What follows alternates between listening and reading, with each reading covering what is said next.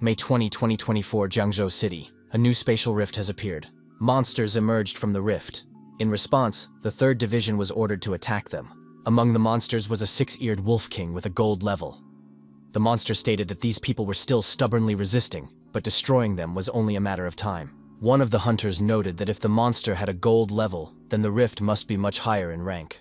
The 6-eared wolf king replied that it was too late to think about that now. One of the hunters said that he would take care of this monster himself, while the others should destroy the others. The hunters rejoiced. Mr. Wen Yuan had appeared, so now they would not perish. The female hunter reported to the leadership that with the help of Lord Wen Yuan, they had successfully defeated the clan of 6-eared wolves that had attacked them. The leader praised them for their excellent work. The chief noted with regret that this was yet another new level C rift. It was already the 6th in the last decade. At this rate, it would become impossible to defend Jiangzhou. The man added that the academy would no longer be able to cope with this on its own. Starting this year, martial arts university students would be exempt from cultural exams, and the passing score for masters would be halved. Classes at the school were over. One student asked another if he had been daydreaming again during class. It would be a shame if he couldn't get into the martial arts university because of his low grades in cultural subjects. The young man said dreamily that he would like to sit next to the beautiful Yanzhan. Why did Subai deserve all this? Lin Yanzhan said that they would soon be graduating. Was Subai going to apply to the academy or the martial arts university? Subai's student replied that he didn't know. He had no idea. Go to the academy? His grades were average. What use were foreign languages or advanced mathematics nowadays? Go to university? His family was not wealthy. They couldn't afford such a luxury. Besides, he had no special talents. What should he choose? Subai thought he had fallen into another world. Shouldn't he have some kind of supernatural talent or ability, such as awakening the system? He began to doubt whether he had really been transported here. Lin Yanzhan suggested that the young man go with her to the academy. She had a way to help him get there directly. Subai was surprised. What kind of method was that? Lin Yanzhan asked him to keep quiet and not attract attention. The girl displayed a large table in front of him and said that it was her own system. Yanzhan asked what was wrong with Subai. Why was he sweating so much? Was he okay? Subai assumed that no one else could see it. The other students were outraged. Subai should immediately take his hands off their goddess. Wasn't it enough that he was sitting next to her? Subai needed to be taught a lesson. The teacher entered the classroom and told everyone to calm down. She announced some good news. Jiangzhou Martial Arts University had just published an important announcement on its website. Starting this year, all students could be exempt from cultural exams and apply directly to the Martial Arts University. The class erupted in noise as the students expressed their obvious joy. Cultural courses had been cut in half. Now they were definitely going to apply to the Martial Arts University. It would be nice to become superhuman as well. The teacher said that if the students already had awakened abilities or knowledge of martial arts, they should come to her office to register. Subai thought this was interesting. He had just awakened his abilities and could now enroll in the Martial Arts University without taking any exams. Lin Yanzhan wondered, was he really going to go there? The protagonist's name is Subai, and he has been in this world for some time. September 18th, 1906. The sky suddenly split open, revealing huge spatial rifts. Monsters began to emerge from the rifts, and soon they began to destroy everything around them. The armies of all countries engaged in battle with these creatures, and after 3 months, were able to destroy those that had escaped from the rifts. However, as long as the rifts remained open, new waves of beasts continued to appear. Therefore, humanity decided to send mercenary squads to explore the rifts.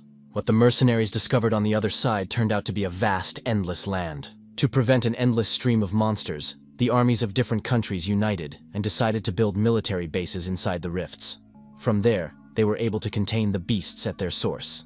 A new era of humanity began. On March 6, 1907, a second rift appeared in the sky. Then a third, a fourth. Over the next century, the number of rifts and the frequency of their appearance grew steadily. Now they have spread all over the world. Each rift was connected to a different race of monsters.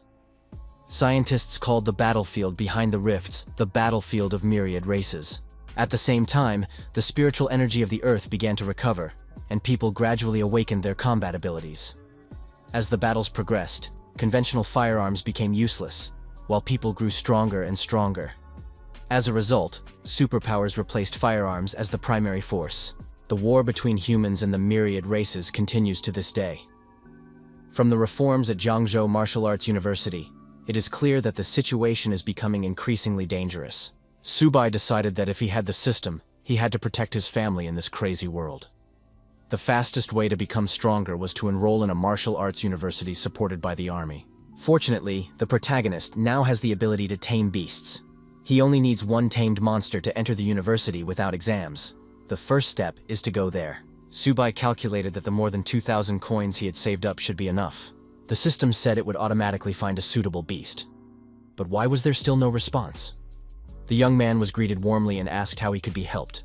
Subai announced that he was a monster tamer and asked what creatures were available. The girl pointed to a black cat. It was expensive for an ordinary monster, but it had the blood of a dark cat and could easily evolve to the silver level. Subai thought the price was too high. Next, the young man was introduced to a 4-eared dog, descended from a 6-eared wolf. Again, the price was prohibitive. The manager asked which monster the young man liked best. However, the young man was nowhere to be found. Subai left the establishment, thinking that they were trying to cheat him. Why was everything so expensive? Was it just because these animals had a drop of monster blood? What had happened to his system? None of the monsters were suitable. Subai returned home. There was a small aquarium in the room. He noticed that the system was finally responding to something. Could it be the little turtle? Subai thought his system was broken. Could his first tamed beast really be a turtle? But it's so tiny. What can it even do? The hero understood that he couldn't go to the battlefield yet to tame a stronger beast. Later, he would have to find someone better. The turtle suddenly grew, increasing in size right before his eyes. Subai was delighted. Now that was something else. The blood of a black turtle. How much was it worth? Now he didn't want to part with it. Su Xiaomei's sister entered the room and asked menacingly what her brother was going to do with Xiaoba. After all, it was their father's treasure. Subai said he hadn't done anything to the turtle. At that moment, the little turtle crawled into the grocery bag. The brother and sister looked into the bag and were surprised. Why was this turtle eating so much? Xiaomei said that their father had already fed it in the morning. The protagonist suggested that Xiaoba's appetite had increased significantly. Was he about to evolve? In that case, they would need to get more food. Half an hour later, the young people's parents entered the room. Their faces reflected extreme surprise. Had the house been robbed? The parents saw a large turtle. Could it be Xiaoba? Xiaomei tried to run away with a bag of groceries from the turtle chasing her. The woman was surprised. Could turtles really run that fast? Subai said he would try to explain everything now. The kitchen was indeed in shambles. Subai thought that his parents were already having a hard time. It would be better not to tell them that Xiaoba was a bottomless pit. He had to come up with something else. Xiaomei expressed extreme dissatisfaction with what was happening, while the turtle, Xiaoba, was completely satisfied after a hearty meal. Subai assumed that the little turtle was finally full. At that moment, a huge energy beast appeared above Xiaoba. Xiaoba's flashed shadow disappeared in an instant. His lineage had not yet awakened, but he began to eat much more. In this regard, Subai decided to ask for help. The manager greeted Subai and asked if the young man had decided who he would take. The protagonist replied that he had not come to make a purchase this time. The young man announced that he had a pet with the blood of an unusual beast flowing through its veins. An administration representative overheard the conversation and decided that it was worth looking into the matter. The man told the manager that she could leave. The manager asked if the young man would like to take a walk and talk. He had heard that the young man's pet had the blood of an unusual animal. Could he take a look? The man thought that this guy was not lying. The animal's blood was indeed of the highest quality. He asked how much the young man wanted for it. Subai thought that he had to work hard to extract the blood from Xiaoba. It must be worth at least 100 coins. The man offered 1,000 coins. Seeing the young man's reaction, he said it was a joke. With such quality, it was unthinkable to ask for such a low price. Of course, he was mistaken and offered 10,000. The protagonist's eyes lit up. 10,000? The shopkeeper misunderstood the young man's reaction and said he couldn't offer more than 15,000. Subai had no idea that Xiaoba's blood could be so expensive. The hero struggled to hold back a smile and agreed. The shopkeeper wished the young man good luck and added that if he found anything interesting, he could feel free to contact him. Subai realized that the blood of exotic animals was a valuable substance. It turned out that this turtle was not ordinary at all. The phone rang. It was Teacher Li. He said that the academic lists had been published and that there was important news. Subai had to come to school to fill out an application. He shouldn't be late. The young man tried to find out what the important news was, but the connection was lost. He was in a narrow alley. The protagonist received a message from the system. 3 people nearby were particularly aggressive towards the owner. They were no more than 10 meters away. Subai realized that these hooligans were already very close. And indeed, it was true. The gang leader said that judging by the shop owner's behavior, the young man had something valuable hidden away. They needed to search him. Subai said he just wanted to sell some things. He assessed his opponents and realized that only one of them was a fighter. That wasn't so scary. The bandit laughed and said that the guy was clearly afraid of them. Then Subai took out the turtle. Xiaoba hid in the shell. Subai swung and threw the turtle right at the gang leader's head. The turtle hit the bald man's head and flew to the side. The bandit thought it was very painful. Subai continued to fight back and kicked his opponent in his most vulnerable spot. The pain was unbearable. The other 2 bullies shouted that this young man was clearly asking for trouble. How dare he touch their boss? Subai ran away and asked the turtle how it was feeling. Xiaoba replied that it felt nothing. Subai noted that the turtle really did have incredible protection. Xiaoba wrapped his paws around the young man's fist, and Subai struck the bullies who were chasing him with the turtle. The villains were neutralized. The bald leader of the gang raised his head and shouted angrily that he would now destroy this boy. Subai told Xiaoba to hide his head and swung again. The turtle hit its target, and the bald gangster flew far backward. The villain fell on his back and screamed loudly, writhing in pain. Subai approached the thugs lying on the ground and said that they had brought trouble upon themselves. The young man looked at the turtle and wondered what it was eating. Xiaoba, ignoring what was happening, continued to drink the liquid. Subai shouted at the turtle to spit it out immediately. He snatched the bottle from the turtle's paws and realized that it was a potion of qi and blood. Such a bottle costs tens of thousands. Subai was angry at the turtle. It takes a warrior a month to absorb this potion. Could Xiaoba have digested it all? The next moment, the protagonist felt his strength growing. What was happening? It was an incredibly powerful potion. The hero's characteristics increased dramatically, and he gained a new talent. In addition, Xiaoba had noticeably increased in size. Subai remembered what they had been taught in class. Exotic beasts with power rarely reach 30 units. Xiaoba was already extremely powerful, even without activation. The hero told the turtle that it was time to leave. The academic results had been published. Now it was time to submit applications. In addition, there was another important announcement. The teacher announced that tomorrow, a representative of the Military University Admissions Committee would come to the school to test the applicants. This year, there are 2 guaranteed places. Lin Yanzhan asked if Subai had finally decided where he would apply. Was it still the military university? The answer was affirmative. Yanzhan said that the young man could enroll with her. After all, the military university sends students to the battlefield. Subai must understand how dangerous it is. Subai replied that someone had to go to the front lines anyway. He would go to fight to protect the people close to him. Yanzhan wondered, could she be that close person? A young man approached the girl and asked where Lin Yanzhan was going to enroll. Subai thought that perhaps, since she had not trained, the choice of university was obvious. Yanzhan replied that she hadn't decided yet. She needed to think about it. Teacher Li reminded them that this was a very important decision. Everyone needed to take their report cards and discuss everything with their parents at home. Tomorrow they would have to submit their applications. The girl sank into a hot bath and called Subai on the phone. Lin Yanzhan said that she would also enroll in a military university and added that she had a surprise for the young man. Subai was surprised. Was Yanzhan serious? The girl said she had thought it through long ago. Subai said he had important things to do and they would talk later. At that moment, Xiaoba climbed back into the grocery bag. The protagonist said that Xiaoba was nothing but trouble. He was always eating and going to the bathroom. The young man added that he couldn't even imagine how awful it smelled after he went to the bathroom. Teacher Li addressed the distinguished applicants from the podium and said that she wanted to introduce instructor Zhang Kai from the military university. Zhang Kai was a senior and also graduated from high school number 1.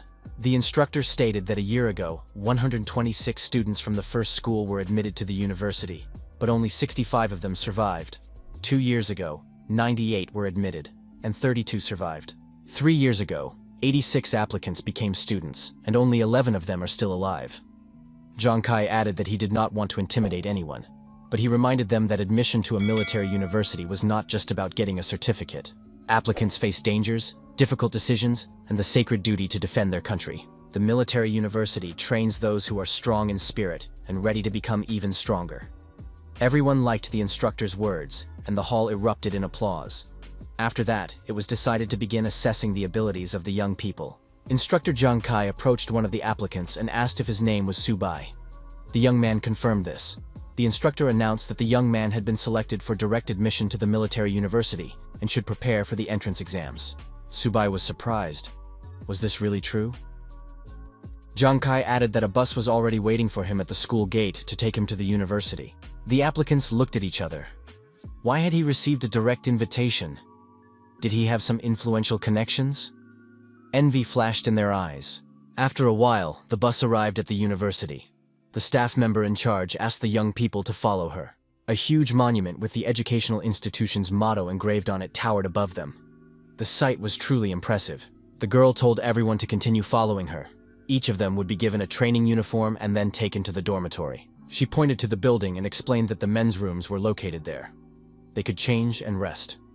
She would announce the time of the exam later. Subai headed for room number 303. From inside, he could hear a story about how the path of a martial arts master begins with an awareness of the importance of resources. The young man continued his story, adding that his father had once purchased 3 drops of blood from an extremely rare beast in Yushang, and then commissioned a master apothecary to create 3 vials of first-class elixirs. One of them was now in his hands. The listeners were amazed. Was it really the blood of a beast? The door to the room swung open, and the protagonist entered. He greeted them, introduced himself, and said that he would also be living there. The young man with the vial introduced himself as Han Jiagan.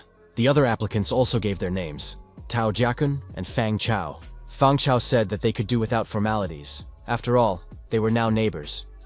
He also said that Han Jiagan had rare animal blood. Jiagan repeated his story about the 3 drops.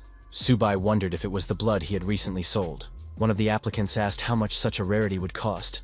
Jia Gang replied that it wasn't that expensive. Each drop was valued at just over 30,000, and altogether they cost less than 100,000. Not a bad price. Subai thought that the shop owner had cheated him and made dozens of times more. He was definitely a swindler. The young men looked out the window and noticed a beautiful girl walking across the courtyard. If there was a beauty contest on campus this year, she would definitely be worth voting for. With her long legs and slender figure, she was simply a goddess. The attendant noticed that this was a men's dormitory and wondered who this beauty was looking for. The applicants buzzed with excitement. A real beauty queen had appeared on their campus. Who would get such a girl? The girl announced loudly that she was looking for a young man named Subai. The attendant shouted to the entire dormitory, "Who here is Subai?" The young man had to respond because a beauty was waiting for him. The protagonist told his roommates that he would be back soon and left the room. The young people were stunned. The applicants looked at each other. Could it be that the beautiful woman had come for this guy? How could he have kept this a secret? Lin Yanzhen said that Subai looked great in uniform. The protagonist smiled and replied that he would not deny the obvious. Yanzhen noted that the young man had become even more attractive. The applicants peered out of the windows and were surprised. The beauty was adjusting his clothes. Were they really that close? Lin Yanzhen asked about admission. Was he angry with her? The young man replied that he was not, but admitted that he had planned to apply on his own. He added that he understood that Lin Yanzhen had done it for him, and he was grateful. The girl was surprised. She thought he would be angry. Yanzhen reminded him that the entrance exam was the day after tomorrow and gave him an elixir of improvement to help him. Subai said that she had already helped him a lot, so she could keep the elixir for herself. The girl waved her hand and said it was time for her to go, but they would see each other again soon. His roommates began to ask the protagonist about this goddess. Were they acquainted? Subai replied that she was not a goddess at all. They were classmates and had known each other for a long time. The young people reminded him that they were friends and neighbors and asked Subai to introduce them to the girl. After all, it wasn't difficult. Jiagan suggested that they get together again for dinner to discuss everything in detail. The neighbors said that Subai could rest for now, and they would go prepare. Subai took out Xiaoba and decided to check what kind of elixir Lin Yanzhen had given him. Subai decided he should go out and get some fresh air. The young men had the chi potion in their hands. He said that the turtle was waiting for a treat. Subai smiled and asked if Xiaoba knew what would happen after drinking this potion. The young man said that he would not go to such a luxurious restaurant. The young people advised Subai to eat and drink well. Everything else was not his concern. Jiagan said that it was a great joy for all of them that Subai had come to the university and made friends with them so quickly. The first toast was raised for this. Subai replied that such formalities were unnecessary, as they were friends. Subai said that he and Lin Yanzhen had studied together in high school. He would talk to her later about meeting them. The protagonist noticed that he needed help.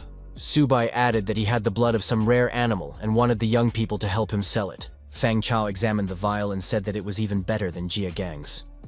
Jia Gang agreed and added that he didn't think he would ever see anything like it. Jia Gang said that he couldn't give an exact price right now. However, he needed to contact his father, who would come and give his assessment. Subai said they had to hurry because the food on the table would get cold. His father answered the phone and asked if his son had spent all his pocket money again. He had sent his son to university so that he could become a strong master, not so that he could party every day. Jia Gan assured him that he was not calling about money. He had something extremely serious to discuss. The young man told his father that his roommate had 7 drops of blood that he wanted to sell. The quality was even better than the blood his father had given him. However, he couldn't name a price. The man was excited. Could the blood really be of better quality?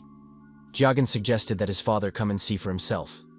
The man found out the address and added that he would take Master Cao with him. An hour later, Master Cao had already examined the sample and said that it was incredible. The energy here was the best he had ever seen.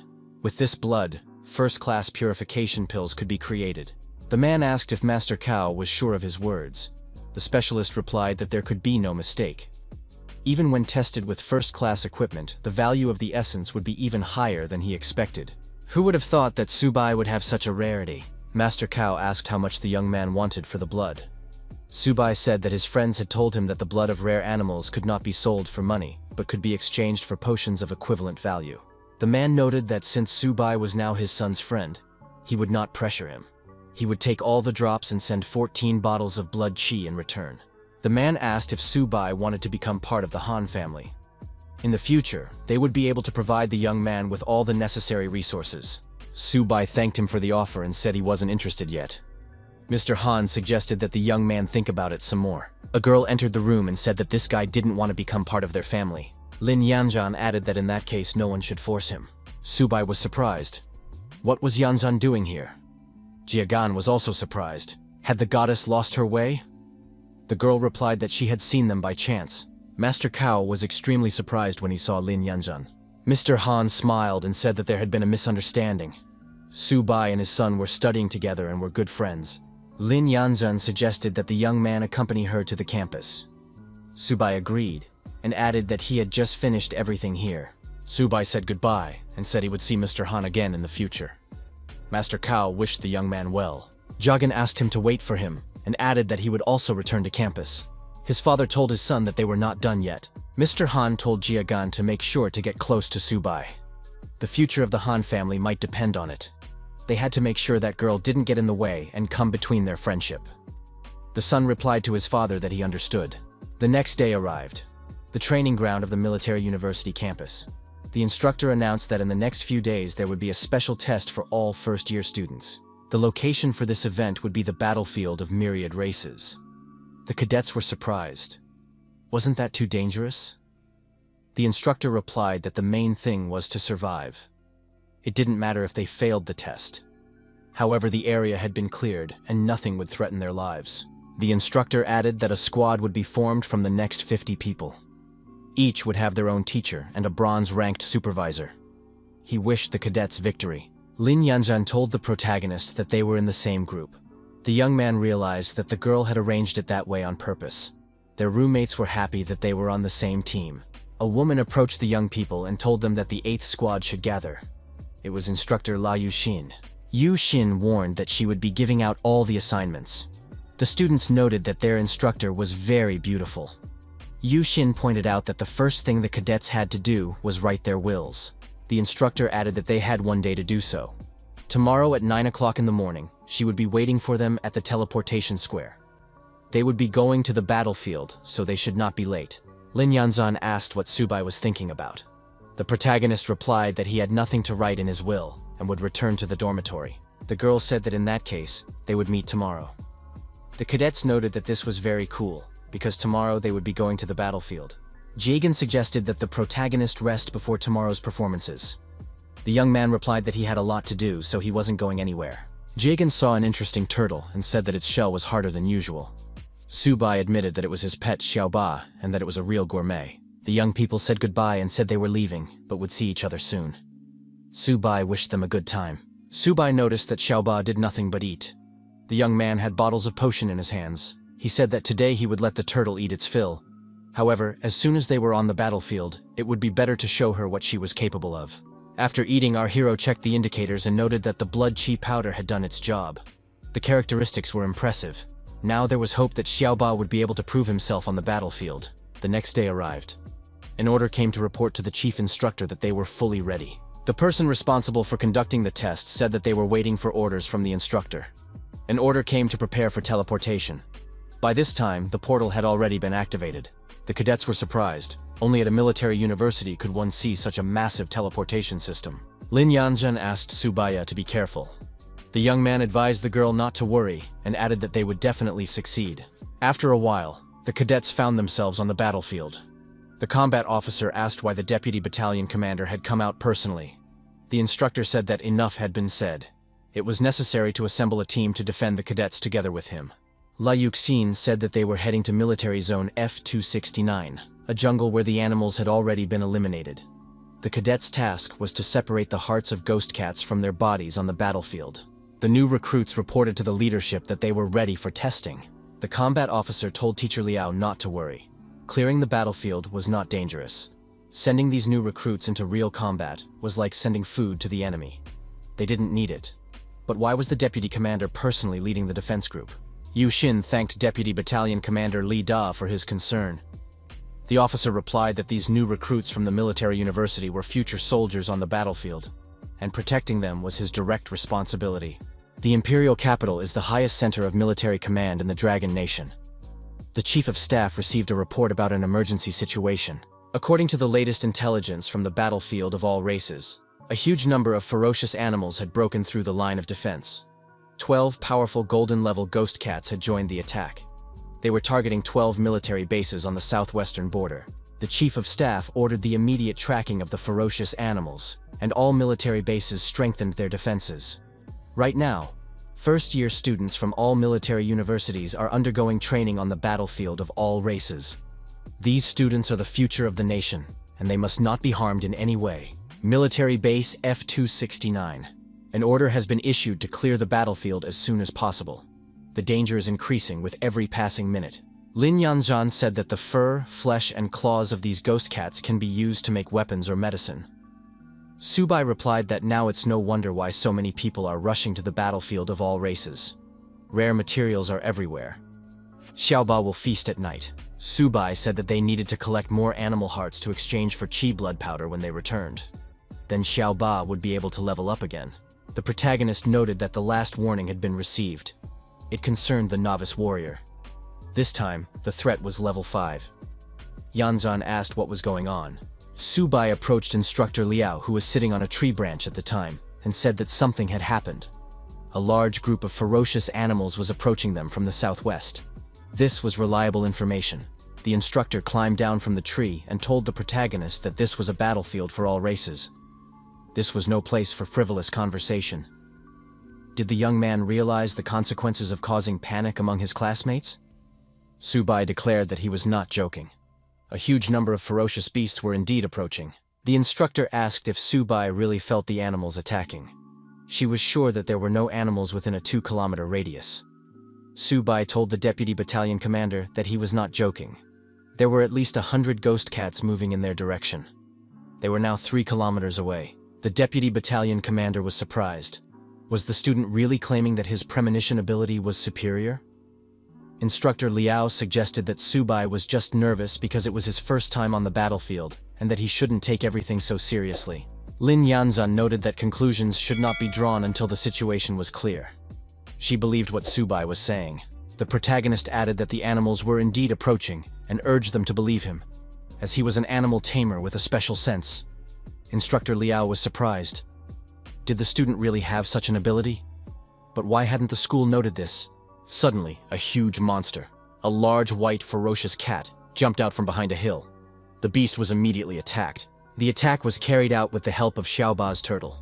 The turtle was unharmed. Instructor Liao was genuinely surprised. What was this? Was it really a turtle? As expected, her appearance made things awkward. Subai announced that he was a beast tamer, and that Xiaoba the turtle was his animal. The protagonist said that Xiaoba would deal with the small ones, and he would take care of the king of cats. The students were surprised. Was this turtle really that powerful? How could it defeat the king of cats? Lin Yanzhan thought, was this really Subai's tamed beast? Subai instructed Xiaobai to demonstrate the wild cat's capabilities. The students were amazed. Where did this turtle get such speed? The deputy battalion commander was amazed. Did Subai really have such strength? Instructor Liao also did not expect this, and noted that this student's animal training skills were exceptional. The wild beast swung its paw, intending to sink its claws into the turtle. However, something went wrong. The turtle's shell was much stronger than expected, and the wild cat broke all its claws. The deputy battalion commander said that this was insane protection. How could a mid-level creature withstand the blow of the king of cats' claws? But now was not the time for surprises. The order was given to finish off the king while he was surrounded. The armed soldiers covering the students set about their task. The deputy battalion commander jumped high above the beast and swung his sword. The young man knew that the weak spot was the stomach. Subai ordered Xiaoba to use his best move. The students were surprised. Why was the turtle spinning in place? What did best move mean? The book said that the weak spot of the king of cats was its belly. Subai prepared to attack the beast. The young man swung hard and kicked the turtle, giving it the necessary acceleration. The turtle crashed into the king of cats at tremendous speed. The deputy battalion commander noted that Xiaoba had hit the weak spot precisely. Would the beast survive? Bleeding profusely, the huge beast stopped and began to sink to the ground. The monster was finished. The Cat King lay in a pool of blood. Soldiers and students surrounded him. The students cheered. The Cat King had been defeated. The deputy battalion commander thought, had they really won? Lin Yanzhan threw herself into the protagonist's arms and said that Subai was simply incredible. After all, he had defeated the silver-level king of cats. Jiagan also admitted that Subai was incredibly cool. But where did the young man get such a turtle? They wanted one too. Subai wondered what Xiaoba was eating there. They had to return immediately. However, the turtle paid no attention to anyone. It had the coveted crystal in its paws. There was a rumbling in the sky. The deputy battalion commander said it was dangerous. The king of cats was calling his own kind with his last howl. Could there be an even more dangerous creature? Operations headquarters. The man said that, according to the analysis of energy waves from the front line, a huge number of animals of unknown level had been detected at base F-269. They were extremely dangerous. Mr. Wen Yuan expressed his hope that the military would be able to provide immediate support. The officer said he would assemble a group of scouts to escort Mr. Yuan to the battlefield. Wen Yuan replied that it was not necessary. He could not wait, and would go there himself. Mr. Yuan added that he would be on the battlefield in 20 minutes. The officer replied that he would immediately give the appropriate orders. The soldier thought this was terrible. If Hu Lin got angry, the whole of Jiangzhou would not be able to restrain him. The monster that appeared in the sky said that humans were just a lower species. Teacher La Yuxin was shocked. How was this possible? How could it speak human language? An animal that understood human speech must be at least gold level, and should not appear here. It was necessary to immediately take up a defensive position, and send the wounded to the center. The monster descended to the ground and asked how these inferior beings dared to destroy its kind. The deputy battalion commander was amazed. Why was this monster eating the king of cats? That was impossible. How could something like this appear in this area? The system informed the protagonist of an extremely high danger. A gold-level beast had been detected nearby. It was necessary to leave this place immediately. Everyone present realized that it was indeed a gold-level beast, a mutated ghost cat king. It was in a bloodthirsty berserk state. The students thought that even their teacher had probably never encountered such a creature. Lin Yanzhan announced that she wanted to go home. She didn't want to die. The deputy battalion commander said that they shouldn't expect any support. The officer held his sword forward and shouted for them to take the wounded and retreat. He would cover everyone. After that, the deputy battalion commander rushed to attack the mutated king of ghost cats. After the monster's first attack, the officer was thrown far back. The mutated king said that such warriors posed no threat to him. Subai ordered Xiaoba to immediately protect the deputy commander and throw the turtle forward. The shell of this turtle was exceptionally strong. Therefore, Xiaoba was ready for battle. Xiaoba was attacked and thrown aside. Deep scratches remained on the shell. Subai asked anxiously if Xiaoba was okay. Blood appeared from the protagonist's mouth. Lin Yanzhan was surprised. Was Subai really injured? Instructor Liuxin was amazed at how this young man could have been hurt. The deputy commander suggested that it was because of his talent as an animal tamer, the fusion of origins. Liuxin objected that this was impossible and decided to check. There were no visible wounds or injuries. Could this guy really have the legendary animal tamer skill, merging origins? Subai calmly stated that he was fine. Liuxin announced that Subai was indeed taking the attacks of the silver-level cat upon himself to protect the tamed animal. She ordered that he be helped immediately. Jiagan agreed and added that the young man should not be left alone. Soldiers and students from all sides rushed at the monster. The silver-level cat king growled that they were just a bunch of bugs in front of him. Lin Yanzhan shouted at Subai to be careful and covered him with her body. In the next moment, there was a powerful explosion. Subai realized that he had finally absorbed the crystallization of the silver-level cat king. The little turtle's level rose to bronze. Its shell could now absorb energy to restore its protective barrier, tripling its defense. Instructor Liuxin immediately realized that she was looking at an evolved animal. The deputy commander was amazed. Could this creature really be of epic level? Lin Yanzhan asked Subai how he was feeling. He replied that everything was fine. Subai ordered the turtle to destroy the beast and indicated the direction of the attack. The silver-level cat king was struck and thrown far back. The deputy commander thought that Subai's tamed animal was only bronze level, but it already radiated a terrifying pressure. The monster rose on its hind legs and growled that it would destroy everyone. The soldiers noticed that the cat king had fallen into a rage and gone berserk. They had to retreat urgently, or better yet, scatter in different directions. The berserker growled that no one would leave alive and sent wild black cats after them. Everyone except Subai began to retreat in panic. He ordered the turtle to stop the berserker and put an end to his madness. The huge bronze turtle delivered an energy blow to the black cats, and the beasts, tucking their tails between their legs, were forced to retreat. Subai ordered the turtle to unleash its full power. A loud roar sounded, and a powerful energy stream burst from its mouth, aimed directly at the berserker. People were amazed by the power of this wave. Mr. Wen Yuan, watching from a high tree branch, thought, "Is it really over?" The battlefield looked terrifying. What they had to go through. The deputy commander gave orders and supervised the clearing of the area.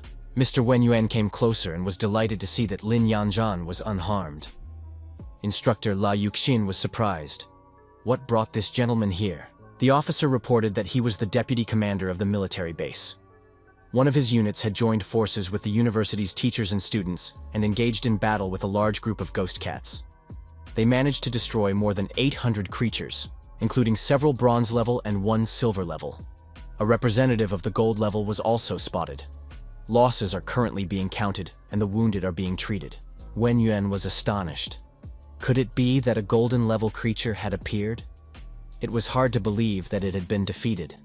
The deputy commander reported that it was Subai who had done it with his tamed beast. Wen Yuan asked if it was true that Subai had destroyed the Cat King. The young man modestly replied that it was a joint achievement of the deputy commander and the teachers, not his personal victory. Wen Yuan asked if Subai would like to continue his training at the Zhangzhou fortress after graduating from the institute. He was willing to personally mentor the young man. The hero thanked him for the offer but said he had not yet made a decision. The officer reported that the battlefield had been cleared and was awaiting further orders. Mr. Yuan ordered everyone to return to base. An order came in. All candidates must pass through the portal one at a time. The students were required to return and train properly, as this was the strongest group the deputy commander had ever encountered. The officer noted that these guys were special. Student Subai stood out in particular. He had enormous potential. Instructor Liuxin couldn't even imagine how powerful he would become in the future. Upon his return, Subai was delighted to be back at the academy. The students were happy. It had been a truly exciting adventure. Lin Yanzhan breathed a sigh of relief. The heroes were greeted with honors. Student Subai was recognized as a true hero. The instructor said that he had already read their battle report. All of these students were true heroes of the university. Their grades would be the highest in history. Subai said he wanted to return to the dormitory, take a shower, and get a good night's sleep. The young man noted that this time, they had truly accomplished something great. Surely the university would count their military achievements. Jiagan wondered how many resources these merits could be exchanged for. After all, Subai had defeated a golden-level animal, which was a huge achievement. Now he would be able to exchange his reward for a whole basket of resources for training. Jiagan asked the protagonist what kind of turtle it was. He wanted one for himself too. At that moment, Xiaoba was sleeping soundly and having a pleasant dream. There was a knock at the door. Jiagan got up and asked who was barging in so early in the morning. Girls with gifts were standing at the door. They introduced themselves as members of the Zhongwu Student Council and brought the heroes breakfast prepared by their older sisters. It was impossible to refuse. The girls asked which of them was Subai. Jagan let the girls in and said that the older sisters were incredibly kind. They would not let their care go to waste. The girls were still interested in which one of them was Subai. Each of them wanted to take a picture with him. Jiagan said that Subai had already gone out for his morning run. The girls were surprised. Why hadn't they been told right away that Subai wasn't there? The boys asked if Brother Su had become a celebrity. The girls suggested turning on the TV. The army channel was indeed broadcasting important news on huge screens. Meanwhile, Subai was jogging at the university stadium. The morning news reported that the day before, there had been large-scale attacks on army bases in several provinces, where tens of thousands of clans of ferocious animals were active. Among the attacking creatures were golden-level beasts. Many students from different provinces were injured. In these battles, the teachers and students of the military university heroically repelled the attacks. They managed to destroy one ferocious gold-level beast, as well as many others. Among the students, freshman Subai distinguished himself by single-handedly holding back a gold-level beast. Under the guidance of instructors and a bronze-level expert from the army, he performed an outstanding feat. All front lines were destroyed, but the military university emerged victorious from the battle. The country's army decided to collectively award the students and instructors of the university with a second-class merit award, the Great Wall Silver Medal. Student Subai will be awarded a first-class merit award and will receive the Great Wall Gold Medal. Everyone in the stadium cheered. The human race would now surely be victorious. Everyone wanted to meet this student. Subai thought it would be best to leave the stadium as soon as possible and hide in the dormitory or library. His sister contacted him and happily said that he was being shown on TV. Subai replied that he had already seen it. The girl added that his parents wanted him to come home. They were going to reward him. His father said that his son deserved the great honor. All the neighbors were talking about him. His mother said that his third uncle's younger sister had called. She said she wanted to introduce Subai to her girlfriend. Xiao Mei said that her brother should come and visit them, otherwise his fans would break down their door. Subai agreed. The test had just ended, and he had a 2-day break. He would pack his things and go home. The neighbors were shocked that the hero had returned to the family. Everyone came out to greet him. Subai was touched that everyone was waiting for him. Neighbors and relatives said that the great hero had returned. Xiaomei was very happy to see her brother. The neighbors invited the young man to come into their homes and stay for lunch. The hero's father thanked everyone for their support and said that his son would stay at home. As soon as the young man had rested, he would visit everyone. The children continued to line up and offered to introduce the young man to their sisters and friends. Once home, the hero said that if he had known how everything would turn out, he would have sneaked out at night. Xiaomei said that it was useless. Her aunt had posted a guard at the door and was waiting for Subai to return so she could introduce him to her granddaughter. Mom said that dad would feed everyone now, and her daughter could help them. Subai found himself in his room and thought that now he could finally get some rest. The young man logged into the system and checked the necessary information. Something surprised him. An animal for the contract had been found. A small kitten. Xiaomei asked her brother what had happened. Subai asked if their family had gotten a cat. Xiaomei pointed to the kitten and said that it was Bai. He was eating right now. Xiaomei approached Bai and said he was very cute. A few days ago, she had stumbled upon him on the road and brought him home to raise. Subai thought that if his sister liked the kitten, it should stay. It was a cute creature. He was surprised when he realized that this stray cat had the blood of a white tiger. Xiaomei noticed that the kitten liked her brother. Subai decided that he needed to be tamed. He said he wanted to discuss something with his sister. Could he, the Lord of Beasts, take this Bai? The answer was a categorical no. Xiaomei said that her brother couldn't take her little Bai away from her too. Subai suggested they come to an agreement. After much persuasion, Xiaomei declared that she didn't need a new laptop or pretty dresses. There would be no deal. 2 days passed. A small white kitten rode in the protagonist's backpack along with the turtle. The hero finally returned to the university. Xiaoba told Bai that this was their boss's school. From that moment on, the turtle promised to protect the kitten. Bai said that Xiaoba was pressuring him. Passers-by recognized the hero, the gold medalist. Many girls went to the dormitory to meet him. Subai suggested that he would now have to wear a mask on the street. An announcement was made over the loudspeaker that student Subai should report to the principal's office immediately. Subai wondered why the principal wanted to see him. At the meeting, the director said that Subai was a worthy person. Thanks to his actions at the military base, the university had decided to reward the young man. He asked what he wanted. Subai replied that his success was only possible thanks to the university and his mentors. The hero knew that the director was notorious for his stinginess. It would not be easy to get him to pay for food for Xiaoba. Subai said that it was not necessary to spend too much. 100 gold-level animal cores would suffice. The director was frightened. Where would he get even one, let alone 100? Maybe Subai wanted to take his position? Subai added that 100 silver-level animal cores would be acceptable. The director refused again. With his military merits, the hero couldn't even count on a single piece. Then Subai said he was willing to exchange his gold medal for 50 silver-level cores. After all, he had sacrificed for the university. The director said that the strong protect the weak. It is both a duty and a mission. Saving students is Subai's mission as a strong person. Subai suggested ending the unnecessary conversation. 50 silver animal cores. Period. The director acknowledged that the army and the university would not forget a hero like Subai. The leader said that he had made a decision. He was ready to allocate 10 bronze-level animal cores. Subai replied that this was not enough. The director decided that the young man was simply bargaining. Subai thought that the old man, as expected, turned out to be very stingy. The director said that in addition to the award, he had something else to tell the student. The university had chosen Subai as the freshman captain for the 100 Universities League competition. The young man realized that the reward was just a pretext, and that the director wanted to tell him this. He said that it was unfair. The director stated that as a student of a military university, Subai should bring glory to his educational institution. In addition, the awards from the league would be substantial. Subai said that experienced players participate in the 100 Universities League and that it is not easy to get a rank. The man replied that he shouldn't be so timid and told him to get ready. Tomorrow morning, Subai must show up at the training hall without being late. The director thought that young people were becoming more and more difficult these days. Subai decided that the rumors about the director's stinginess were completely justified. The next morning in the training hall, the director announced that this time the 100 Universities League competition would be held by the army. Although the Ministry of Education had allocated fewer resources than to other prestigious universities, he still hoped that the students would perform at their best. The director suggested starting the roll call and first named third-year student Hu Qing-shu, who used the abilities of a medium bronze-level tree. After that, the roll call continued, and other students were called. One of the students said that this was unfair. Their military university was founded later, so the resources allocated for training were much less than those of prestigious schools. The director replied that 10 representatives from the university would participate in the competition this year. All those present were the best students in each year. He then announced that Subai would be the team captain for these competitions.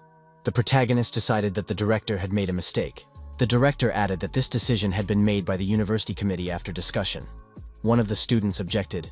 Qing Shu was stronger and more experienced than everyone else. Why was a newcomer made captain? Another student also said that Subai was only at the initial bronze level in terms of strength, a whole rank below Qing Shu. The director reminded everyone that they had all seen the news in recent days. Subai had destroyed a ferocious gold-level beast. If anyone wanted to be captain, let them do the same. Then Subai would immediately give up his place. One of the students said it could have been a coincidence. No one present believed him. Qing Shu was ready to challenge him right then and there. Subai thought that the old man had gone too far. Now he would become the target of universal criticism. The director said that there were no more announcements, and that the students could go and prepare. There were less than 3 weeks left before the competition. He was counting on everyone. Subai quickly left the room and said he had urgent business to attend to and needed to return to the dormitory. The students were indignant. Where was he rushing off to? One student said that Subai was actually a real coward. He was simply incapable of dealing with a ferocious golden-level beast. Qing Shu added that when the competition began, he would make this guy regret what he had done. Subai brought Xiaoba some treats. 15 bronze animal cores should be enough to level up. Subai handed the core to the turtle, but the cat tried to take it away. The young man said that he also had something in store for Xiaoba. The protagonist noticed that the cat's level was too low. First, he needed to start with the Qi blood elixir. Meanwhile, the turtle's plate was already empty. Subai showed the turtle a bag of crystals and said that one bite could be worth hundreds of thousands, even millions. He asked how much it needed to evolve. Subai warned that if the turtle did not begin its evolution, he would give everything to the cat. The turtle took the threat seriously and began to transform. Its body glowed with a powerful light. Subai thought that Xiaoba's level had finally increased. Although the amount of talent had not increased, his abilities and parameters had clearly improved. He noted that Xiaobai's level had also increased. The little kitten had risen to a high normal rank. Now he was awakened. Subai noted that the kitten's agility was extremely high. It was a real leap forward. Both pets had completed their enhancement. It was simply fantastic. Subai thought that now all that remained was to wait for his animals to show their skills in the arena of the 100 Universities League competition. Jiangzhou Military University Library. The students did not expect it to be so huge. The woman at the library said that this institution existed even before the university was founded. The library is the cornerstone of Jiangzhou's heritage. She was surprised that the newcomer had 180 access cards. The woman showed him where to find books on animal training, which interested the young man. He was free to search for the information he needed throughout the library. Subai looked around and realized that there were a huge number of works on animal taming here. It would take a long time to go through them all. He picked up one book and noticed the name Luo Fanya on the cover. He had heard that name somewhere before. Subai opened the book and read, "Heaven and Earth Converge, Eternal Soul, Divine Weapon, Sacred Animal Weaponry, Roots of Herbs and Trees, Merging of Streams." The protagonist took the book with him. He remembered that he had already encountered a technique called merging streams.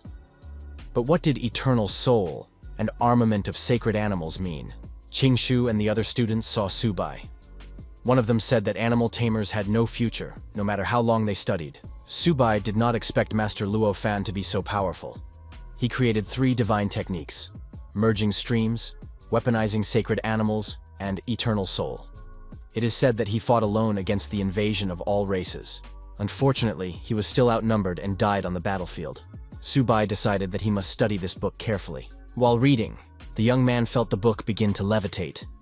He was overcome with surprise. It seemed as if some force was penetrating his body. Subai approached the library administrator and asked if he could borrow the book. The woman replied that the book did not have a classification number. It did not belong to the library, but he had taken it from the shelf, hadn't he? No matter how hard the woman tried, she couldn't open the book. Subai was surprised, because just a minute ago, he had been reading it without any problems. He took the book back, and it opened immediately. The woman decided that there must have been a malfunction, and suggested that the young man take the book and return it after reading it. Subai was surprised. Could he really take it for an unlimited period? The answer was yes. The administrator contacted the director and reported that the student had taken the very book he had left on the shelf. The director was amazed. Could the student really open it? The administrator confirmed this, and the director was pleased. The head of the academy said that perhaps Master Luo Fan had finally waited a century for that very person. If he had known about this in the underworld, he would surely have been happy. 2 weeks passed. It was announced that the 100 Universities League competition would be held in 5 main areas, designated exclusively for combat. 2 teams would meet in each area. The reporter announced that 8 military universities in the province would gather for the tournament. One of the streamers told his subscribers that this year it was almost impossible to get tickets to the 100 Universities League competition, so he would be broadcasting live for small donations. One student was surprised. Did the Military University of Longyin really dare to come? They would simply be crushed. A student from a rival university replied that we would see who else would be crushed. The spectators took their seats according to their tickets. The huge stadium was ready to welcome the participants. Instructor La Yuxin appeared in the locker room and asked if everyone was there. One student replied that Subai had not yet arrived, but the rest were already there. Surely he wouldn't run away at the last minute. At that moment, the young man appeared at the door and said that he was not going to back down, especially at the last minute. La Yuxin noted that in a few days, this student's strength had increased significantly. The instructor said that it was good that the captain was already there. The pairing was about to begin, and everyone needed to get ready. Subai replied that he had already thought everything through. The host addressed the audience and asked them to remain silent. Just a month ago, myriads of beast races had thrown significant forces into weakening the human army. At that time, small groups of ferocious animals attacked rear military bases, and military university students in those provinces were almost completely wiped out. The host asked the audience, should they take revenge? The crowd shouted that humans must defeat and destroy all ferocious animals. The host continued, if the human race has such spirit, can the beasts avoid defeat? With that, he declared the 100 Universities League competition officially open. He explained the format of the tournament: team battles. Up to 5 representatives from each team participate in each match. The losers are eliminated, and the winners advance. The team with at least 1 fighter remaining is considered the winner. Now the pairs are randomly determined. Qingshu said that they would face Qingyun Military University. Longyun University had already faced Shinmin, but their lineup had not yet been determined. The academy director appeared nearby and asked what lineup Subai had decided on. Subai said that he would go first, and the other 4 would decide for themselves. The students were surprised. Was this really the captain's strategy? Qingshu asked if they should base their strategy on Qingyun Military University's lineup. What if the captain who went first lost? It would be a disgrace for the entire university. Subai told the team not to worry. He would not let them down. The director noted that the young man had grown noticeably over the past few days.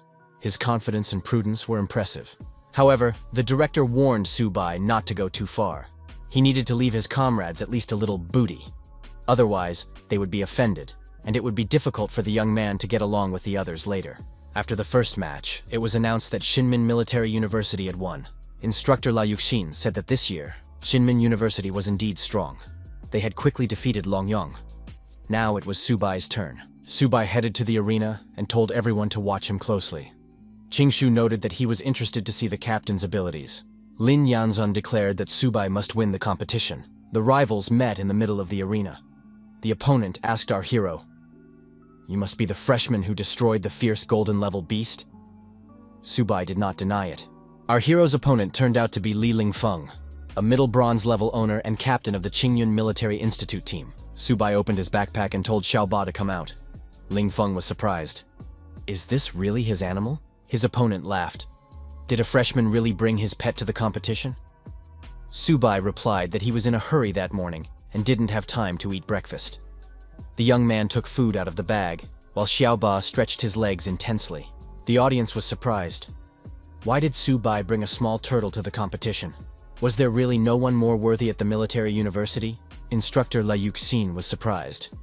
Is Subai really eating peanuts and drinking Coke right in the arena? A team member said that their captain seriously underestimated the opponent, an intermediate bronze-level opponent.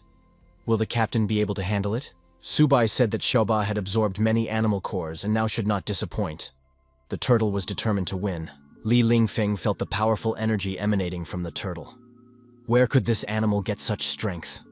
Could the turtle really be tamed? Xiaoba took the form of a black turtle. Lingfeng immediately admitted that the beast looked terrifying.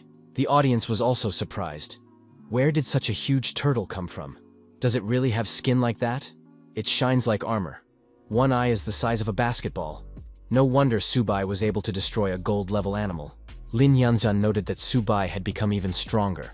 But when did Xiaoba grow so much? Subai told Xiaoba to hurry up. The turtle hurried and the opponent was deactivated. Lingfeng was lying on the arena. He admitted that the turtle was very fast. Subai asked Lingfeng to hold on a little longer. He wanted to finish his Coke before it was all over.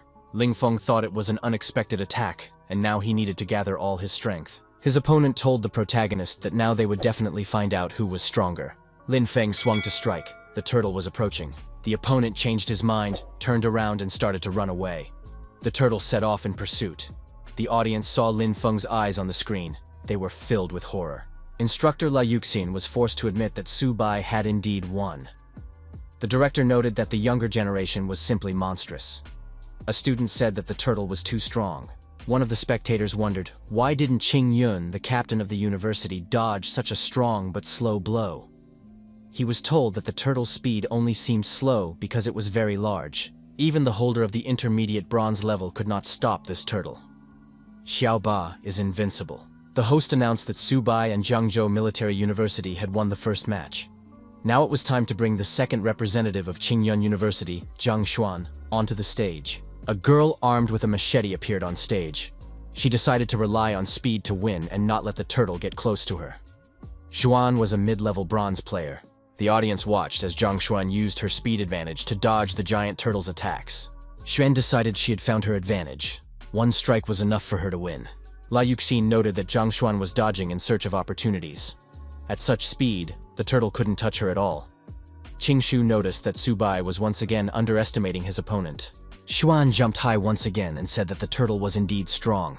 The girl jumped over the turtle, landed in the arena near our hero, and declared that she would now deal with the tamer himself. Subai thought it was too late to change positions. Liuxin shouted that they were in trouble because Xuan was going to attack Subai directly. Yanzan shouted for the young man to be careful. Xuan approached to a dangerous distance, swung her arm, and declared that Subai had lost. The young man did not react in any way. The next moment, the turtle swung its tail, and Xuan, failing to reach her target, was forced to fly away. The students acknowledged that it was a magnificent swing. The move is called the Divine Tail of the Turtle. Lin Yanzhan breathed a sigh of relief. Her colleagues said that their captain had won again. Isn't that too fast? Liuxin added that this guy was really very strong. Subai admitted that Xuan was very close to him, so Xiaoba hit her too hard. Nothing personal, said the young man, and wished the girl a speedy recovery. Zhang Xuan was carried away from the arena on a stretcher. Subai said that now he would take more serious action. The protagonist asked who was next to come out and fight him. The next candidate was also defeated. This happened several times. In the end, the judge announced that Subai and Jiangzhou Military University were the winners. The audience noted that Subai was eating peanuts the whole time while the turtle was fighting in the arena. However, the victory was still awarded to him. They had never seen such an invincible opponent. Yanzhan thought that the young man had won 5 victories in a row. Subai thought, "Why does that sound so strange? It's as if they are calling me a turtle." After the matches, Liuxin congratulated the young man. The director announced that Subai had single-handedly defeated the entire Qingyun Military University and brought great glory to Jiangzhou Military University. Qingshu said that the morning matches were over. It was time to rest a little, and after the lunch break, the second round would begin. In the hall of the Fuchuan Military University, the instructor said that if they faced the Jiangzhou Military University in the next match, they would most likely send Subai into battle. One of the students admitted that his beast was practically invincible in close combat. "What should we do?" he asked. The coach continued. "If they do face Jiangzhou, Mao Kai will have to fight this guy. He is the team captain and uses poison abilities.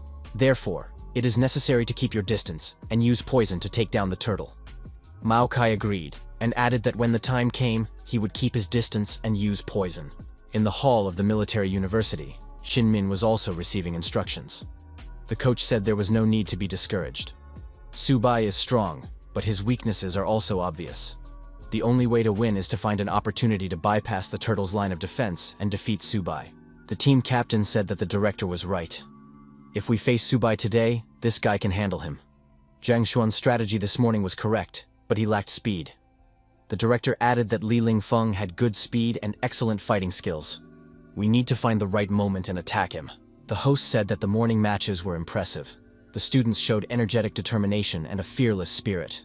The second round will begin very soon, and now there will be a random distribution. The audience noted that the other members of the Jiangzhou Military University team would not even have to fight.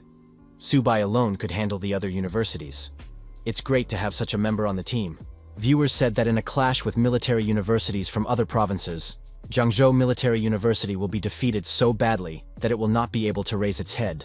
The results of the second round of the draw were announced. Subai's first match will be against Li Feng from Xinmin Military University. Li Feng noted that they had already prepared a strategy specifically for this opponent. Subai told Li Feng not to be nervous. He would soon be finished too.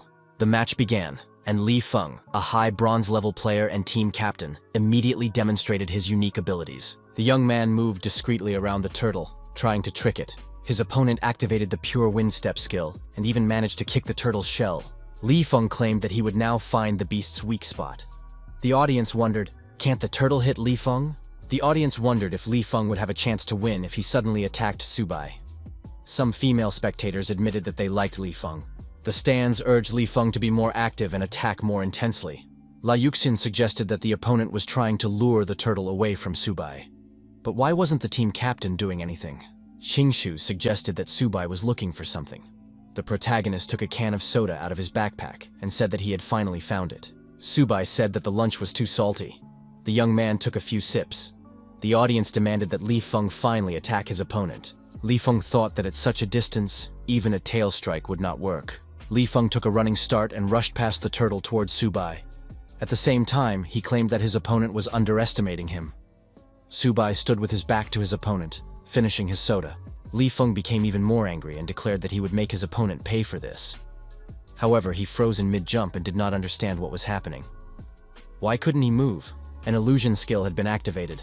A huge image of a turtle took hold of Li Feng and prevented him from moving. Subai told Xiaoba to stop playing around and finish the battle quickly. The turtle sent a powerful stream of energy and blew his opponent off the arena, sending him towards the stands. One of the spectators said that now everything was clear. It wasn't that Li Feng wasn't strong enough. Subai was just too powerful. How could anyone possibly fight him? A participant asked the director, "What should we do?" Li Feng was injured and was in a deactivated state. The director said that they needed to surrender. The host announced that instead of continuing the match against such a strong opponent as Subai, the rivals had decided to surrender. Jiangzhou Military University's next opponent will be Fuchuan Military University. The audience was puzzled as to how they could surrender without a fight. This Subai is definitely very strong. Is it really better to surrender than to be humiliated? The instructor said that it was good that Xinmin voluntarily surrendered. Now Subai can save his strength for Fuchuan. Qingshu noticed that the captain of Fuchuan uses poison. He is not so easy to deal with. The match began. The opponent suggested not rushing into the fight. The young man acknowledged that Subai was very strong, and he knew he was no match for him. But how about a deal? Mao Kai was a mid-level bronze player and the captain of his team. Subai was surprised. "What deal are you talking about? I didn't come here to negotiate." Lin Yanzhan was also surprised. "What does a deal have to do with it?" Mao Kai said that he really wanted to discuss animal taming with his opponent. Subai was surprised. What is this guy up to? What is he even going to talk about? Mao Kai kept his hands behind his back. Some of the fingers on his right hand were coated with poison. The protagonist realized that his opponent was trying to stall for time. The ability to use poison takes time to activate. Subai ordered the turtle to attack his opponent. "There will be no deals." Mao Kai said that Subai had unfortunately realized this too late. No matter how good he was at taming animals, he would not be able to escape the poisonous mist. Mao Kai began to be covered in a green poisonous mist of increased concentration, and added that now there was no way to prevent it. Qingshu shouted at Subai not to underestimate his opponent. During previous trials, Mao Kai had poisoned many high-level animals. The instructor was puzzled. What should they do now? The director called for calm. Panic only gets in the way, because the outcome is still unknown. Mao Kai moved forward, and the poisonous mist began to envelop the giant turtle. The opponent said that Subai couldn't see through the poisonous mist, so he was invulnerable. Mao Kai wanted to see how long Subai could last in the poisonous mist. This guy was too careless. As soon as he released the poison, the competition would be over. Mao Kai saw his opponent's outline through the mist and thought, is he meditating to resist the destructive poisonous mist? However, Subai would have to face more than just that. Subai thought, could it be that Mao Kai has decided to attack me from behind through the poisonous mist? It was unfortunate that his opponent had encountered him. Mao Kai was surprised. How is this possible? How did this guy withstand my powerful poison claw strike in this poisonous fog? The director announced that it was the Merge Streams skill. It was a high-level tamer talent. Subai had already learned to use the tamed animal's defense on himself. Subai said, it's time to wrap things up. This poisonous mist has already gone bad and is starting to stink. Mao Kai saw the outline of a huge turtle above him through the green mist and thought that he was now defenseless. His colleague admitted that Subai was too strong. He had thrown the poisoner out of the poisonous mist. Lin Yanzhan declared that she would not let Subai get past her. The host announced that since Mao Kai from Fuchuan Military University was unable to continue the battle, he also chose to surrender. Jiangzhou Military University was declared the winner of the provincial competition. Subai thanked the turtle for its help. The director said that Subai had brought glory to the university this time, for which he was grateful. The young man asked the director to allocate additional resources to him to improve his level. He needed to level up. The director thought that this guy wanted to use him, but he was not so easy to fool. The director said that since they had won the provincial competition, the army would award the young man points for his achievements. He would be able to go to the transportation department and exchange the points when the time came. The team members were upset. How did the points relate to them? Only the captain participated in the competition. The director said it didn't matter. In 3 days they would go to Luo City to participate in the regional competition. Who wanted to participate? Subai expressed his desire. The director said that everyone could go back and rest. They needed to prepare for the regional competition in 3 days, and he was counting on everyone. Subai asked the director, what about resources? The director said he would be waiting for an amazing performance from the team captain. See you in 3 days. The news reported that the Ministry of Prodigies had shown its best side in this competition. The most dazzling was Su Bai from Jiangzhou Military University. He won the competition, defeating 5 opponents single-handedly in all 3 battles. Strong young people will make the country strong. The young man found himself in the training hall and thought he had finally found a quiet place. Su Bai took the white cat out of his backpack and said he understood. Xiao Bai was nervous. Su Bai said that he was only able to exchange his military merit points for 4 silver-level animal cores. Therefore, it was better to consume them little by little, chewing them well. The white cat purred, its eyes expressing satisfaction, and began to devour the silver-level animal cores. Suddenly, Xiao Bai began to grow in size, glowing intensely. Su Bai learned the necessary information. The high normal level had been raised to the initial bronze level. The little kitten was evolving into a sharp golden white tiger. Su Bai said that in that case, Xiao Bai could eat a few more cores. Su Bai told the cat to eat calmly. No one would take them away. After that, he would be able to raise his level again. The protagonist thought he had given all the cores to the cat, but there was no reaction. What went wrong? However, Xiao Bai did evolve and began to increase in size again. The protagonist noted that this was even cooler than Xiao Bai's previous evolution. Su Bai activated the information board. He realized that the tamed animal was a sharp golden white tiger with an average bronze level. The guy thought it was worth it. He spent 4 silver-level animal cores. These attributes defy the heavens. The young man declared that the regional competition would depend on Xiao Bai's performance. In the imperial capital, in a suburban villa, a video of Su Bai's performance was being watched. The man suggested that this Su Bai had many secrets and was quite interesting.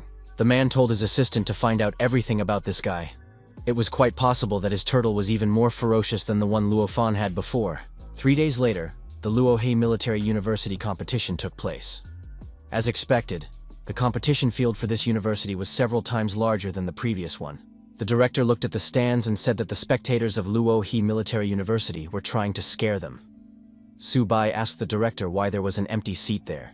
The director replied that he had heard that only 9 military universities were participating in the competition. 1 university had voluntarily withdrawn. This meant that 1 university would be eliminated during the random selection, a game of chance. The eliminated university would immediately advance to the next round.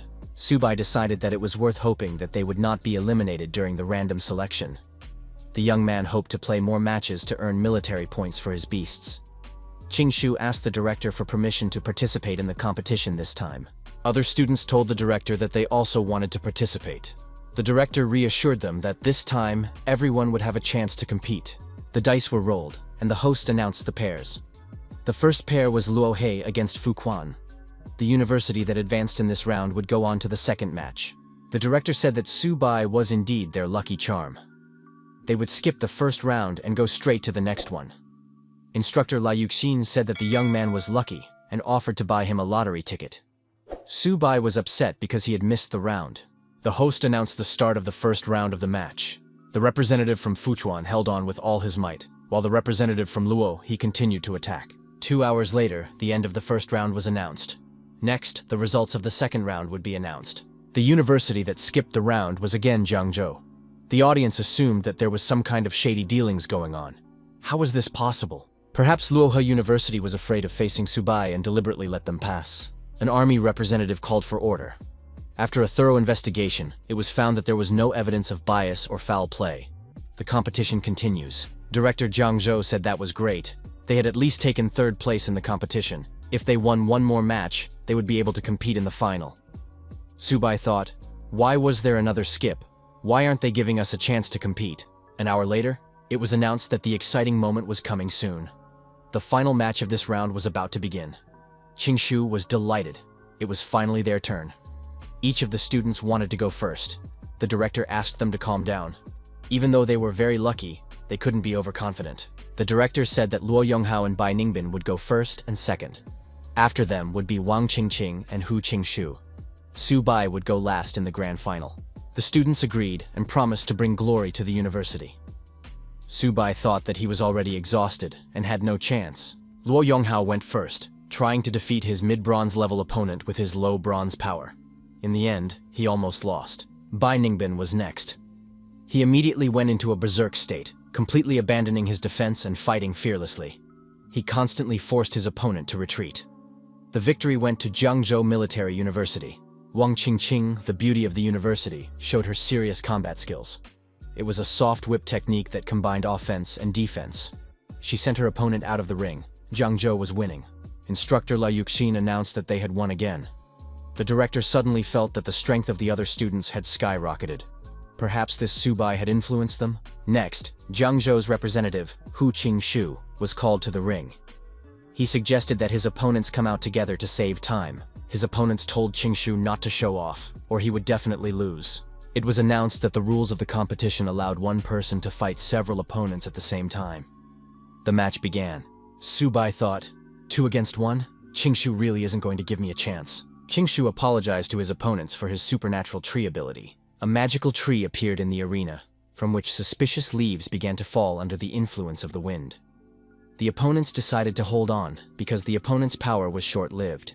Subai was surprised. Could a user of a wood ability really create such a maple tree? Hu Qingshu's power was truly terrifying. The director thought that Qingshu's power had grown again. The student was clearly demonstrating which family he came from. The opponents fended off the leaves and wondered, is this guy not tired yet? Qingshu moved to a new level of attack and activated Breakthrough. The intensity of the falling leaves increased significantly. The opponents were deactivated and fell to the arena floor. It was announced that Jiangzhou Military University had won this round of the competition.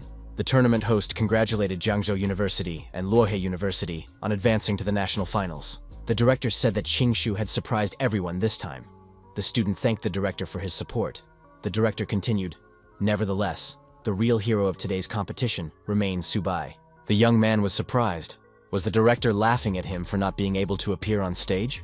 The director said that if Subai hadn't secured their passage through 2 rounds in a row, they wouldn't have won so easily. The man told everyone to rest and prepare for the next day. In a week, they would go to the national finals. This time, in addition to the Army Merit Awards that each student would receive at the competition, the university would allocate additional resources as a reward for training. The students were satisfied. Subai thought that this time he was returning empty-handed, and now he needed to figure out where to get the resources to feed his animals. The Lin family estate. Intense training sessions on hand-to-hand combat techniques are underway at the training ground. Lin Yanzan is sparring with interactive androids. The man told the girl that it was time for lunch. The girl replied to Uncle Wen Yuan that she was not hungry yet and wanted to practice for another hour. Wen Yuan thought that since Subai appeared in the 100 Universities League competition, she had been constantly watching his matches and training like crazy. She completely ignored the balance between work and rest. Lin Yanzhan told her uncle that the pills he had given her earlier were almost gone. Could he ask her father to give her some more? She wanted to increase her strength as soon as possible. Wen Yuan said that many high-ranking families in the imperial capital had proposed marriage to her, but Yanzhan had refused them all. It was unclear what Subai had infected her with. Subai replied that she didn't know herself. 7 days passed. The magical city. The gates of the university were made of pure gold and simply shone. Subai guessed that these gates cost billions of dollars. It was just a waste of money. The director noted that their cost was much higher. The director added that the gates were built in 1 day by 20 gold-level experts and 5 platinum-level experts. One must look at the university's motto in these huge gates. They demonstrate the spirit. Only the strong can protect the race. The representative of the magical city invited students from Jiangzhou Military University and welcomed Director Zhou. It was Zhang Ming, vice president of the university's student assembly. Zhang Ming invited them to follow him. The Jiangzhou delegation thanked him for the warm welcome. The students thought that the military university of the magical city knew exactly how to raise its prestige. Their director had personally made the entire journey, while they had only sent the vice president of the student assembly to meet them. Zhang Ming showed them the training field for practicing weightlessness. It was located in a high-rise building. Subai said that if their university had something like that, they would train at least 100 silver-level students a year. The guests were shown the hotel where they would be staying and having lunch. There was a 24-hour buffet on the first floor. Zhang Ming said that the university provided all the ingredients, meat from ferocious animals of all kinds, and the dishes were prepared by the best chefs. This food helped the fighters restore their blood energy. There were no restrictions on the amount of food. Zhang Ming added that the guests had come a long way, and the university would not allow them to go hungry. They could eat as much as they wanted, within reason. Subai was delighted and said that his beasts were in for a feast. The young man rushed to the buffet. Zhang Ming asked if this student was really that hungry. Ching said that if Subai got there first with his turtle, there would be nothing left for them. The students acknowledged that the competition venue in the magical city was truly on another level. They had only seen such things on television. Director Zhou asked the students not to act as if they had never seen the world before. He wanted to explain the rules of the competition. There are special features of the final round with 30 military universities. The Great Wall Military Academy is under the control of the army and is automatically included in the top 4. There will be no exemptions. The student was surprised why the Great Wall Academy was automatically included in the semi-finals. Everyone agreed that this was unfair. The director explained that it was a training base for military geniuses. It is the only university on the front line of defense against invaders of different races. The students were surprised. Is it really a training base for military geniuses? Subai thought it was very powerful. Director Zhou added that this was why the national finals were full of hidden talents. No one should be underestimated. Subai should be allowed to participate, and Qingshu should be his support. The host announced that the teachers and students should take their seats. The finals of the competition between hundreds of universities were about to begin. The draw was announced. 3 matches would be held simultaneously. Director Zhou said that luck was on their side. They would not be fighting any of the top 3 in the first round. Subai said he wanted to go first so that all the universities would know how strong their university was. His opponent said that Jiangzhou made it to the finals, which is already amazing. However, that's where it will end. Subai opened his backpack and asked Xiaoba to hurry up and finish it. The turtle grew in size and took up a significant part of the arena. The audience was surprised. Did Jiangzhou University really send a tamer to the competition? Why did he bring a turtle? The opponent saw the turtle and said it was too big. This was cheating. He did not agree to this. Subai was surprised. Was his opponent really that weak? He hadn't even started eating the peanuts. Stunned, the opponent believed that tamers should be weak, but they were so easily controlled by martial arts. The audience noted that this was the national final, and Subai brought a small stool. This was definitely disrespectful. The audience said that this turtle had insane defense and strength, and was definitely silver level. Now, a rival with a metal glove on her hand entered the arena. She said that Jiangzhou University should know them. The girl rushed to attack the protagonist and said that he would pay for everything. Subai was looking at comics on his smartphone at the time and did not react. Xiaoba began to spew flames from his mouth and literally blew the girl off the arena. She never reached her goal. The judge declared Jiangzhou University the winner. A colleague said in surprise that this guy not only ate peanuts, but also brought a stool. The director noted that Subai really didn't know how to keep a low profile. How could he humiliate his opponents like that? Director Zhou wondered how he could look the Yokohama University leadership in the eye after this. Qingshu said that it was too early to rejoice. Soon, Subai would face a real test. He would compete against the captain of the Imperial Capital University team. A powerful warrior who had never been defeated would face this captain. However, the fight was short, and the referee declared the Imperial Capital Military University the winner. The young man apologized to his opponent for hitting him too hard. Director Zhou noted that this fighter uses fire and is at the top of the silver level. The student said that a silver-level fighter who uses fire is a terrifying force from the Imperial Capital University. Qingshu noted that if the Great Wall Academy did not enter the fight, only the Magic City University would be able to compete with him. After another battle, the judge declared Subai, representative of Jiangzhou University, the winner. Wang Mingkun, a silver-level fighter, said he would force Jiangzhou to fight alone against 5 opponents. University director Luo, he told Ming Kun to use his speed to win, rather than face the turtle head-on. Ming Kun replied that the director should not worry. Min Kun acknowledged that luck was on Subai's side in the previous round. But this time, Jiangzhou University would be less fortunate. Subai noted that he was facing a silver-level military ability user in the arena. However, this did not change anything, and the young man told Xiaoba to attack his opponent. Ming Kun said that Subai would now feel the power of the wind and see the might of the silver level. The team captain used his unique abilities. Ming Kun jumped high and declared that he would definitely destroy this boy now. Subai thought that the wind was preventing him from eating. Ming Kun continued to approach, escalating the situation, and said that his opponent's defeat would be quick. After a strong wind picked up, the arena was covered in dust. Visibility was 0. Ming Kun apologized for the overly powerful blow and advised his opponent to rest or seek medical attention. However, when the dust cleared, Subai appeared. He continued drinking soda as if nothing had happened and asked what Ming Kun had just said. Min Kun was surprised. Did Subai really know about merging streams? How was that possible? Could anyone have mastered Luo Feng's divine technique? Subai asked. Was the user of the wind ability confident in his speed? Subai opened his backpack and ordered Xiaobai to return. The turtle reduced its energy component and hid in the backpack. Instead of the turtle, Xiaobai, a white fluffy cat, entered the arena. The protagonist said that Xiaobai's moment of glory had arrived. The cat stretched after being in the cramped backpack. Ming-kun laughed loudly. Did Subai really bring his pet cat with him? His teammates were surprised. What was Subai doing? Was he mocking his opponent again? First a small stool, then a can of soda, and now he had even brought a pet to mock him. Qingshu asked in surprise, was it from work? After all, the opponents used the power of wind. The director suggested not to rush. This was no ordinary cat. Ming-kun demanded that Subai return the turtle to the arena. The protagonist advised Xiaobai not to hit too hard.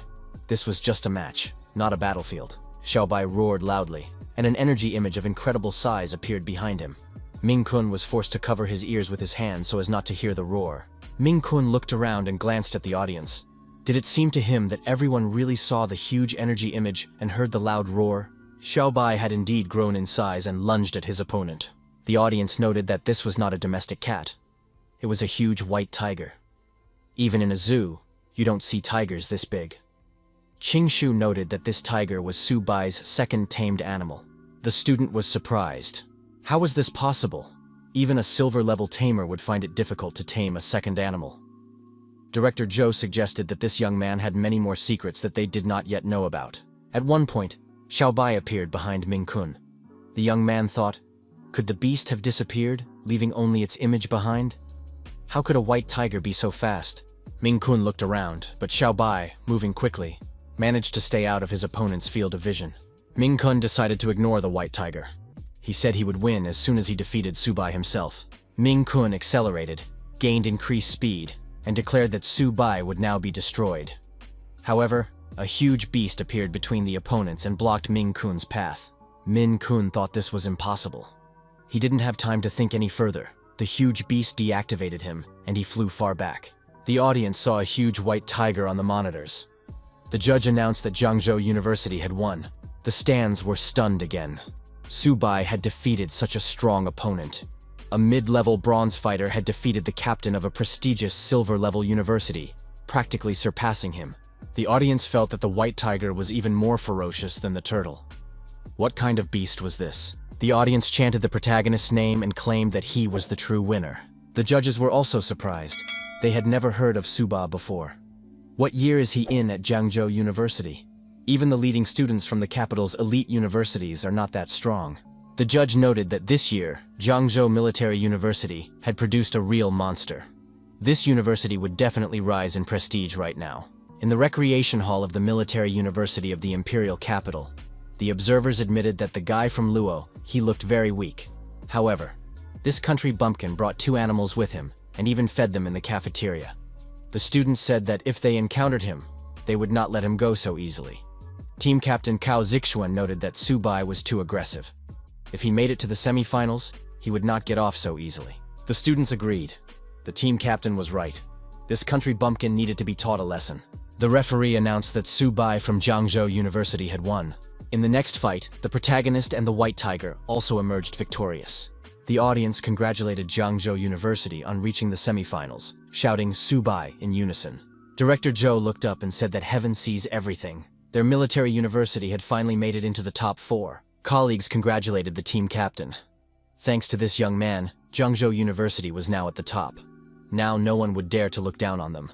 The director announced that Subai had indeed not let him down. The young man was the best representative of the university. Subai acknowledged that it was his duty. Mr. Zhou said that their mission to break into the top 4 had been accomplished. This would be the most glorious page in the history of Jiangzhou. The students' contribution would be generously rewarded. Subai objected to the director. There were still 4 major matches left. What did he mean by their mission being accomplished? The young man thought. Was the director planning to spend billions for the sake of victory? This was unacceptable. The principal explained that their goal was to secure a place in the top 6, and reaching the top 4 had already been achieved. Surely Subai wasn't thinking of battling the top 3 universities. Qingshu was also surprised. Is Subai really going to fight the top 3 universities? The protagonist asked, why not? Subai suggested that the director take a look at the Modu Military University. The gates alone cost nearly 2 billion. The young man added that their university had entered the top 4, but still did not dare to be so extravagant. Subai stated that, in his opinion, Zhangzhou should take first place and rebuild the university gates. They cannot disappoint the expectations of their people. They must fight for first place. Qingshu agreed. Subai must not give up. He added that Subai's performance made him worthy of the title of captain, and he would cope with the best matches. The director said that the students' enthusiasm and courage were commendable. However, now it was necessary to rest and prepare for the next matches for the title of the best. They would fight for first place. Mr. Zhou thought that these students were still very young and impulsive. They really want to compete with the 3 best universities, the Supreme Military Command of the Dragon Nation. The final of the League of 100 Universities is about to begin. It is expected to end in 2 days. The spokesperson reported that the army's preparations for a counterattack against the myriad races were complete. The front lines were assembled and ready to launch a counteroffensive at any moment. The marshal said that was excellent. As soon as the League of 100 Universities ends, the counterattack against the myriad races will officially begin. All students must go to the battlefield and fight. Representatives of the military command jumped up from their seats and declared in unison that they would fight to avenge the tens of thousands of students and teachers who had died. Those who oppressed the dragon race would sooner or later receive their deserved punishment. The next morning arrived. Hotel Modu. As always at this time of day, the protagonists meditated in the lotus position in front of the great philosopher's book. The tamed animals, as usual, ate their food. Subai decided he was ready and activated the sacred animal weapon. But something incredible happened. Subai found himself next to the food bowl instead of the turtle, and the turtle took the young man's place on the sofa. Subai was surprised. Had something gone wrong? However, the system reported that the young man had successfully received the exclusive talent of an animal tamer, teleportation. Now the tamer and the tamed animal could switch places, bypassing all restrictions. Subai realized that he and Xiaoba had not just switched places for no reason. The teleportation effect had worked. But what kind of skill was this? The turtle also felt confused, occasionally glancing at its plate. Subai put the animals in his backpack and thought that the new skills wouldn't hurt him.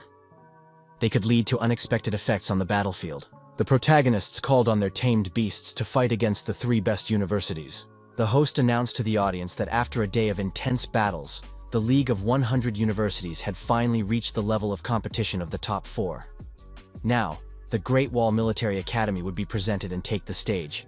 The Great Wall Military Academy was originally a military base for the Great Wall Guards, founded in 1907, and was one of the first military bases built on the battlefield of the myriad races. Over the 94 years of its history, the myriad races have launched hundreds of campaigns against the Great Wall Military Academy, but the students and teachers have fought back, destroying countless myriad races, animals, and powerful warriors. The motto of the Great Wall Military Academy is, "As long as the myriad races exist, the wall will never fall." Currently, the strongest man, the only royal-level expert, Mr. Ni Qing, is the respected director of the Great Wall Guards. Therefore, the powerful myriad races do not dare to invade the territory of the Great Wall Military Academy. Royal-level expert Ni Qing is the stronghold of the human race. For Zhangzhou Military University, fighting against the Great Wall is already an honor. The host said that the competition between the top 4 was about to begin and announced the results of the draw. First match, Great Wall Military Academy vs. Capital Military University. Second match, Modu Military University vs. Zhangzhou University. Zhao Jiaxuan, captain of the Modu University team, said that this was very boring.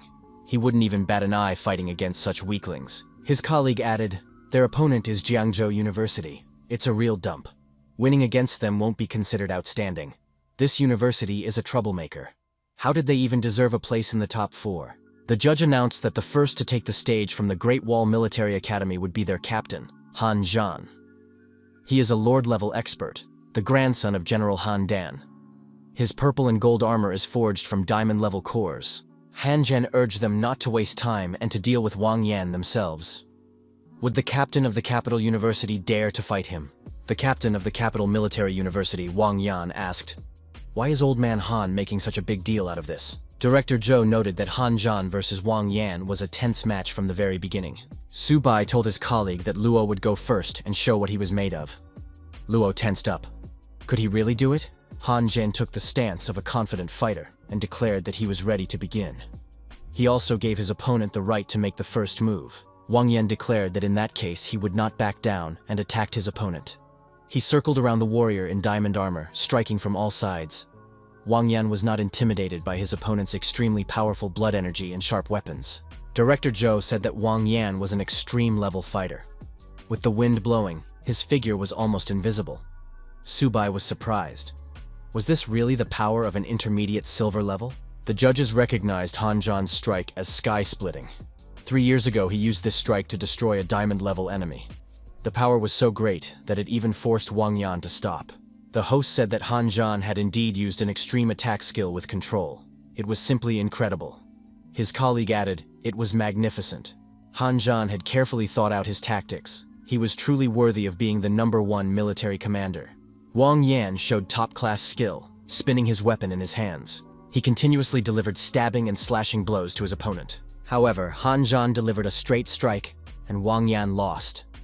The audience agreed that it was too cruel. Wang Yan was forced to admit that Han Zhan was magnificent in this battle. He also conceded defeat.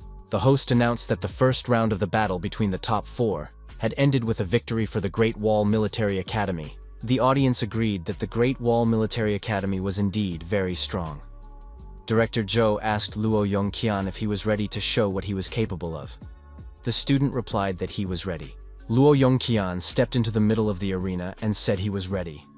The director reminded him that their goal was to give everyone a chance to participate. If he couldn't handle it, he should just admit defeat and not put too much pressure on himself. The student assured the director that he would not disgrace Jiangzhou University. His opponent, Zheng Leiqiao, entered the arena. The host announced the start of the second round. Zheng Leiqiao noted that it would be fun. Leiqiao asked his opponent how he wanted to be played. Luo Yongqian was taciturn and attacked his opponent with a blow from his two-handed sword. Leiqiao remained on his feet and asked, "Is that all?" Leiqiao struck his opponent several times and found himself out of his reach. After a short fight, Luo Yongqian was struggling to stay on his feet. His body was covered in bruises and cuts. Leiqiao asked what words were carved on his opponent's body. Luo Yongqian gathered his strength and attacked his opponent again. Leiqiao dodged and said he was ready to have some fun again. Qing Shu told the director that this was too much and outright humiliation. The student suggested allowing Luo Yongqian to surrender. Su Bai said that this should not be done now. Yongqian was defending his dignity and the dignity of Jiangzhou University. Leiqiao said that if Yongqian didn't admit defeat, it would be even worse. Wasn't he afraid? Yongqian replied that Jiangzhou Military University would never admit defeat. Leiqiao hit his opponent in the chest and asked if he still didn't know defeat. Leiqiao said that it was very amusing. He wondered how long his opponent would last. It would be better to just accept defeat. Yongqian continued to take blows, but insisted that he would not give up. Completely exhausted and unconscious, Yongqian fell face down on the ground. The audience shouted that Leiqiao had no humanity. It was too cruel. The referee announced that Modu University had won the first round.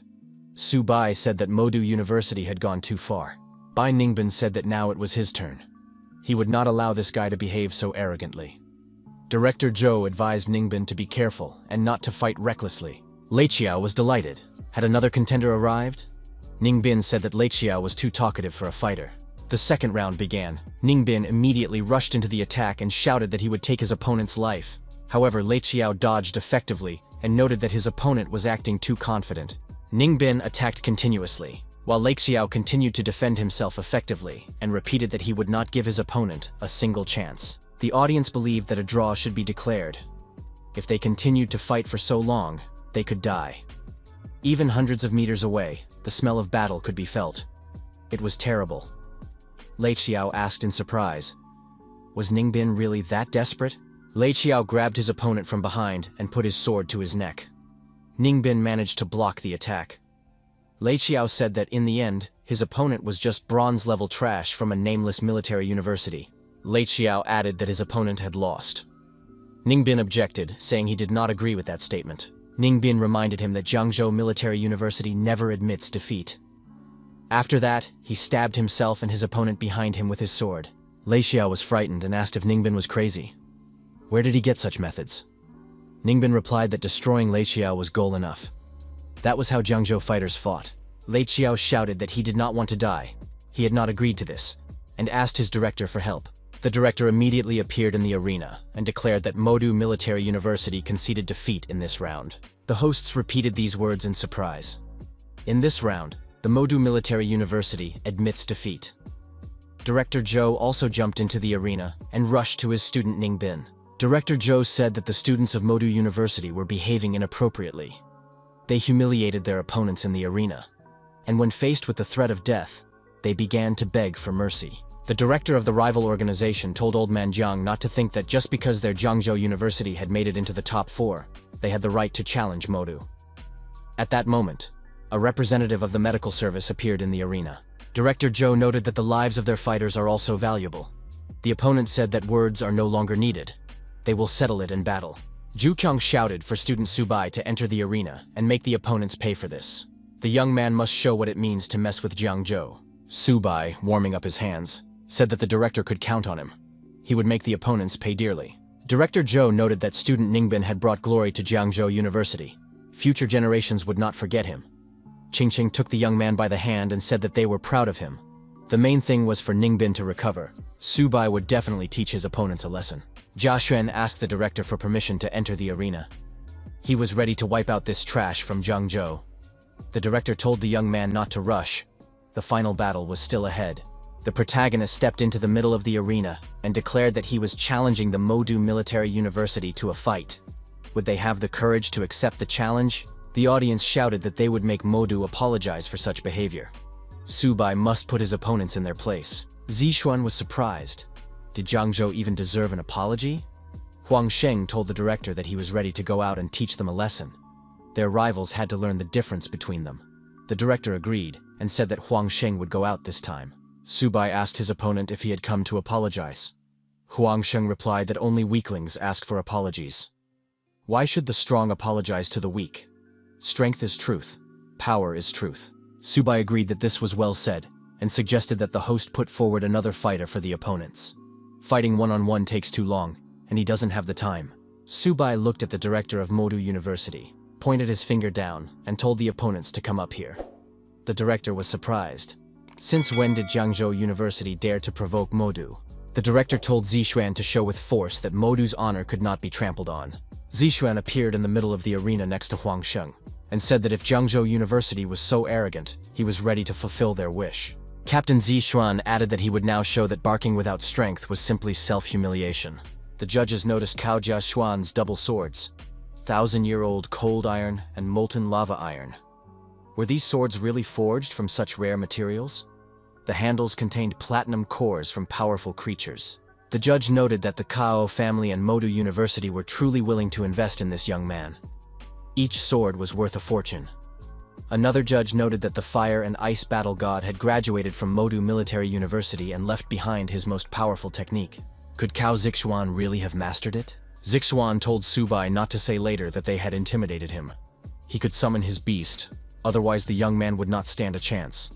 Subai thanked him for his kindness. The protagonist declared that he did not need a beast to deal with these two opponents. At the same time, he began to radiate increased energy. Huang Sheng was surprised. Had the beast tamer decided to fight without a beast? Did this guy dare to come against them with his bare hands? His colleagues were surprised that Subai wasn't using his beast. Director Zhou guessed that Subai had activated synchronization with the source and called him a trickster. Zixuan became angry and called his opponent presumptuous. However, with this action, he had simply signed his own death warrant. Huang Sheng added that the weak must know their place. Subai activated the spirit of sharp metal and the ghost of sharp metal. The protagonist also activated the possession of the spirit of earth. Subai took an aggressive stance and said it was time to settle the score with Modu University. Zixuan guessed Subai's abilities from his appearance and asked in surprise how this was possible. Qingshu noticed that this guy's speed had already reached the gold rank. How could the body of a beast tamer be so strong? Qingqing reminded him how strong Luo Feng's was when he achieved synchronization with the source. Qingshu was surprised. Could Subai really compare to Luo Feng? Subai asked Zixuan if he had ever felt helpless. Zixuan acknowledged that his opponent deserved his respect, but that was all. Team Modu's captain continued to swing his exclusive swords. Zixuan attacked his opponent and declared that he would be destroyed. Subai didn't even flinch and asked if that was all Zixuan was capable of. Subai effectively dodged the attack and declared that his opponent was still too slow. Huang Sheng suggested that the captain surround his opponent. Subai did not wait for the encirclement and delivered a series of powerful blows to Huang Sheng's body and face.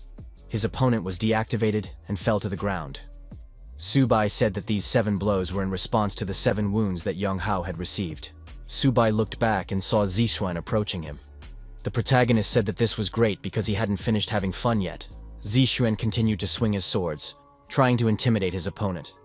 Subai said that it was a complete disappointment. Was this all that the genius of Modu Military University was capable of? Subai knocked his opponent far away with a punch and said that they were too weak to stand up to Zhengzhou University. Subai continued to attack and asked why this genius wasn't responding. Was Jia Xuan just going to take the blows? Subai punched his opponent again and said that he was getting bored. Zixuan managed to block the blows at the last moment by putting his swords in the way. In the end, Zixuan was defeated anyway. He found himself lying on his back. Subai stepped on his head and added that he liked to beat up guys like him. Zixuan was forced to initiate an explosion and, seizing the moment, jumped aside. Subai noted that his opponent lacked skill, but his attitude was impressive. Zixuan once again shouted loudly that he would destroy Subai. The student informed the principal that Zixuan was using a very dangerous technique. Had Subai overstepped his authority with his taunts? This could be dangerous. The principal suggested that Zixuan might have lost control of himself. Zixuan, exuding excessive energy, shouted again that he would take his opponent's life and jumped high to strike. Subai noticed that something interesting had finally appeared. Zixuan approached his opponent and declared that it was impossible to defend against his swords. Was Subai a turtle in his past life? Subai asked his opponent if that was the limit of his power and attacked. The judge noted that Subai possessed a terrifying technique. This fight even destroyed the gold-level arena. This is truly the power of the primordial flow. Looking at Subai, one is reminded of Luo Feng in his prime, and this is only the average bronze level. His talent is perhaps even more frightening than that of those from elite families. Subai approached his opponent's swords and said that they looked quite valuable. Zixuan objected that it was unfair and urged his opponent to put the swords back. Subai ignored the request and said that, judging by the behavior of Modu University, they were definitely not going to apologize or compensate for the damage. In that case, these 2 swords would serve as compensation. Zixuan shouted that this was too much and rushed at his opponent again with an indomitable desire to destroy him. Subai stepped aside and asked if Zixuan had enough strength left. His opponent rushed past him. Subai said that the captain of the Modu team was greatly overestimating himself. Our hero put his knee forward, and Zixuan's face met it. As a result of the collision, Zixuan was forced to fly far back, losing drops of blood in the process. Subai continued his attack and asked how Zixuan dared to mock his university friends. Our hero delivered a series of crushing blows to various parts of his opponent's body, and said that this was punishment for his unworthy behavior. The host announced that Zhengzhou University had won this round by a landslide. Zixuan showed with his whole demeanor that he was not ready to continue the confrontation. Subai looked away and wondered why Hanzhan was staring at him so intently. He had been watching him from the beginning, like a hawk. Our hero stared back at him. Hanzhan smiled and said that he would look forward to meeting Subai from Zhengzhou University. Subai held the trophy swords in his hands and thought that they must be worth a lot if Zixuan was so nervous. The director of Modu University told the young man to stop. The man declared the fight over and demanded that Subai return the weapons to Modu Military University. Subai pointed out that the referee had said that the arena was a battlefield and that weapons captured on the field were not subject to return. They were legitimate trophies. The protagonist noted that he was not without a man. If Modu University compensated for medical expenses and moral damage, he was willing to return the swords. The audience supported this decision. The Modu Military University had gone too far and should apologize. Subai asked the director if this was the survival of the fittest philosophy that the people at Modu University believed in so strongly. The director said that this was outrageous. Subai remarked that he was treating them the same way Modu University treated others. Director Zhangzhou said that Subai was a good man. How would Modu get out of this now? Would they dare to turn up their noses again? The director of Modu Military University, a diamond-level master, said he would teach this insolent boy a lesson. Zhangzhou shouted that things could end badly and that Subai should immediately step aside. The director of the military university, a diamond-level master, said that Director Modu was prepared to go against a student. This was outrageous. Su-bai realized that he was facing the explosive power of a diamond-level warrior. How could he deal with this? Mr. Zhang Zhou stood in front of his student and prepared to protect him with his body. Director Modu shouted that this was a magical city and that Modu was autonomous here. The military university should not interfere. Zhang Zhou declared that if Modu touched his student even with a finger, he was ready to fight the director for real. Zhao Yi, a lord-level expert, appeared above the opponents. He was 6th in the rankings. Elder Zhao sat down on the ground and said that he had not been at the military university for several years. But now he saw chaos. How dare Director Modu attack a junior? And after that, he has the audacity to call himself a director. Elder Zhao said that he had watched the fights and noted that the young man from Jiangzhou University was very strong. On behalf of the military university, he apologized to all the fighters.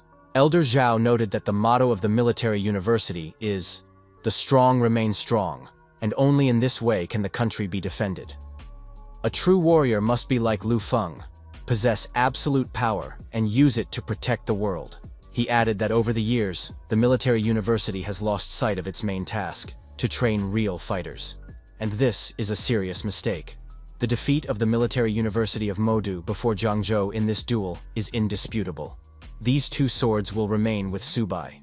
Elder Zhao said that Director Modu is too hot-headed and impatient, and he is not worthy of the title of director of the military university. His place is among the instructors. Su-bai noted that he had learned a valuable lesson. The host said that the arena would be restored, and the grand final would take place in an hour. Qingshu acknowledged that Su-bai had done an excellent job and brought glory to their university. His colleague added that they were proud of the student. Su-bai said that he should not be overpraised. There was a moment when he was very scared. Director Zhou acknowledged that their university had made a serious statement about itself. Qingshu noted that next they would face the Great Wall Military University, where Han Zhan would be, and his strength was unfathomable. The director noted that just reaching the finals was much more than they had expected. Su-bai told the director that he had no reason to rest. Today he brought glory to the university. Maybe he deserved a small reward for that? Mr. Zhang Zhou said that he had 2 high-level silver beast cores as a personal gift for the young man. Su-bai promised to give it his all. The host announced that the long-awaited final of the League of 100 Universities was officially beginning. Everyone saw the clear favorite on the screen, Han Zhan. Han Zhan said that he had been waiting to meet Su-bai for a long time. He proposed a single battle to decide the outcome. Su-bai agreed. Han Zhan rushed at his opponent and told Su-bai not to stand still and to take the initiative. He must fight like a true warrior. Su-bai said that he was in no hurry, but he was ready to show his strength. Our hero began to circle around his opponent and encourage him to attack. Han Zhan must show his full power. So far, he has only been able to dodge and avoid all blows. Su-bai suggested that Han Zhan was clearly holding back in his fight with Wan Yang. The judges were surprised. When Han Zhan fought last time, he was not so fast. He deliberately hid his true speed. It seemed that speed was his weakness. Now it is clear that Han Zhan has no weaknesses in either speed or defense. Among the younger generation, Han Zhan was truly an unstoppable force. It was impossible to defeat him unless someone of a completely different level crushed him. It seemed that Jiangzhou University would have to settle for second place. Su-bai was clearly no match for Han Zhan. Su-bai thought that, as expected of a warrior who had fought many battles against other races, this opponent had no weaknesses. Su-bai declared that in any case, Han Zhan would not be able to dodge his next blow. This guy would have to feel the ominous attack. The protagonist struck with his fist at the most vulnerable spot. The bells were damaged. Han Zhan was surprised. Had Su-bai really decided to use such a low blow?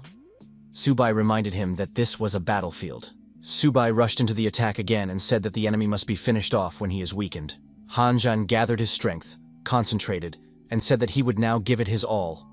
He had gathered enough data, and now it would be clear whether Su-bai could dodge his blow. Su-bai said that if he couldn't dodge, then they would see who was stronger.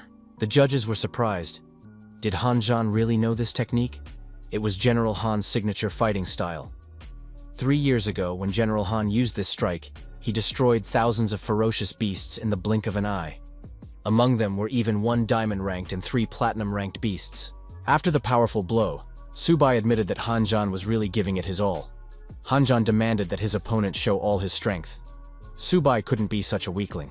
Qingshu was surprised. Was Su-bai really losing now? The director agreed that no one could withstand such a powerful blow. Su-bai said that Han Zhan had left him no choice. At the same time, the young man unzipped his backpack. Subai summoned his beasts, a white cat and a green turtle. He said they needed help to defeat his opponent. Two huge beasts appeared before Hanjan. The warrior said that Subai had finally shown his true strength. Subai moved to attack and said that now Hanjan would definitely be destroyed. The beasts were aggressive. Hanjan thrust his sword forward and repelled his opponent's fierce attack. As a result of the crushing attack, the warrior's armor was destroyed. However, he had no intention of giving up. Subai told Hanjang to stop torturing himself and admitted defeat. Hanjang said that he did not want to use this technique because he still could not fully control this power. However, now he had no other choice. Subai was surprised. Was this really just a gold-ranked battle? What terrifying power Hanjang possessed. At that moment, the system reported an extreme danger. Hanjang said that Subai was doomed to defeat in this round. Hanjan added that his opponent would never be able to withstand this decisive blow. Subai was ready to admit that he might not survive such a blow. A powerful energy charge crashed down on the protagonist. Having withstood this onslaught, our hero told Subai to attack immediately, as his opponent was already exhausted. The judges were surprised. Had spatial power been activated? But this power was only available at the platinum level. Was Subai definitely at the bronze level? It must have been the result of synchronization with the source. The judge said that the displacement technique was a heavenly level ability, and Subai had managed to change it. Was his talent comparable to the great Luo Fan? The audience did not understand what was going on. Was this really the Gold Rank League? Were these opponents trying to destroy the military university of the Magic City? Subai seized the moment and deactivated his opponent. He admitted that Hanjan was indeed a true monster. Hanjan was forced to admit that Subai had won this time. The host announced the absolute champion of this league, a student from Zhangzhou Military University. It was Subai. His colleagues shouted that it was unbelievable. Director Zhou said that he had not been mistaken about this student. Lin Yanzhan also acknowledged that Subai was the best. The audience shouted loudly and repeated our hero's name. Everyone in the protagonist's family celebrated the victory. Xiaomei shouted that her brother was a true champion. His parents were moved to tears when they learned that their son had become a champion and a national hero. Journalists lined up to interview Mr. Subai. Did the champion say anything to his opponent in the final? The director demanded that everyone step aside as the young man needed to rest. All questions would be answered later. The director told the young man to return to the hotel and rest. He would deal with the rest himself. After this battle, Subai truly became the national champion. All the awards belonged to him. Subai asked how many awards there were. The director said about 600 million. Military Hotel of the Magic City. Military Report of the Dragon Empire. The 100 Universities League has recently come to an end. At this tournament, students from military universities demonstrated their outstanding abilities to the whole world. The main star was the absolute champion of the league, Subai from Jiangzhou Military University. The military command decided to award the young man with a first-degree medal, the Great Wall Honorary Order, and a military bonus of 60,000. The leadership hopes that other students from military universities will follow this young man's example, regardless of the strength of the enemy. They will fight to the last. Zhangzhou University is expected to soon become the main national base for training beast tamers and ability carriers. The audience acknowledged that this young man was a true phenomenon. He single-handedly defeated all the leading military universities. However, he was injured and almost lost consciousness. Where is he now? Subai woke up, stretched, and asked how long he had been asleep. A girl appeared in the room with breakfast in her hands and said, "Finally, Subai is awake. The director ordered us not to wake you up." Subai asked what Manny was doing there. The girl said she was following the director's orders. She had to wait until the young man woke up. Now they were returning to Jiangzhou. The car was already waiting downstairs. Subai took his clothes and said he would get ready and be ready to return. However, before they returned, he wanted to take his animals to the Magic Military Restaurant and throw them a feast. Manny noticed that the Magic University was going through difficult times this time. Subai returned to Jiangzhou University. The young man was asked if he liked the gates of the Magic Military University. This year, they had 50 billion in funding. The hero returned in triumph. The gates were once again more impressive than those of the Magic Military University. The best universities should look dignified. The director reminded everyone that this year, Zhangzhou University had won a crushing victory in the League of Hundreds of Universities, which was a historic achievement. Next, the floor was given to the team captain, the best fighter of the tournament, Subai. The young man stated that there are no unbreakable legends. No matter how strong the opponent is, if you don't give up, you can defeat anyone. The director added that thanks to this victory, the state had increased funding for the university. Subai acknowledged that the main difference between them and the leading universities was the resources available for development. The protagonist suggested hiring alchemists to create elixirs. This would allow them to bridge the gap in resources for cultivating students. The young man expressed his hope that in the future, everyone would work together to elevate Jiangzhou. The director said that when the young man first received the Great Wall Gold Medal, he already knew that Subai would become a great man in the future. The young man noted that he was doing his duty and reminded the director that he still owed him $500 million. The director said that the young man must have made a mistake. Subai was indignant because he had brought the university $50 billion in profits. $500 million was nothing compared to that. The director said that the young man was indeed brave to say such a thing. The most he could offer was $100 million. He added that he would transfer 10,000 military credits to the young man, which could be exchanged for resources. Subai remarked that the director thought he was a beggar, but he had shed blood for the university. The director kicked the young man out of his office. Subai called the director a heartless old man. Had he forgotten who had elevated this university? Mr. Zhou suggested that the student take a break. Subai thought that a smart person knows how to wait. 100 million is also money, and it must be taken. It should be enough for the time being. At the entrance to the dormitory, the girls asked if Subai lived there. They wanted to see him. The administrator said it was a mistake. The champion was not there at the moment. Subai was resting in his dorm room. At that time, the tamed animals were consuming resources. The young man told them to move more slowly so they wouldn't choke. These words were ignored. Subai said that the cat and the turtle had performed well in the league. They should continue in the same vein. The protagonist noticed that Xiaobai had risen to the silver level. The money had not been wasted. It was necessary to continue in the same vein. After a while, Xiaobai's level also rose. The animals had a good appetite. Subai said that Han Zhan had trained until he was 20 and had only reached the silver level. However, thanks to these animals, he had risen very quickly. Suddenly, a young man ran into the dorm room and exclaimed that Subai was his god. The protagonist asked Jiagan what had happened. Jiagan said that he had awakened his ability. Now he was a proud and powerful beast tamer. Jiagong took a turtle out of his backpack and asked Subai to look at it. Jiagang said that his old man was very happy when he learned about the awakening of the beast tamer's power. He insisted on spending a lot of money to hire someone to capture an exotic bronze-level beast. But what potential could a bronze beast have? Jiagong declared that if you were going to tame a beast, it had to be a turtle. Anyone who didn't have a turtle wasn't a real beast tamer. Subai wanted to tell Jiagan that not all turtles are the same. However, the system announced that a new talent, Dominion, had been activated. Now the young man could use the blood of sacred beasts to help those who sincerely admired and subconsciously desired to become beast tamers.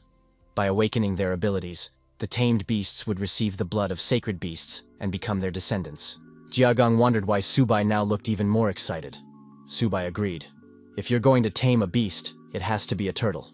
Anyone who doesn't have a turtle isn't a real beast tamer. Jiangzhou Military University. Many students came here to train as beast tamers. Now this university is one of the best educational institutions. Everyone wanted to study with Subai. The girl asked the students to calm down. If they chose this university for further education, they were welcome here.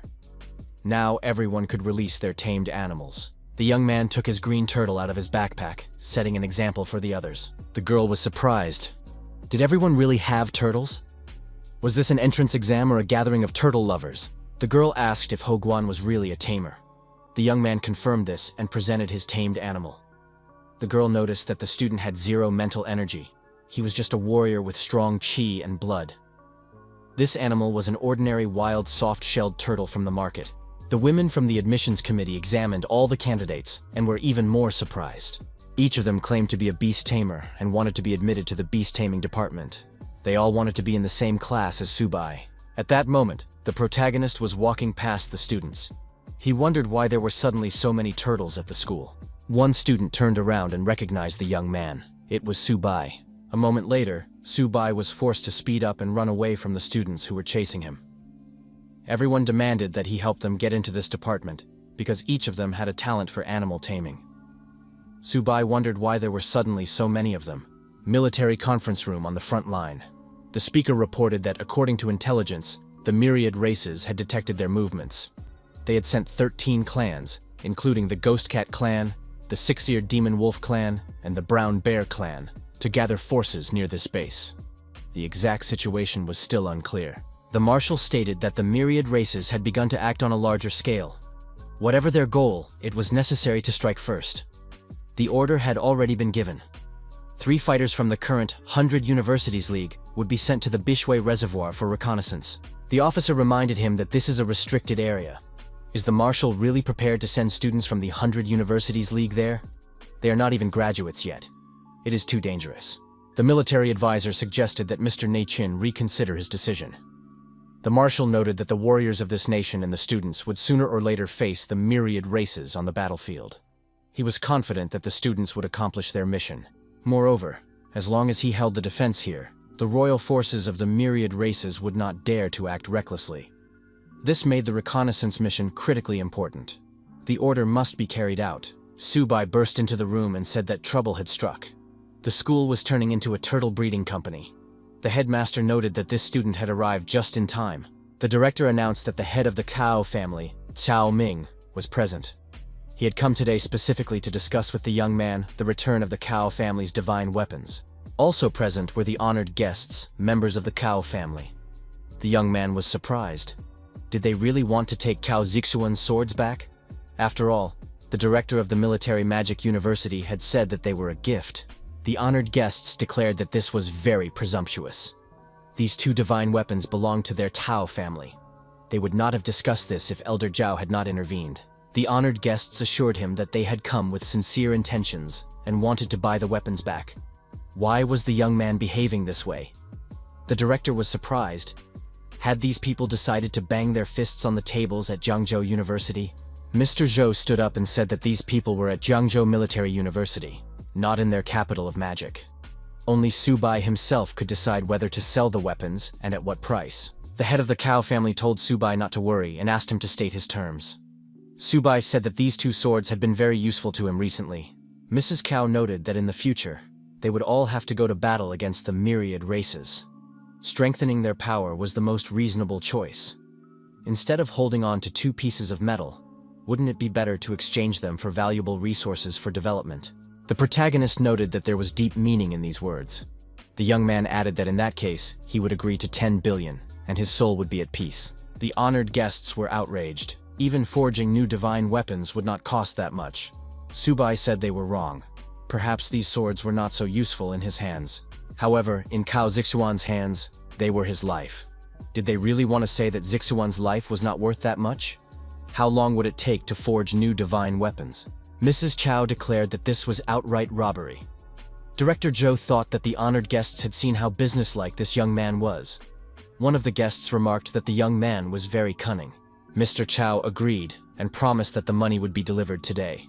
He expressed his hope that as soon as the funds were received, the young man would return the weapons to the Cao family. Saying goodbye to the guests, the protagonist promised to hand over the swords as soon as the money arrived. Subai asked the director, if the Chao family is so desperate to pay a fortune for these swords, does that mean something serious is happening on the front lines?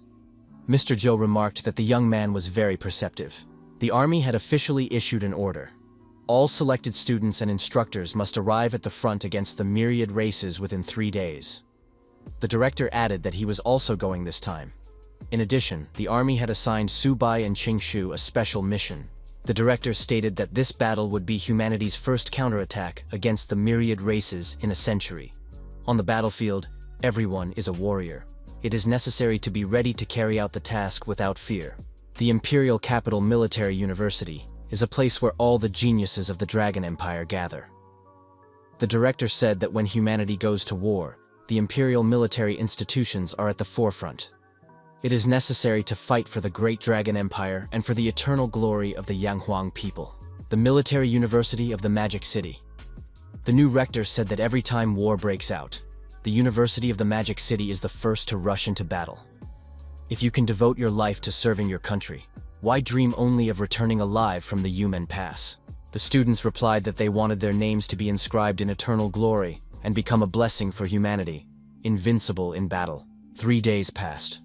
The garrison fortress at the Great Wall. In another day, the great battle would begin. It was necessary to check the magical crystal cannons once more and make sure they were loaded. Mistakes were unacceptable. The enemy's movements must be constantly monitored. No scout should come closer than 50 miles to the Great Wall. Subai suggested that the director look at other elite academies. They all have armor, while the students of the Jiangzhou Academy only have their school uniforms. No guarantee of protection on the battlefield. Maybe they should buy armor? After all, they have money now. They can afford several hundred sets. The director acknowledged that in normal times they could simply buy equipment with money. But now there was martial law. All supplies were issued only for combat merit. Those who needed armor had to destroy the enemy and earn merit. A warning was received that the enemy was advancing. Everyone had to take up their positions. The military officer approached the university directors and said he had no time for introductions. The enemy had launched a surprise attack. It was necessary to support the army in defending the Great Wall. No one was allowed to leave the fortress without an official order. Director Zhou announced to his students that the enemy was advancing. All the soldiers of the Jiangzhou Military University must go to the Great Wall. The student confessed to the director that he was already scared. Mr. Zhou reassured the young man, because their task was only to defend the Great Wall. From the fortress wall, it was clear that a real nightmare had begun. A flood of monsters. Was it even possible to kill all these beasts? It was like a meat grinder. Director Zhou stated that the main force in the battle against the myriad races was the army. The university must provide support. Then the students would gradually get used to the battlefield. Subai reminded them that they had been warned not to start a fight on their own. But did that mean that tamed beasts could attack on their own initiative? He didn't want to miss the chance to level up during such an invasion. The director reminded him that this was a battlefield, and Subai shouldn't do anything stupid. The magical crystal cannons were brought to full combat readiness and opened fire to kill. The commander gave the order to reload the cannons quickly and prepare even faster for the next volley. Subai reported that the beast was already approaching. The director ordered everyone to prepare for battle. The commander ordered the platinum-level warriors to move to the front line. Even the gold-ranked fighters prepared to repel the enemy invasion. Everyone had to be alert and defend the wall. The platinum-level fighters approached the army of beasts and prepared for battle. The battle began. The student asked the director for permission to join the battle. He wanted to fight shoulder to shoulder with the garrison army. Sitting idly by was unbearable. The director said that this was no place for breakthroughs. The students were here to help defend the Great Wall. The army had specifically given orders to protect the students. Sending them into battle now would be a senseless sacrifice. When the students became real soldiers, they would have a better chance of destroying the enemies. The magical crystal cannons fired a volley, and powerful beams struck the enemies.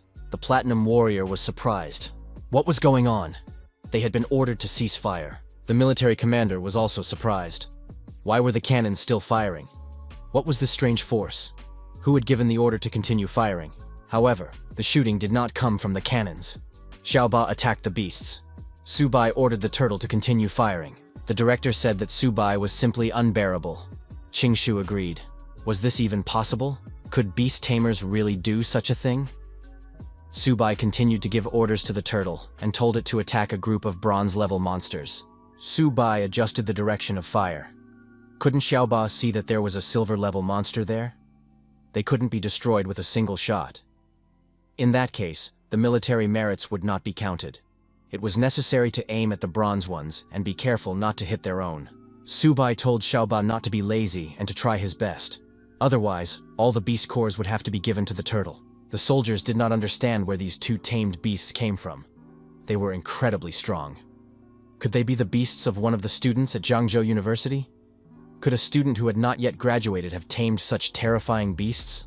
Platinum-level warriors surveyed the battlefield from a bird's-eye view. Some were among the destroyed animals. Director Zhou had to admit that Subai was a real trickster. But how did these two beasts become so powerful so quickly? The young man replied that it was all thanks to the resources and support provided by Director Zhou. Mr. Jiangzhou acknowledged that this student had destroyed many beasts and earned military merit. The other students had been on the city wall the whole time and did not have time to participate. The general was informed that the battle report was ready. All 200 magic crystal cannons were now reloading. There were just under 6 hours left until their next use. More than 125,000 ferocious beasts were destroyed in this battle. The battle lasted half an hour. It was a great victory. General Huanshan was satisfied. An order must be issued. The main force is to rest and recover. Tomorrow, another major battle awaits them. The adjutant said there was something else. The commander of the 35th Division reported that Subai, a student at the university, had not left the city. but with the help of his tamed beasts, he had been able to replace the magic cannons and destroy a huge number of enemies. The commander requested that this student be awarded military honors. General Huan Shan said that it was a very good tactical move to use tamed beasts instead of cannons. This student should be awarded standard military merit based on the number of enemies destroyed. In the central square of the base, the students considered this unfair. They did not participate in the battle at all. How then could they earn military points? Su Bai is the same student as all of them. Why are they forbidden to leave the city walls? How did Su Bai manage to earn so many military points? There is clearly some kind of fraud or manipulation going on here. Could Su Bai really have earned more than 40,000 military merit points? That's more than $400 million. Even a gold-level fighter doesn't earn that much. What did Su Bai do? Zi Xuan was angry at the protagonist and said that he would definitely defeat him. Su Bai replied that there was no need to be angry. A significant part of the military merit this time was obtained thanks to the powerful support of Uncle Chao. Su Bai added that he had read many books on weapon forging. Now he knew how to care for divine weapons and could help Caozi with this for a nominal fee. The next day arrived. The officer reported to the Supreme Commander that the reserve forces of the Great Wall garrison were fully assembled. Zhao Yi, the honorary director of the Military University of the Magical City, reminded them that the day before, they had been attacked by 100,000 ferocious beasts. However, that was only a reconnaissance mission. Today, a real invasion awaited them. People never sit idly by waiting for death. The honorary director ordered everyone to take up arms and defend the land. The soldiers shouted that they were going on the counterattack, raised their weapons, and prepared to defend their homeland. Su Bai asked the director, "Are they really going to attack this time, or will they stay to guard the city gates again? How long can they hide like a turtle in its shell?"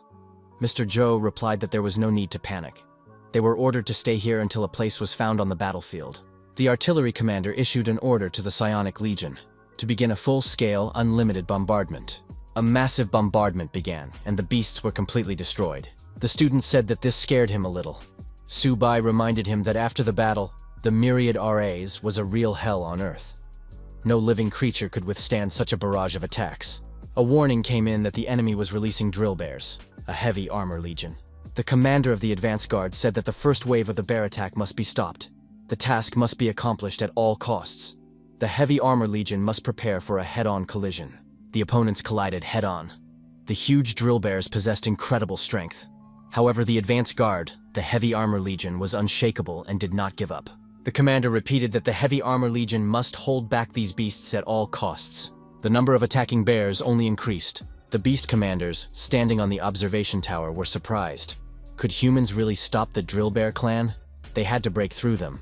Su Bai asked the director why the leader of the myriad races looked like a human. The director replied that platinum-level experts from the myriad races have the ability to take on human form. When they reach the diamond level, they are almost indistinguishable from humans. Even living side by side with them, it is impossible to notice anything unusual. The student asked the director when the High Command would give them a mission.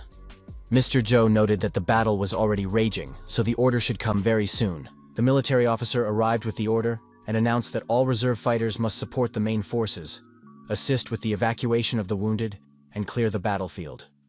All military university students will be divided into small teams to carry out tasks together. A list of team assignments will be announced. The first squad would include Su Bai, Hu Qingshu, and Han Zhan. Su Bai would be the squad leader. The squad could help clear the battlefield or go to the Misty Mountains to support the main forces. Further actions would be determined by the commander. The military officer added that all squads must immediately assemble and begin carrying out orders. Some students were surprised. Why aren't the squads formed by university? Han Zhan told the protagonist that they hadn't seen each other in a long time and asked when they would have another good fight. Su Bai suggested talking about the fight later. But what was their mission? Qingshu noted that something strange was going on. The three of them had been assigned to the same squad and given some vague task. Han Zhan asked the commander if he knew what it was all about. Su Bai reminded him that the military order stated that the commander could decide how to proceed. Now he was beginning to understand something. Su Bai informed his director that they were departing on a combat mission. Zhang Zhou advised the young man to exercise caution. At the decisive moment, life is paramount. Su Bai said he understood and ordered his squad members to follow him. Han Zhan asked what their mission was. Subai and his squad arrived at the battlefield and said that the ground was littered with the bodies of destroyed beasts. It was a brutal sight. However, he could smell the beasts' nuclei. Hanjan noted that dying on the battlefield was the highest honor for a warrior. Subai said that the older comrades should rest in peace, and the younger generation would continue on their path. Qingshu asked if everything was okay with Subai. Subai replied that he was fine. However, such is the fate of a soldier. Hanjan asked the commander if his tamed beasts were violating military discipline by eating animal carcasses right on the battlefield. Subai replied that he did not think so. The beasts were helping them by lightening the task of clearing the battlefield, which was not easy. Voices could be heard in the distance. Someone had recognized Subai and his team. Subai told the cat and the turtle to calm down. They still had a mission to complete. The protagonist hid the animals in his backpack and said that they had to finish the job first, and then he would help them eat their fill. Subai told his colleagues that they needed to move forward. Qingshu asked where they were going. Subai warned that they were heading towards the Mist Mountains. However, they had to hurry. Members of another squad noted that Subai and his team did not even wait for the other university squads assigned to scout the mountains. They just rushed straight to the Mist Mountains. Why were they in such a hurry? The commander of the second squad said they should get ready. They would also be moving out. Their task is to assist in reconnaissance of the area. But if they stay away from particularly dangerous areas, everything will be fine. The commander of the second detachment said they needed to speed up. The sooner they entered, the more military merit they would earn. Subai said that the thick fog was unlikely to dissipate anytime soon. Visibility was almost zero. They would have to navigate by instruments. It would be better to stay close to each other. Qingshu noted that with such weather and difficult terrain, it would be easy to fall into an ambush here, especially if the army decided to take this route. Subai remarked that in such conditions, it was much more effective to move in small detachments. Hanjan suggested approaching him. Hanjan was holding a blood mushroom, a first-level spiritual plant, one of the key ingredients for Qi blood powder. This fruit was more than 10 years old. In a shop selling materials, it could fetch more than 100,000. Subai noted that it would be foolish not to collect these mushrooms now. Subai said he had decided to pick mushrooms and called on his tamed animals for help. Qingshu reminded him that they still had a task to complete. Subai said that this place was a treasure trove of natural treasures. He was not going to leave empty-handed. Subai warned Xiaoba and Xiaobai not to eat these mushrooms, as they could be poisonous. Hanjan scanned the area and said that they needed to be careful. Energy surges had been detected ahead, and several wild beasts were approaching. A golden two-headed beast and 3 silver wolves appeared out of the fog. Subai said that they were early gold-level creatures, and that he could handle them on his own. Qingshu and Hanjan could continue their reconnaissance. Han Qian warned Subai not to take all the credit for himself. Qingshu agreed. Even though Subai was the captain, he shouldn't take all the credit, so they would also attack the beasts. The students attacked the wild beasts and began to inflict damage on them. The beasts put up a strong resistance. Subai asked Hanjan to rest for at least 5 minutes. He would quickly deal with these beasts on his own. Hanjan was surprised. Only a few days had passed, and Subai had already almost broken through to the middle of the silver level. Qingshu, attacking the beasts, told Subai to talk less and show what he was capable of. Subai told the two to leave at least one beast for him. His colleagues were surprised. Why was Subai so slow? The commander of the second squad said that there was a battle ahead. Judging by the bursts of energy, there were gold-ranked fighters and beasts there. The fighters might need help. They needed to be supported. After the battle, Qingshu admitted that Subai was a real trickster. He aimed straight at the beast's weak spots. Hanjan admitted that Subai was indeed ruthless. Subai told the tamed beasts that they were lucky again. They could now eat and regain their strength, and then get back to work. A student from the second squad said that just a few minutes ago, they had felt powerful bursts of energy from a whole pack of ferocious beasts. How could they have disappeared so quickly? The commander of the second squad approached Hanjan and said that it was not for nothing that he was considered the strongest genius of the Great Wall Guards. Hanjan said that most of these beasts had been killed by Subai and his tamed animals. The commander of the second squad was surprised. Could Subai really have dealt with all of them alone in 5 minutes? Subai wondered if Caozi had come so that he could repair his divine artifacts again. The protagonist added that he even missed those 2 divine swords. Caozi asked the hero, as the commander of the first squad, what his future plans were. Subai replied that it was a great place, and he was thinking of going deeper into the Mist Mountains to wipe out more ferocious beasts. Subai said that he also wanted to clear the way for the main army. Qingshu and Han Zhan thought that this guy just wanted to collect more natural treasures. He wanted to earn more military merits. Chaozi suggested going on the next expedition together. Whoever finds the resources first gets the spoils. Subai replied that he had no objection. So, there would be no fair sharing here. He was fine with that. Subai declared that in that case, he would go ahead, and the others should not fall behind. Han Zhan and Qingshu shouted for the commander not to run so fast. Chaozi told his squad not to fall behind and to hurry up. Chaozi looked ahead and was surprised. Why did those three stop? What was ahead of them? Chaozi was surprised. Where did so many gold-level beasts suddenly come from? The golden-level beasts turned out to be members of a primate troop of incredible size. They occupied the branches of nearby trees and were clearly aggressive. The man with the average gold level was indignant. How could these beasts allow silver-level humans to go so far? Subai noticed that there was a humanoid beast in front of him. It was definitely platinum level. Han Zhan suggested that it was from the clan of mystical snakes, one of the 3 royal clans. This was the strongest race, serving the heavenly devourer of the 9 underworlds. Noble blood among 10,000 races. They are capable of taking human form even at low levels, and their combat power surpasses that of their peers of the same level. This is the most dangerous enemy of all those present here. The leader of the enemy formation ordered the beasts to destroy all humans. No one should leave this place alive. The second squad was surprised. Why were there so many ferocious beasts here? Han Zhan said that Wang Yan was the fastest and should immediately run for reinforcements. Wang Yan promised that the first squad could hold out and he would bring help very quickly. However, a huge beast blocked his path. Wang Yan noted that now he would have to give it his all. Han Zhan asked if Subai could handle this black snake alone. Chaozi confidently replied that he would cut down every one of these beasts. Subai summoned the cat and the turtle and told them to get to work. It won't be easy, he added. The leader of the enemy group asked if this man really wanted to fight him. In that case, he was ready to warm up. His snakes prepared to attack. Xiaobai immediately attacked the aggressive snakes, unleashing an energy blast at them. Qingshu had to admit that the power of the high-level golden beast was truly colossal. Han Zhan noticed that Wang Yan had managed to lure 3 beasts away, and that he was probably in danger now. Han Zhan told Subai to deal with his opponents as quickly as possible. Wang Yan would not last long. Subai replied that he understood. At that moment, the young man was holding an aggressive snake by the mouth. Subai tore the snake apart and told Xiaobai to quickly finish the fight. His opponent was outraged. How dare this pathetic man speak with such insolence? Xiaobai continued to aggressively attack the beasts. Xiaobai attacked his opponents again with his energy beam. Subai noticed that if it had been a normal gold level, the blow would have completely engulfed them, ending them. But it turned out to be more complicated. Another huge snake appeared, surpassing all the previous ones in size. The opponent said that this man was strong and that it was hard to believe that he had forced the beast to reveal its true form.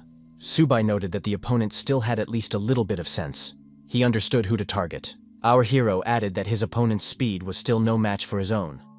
The young man called on the turtle to attack his rivals. Xiaobai rushed into the attack and sank his sharp teeth into the body of the huge snake.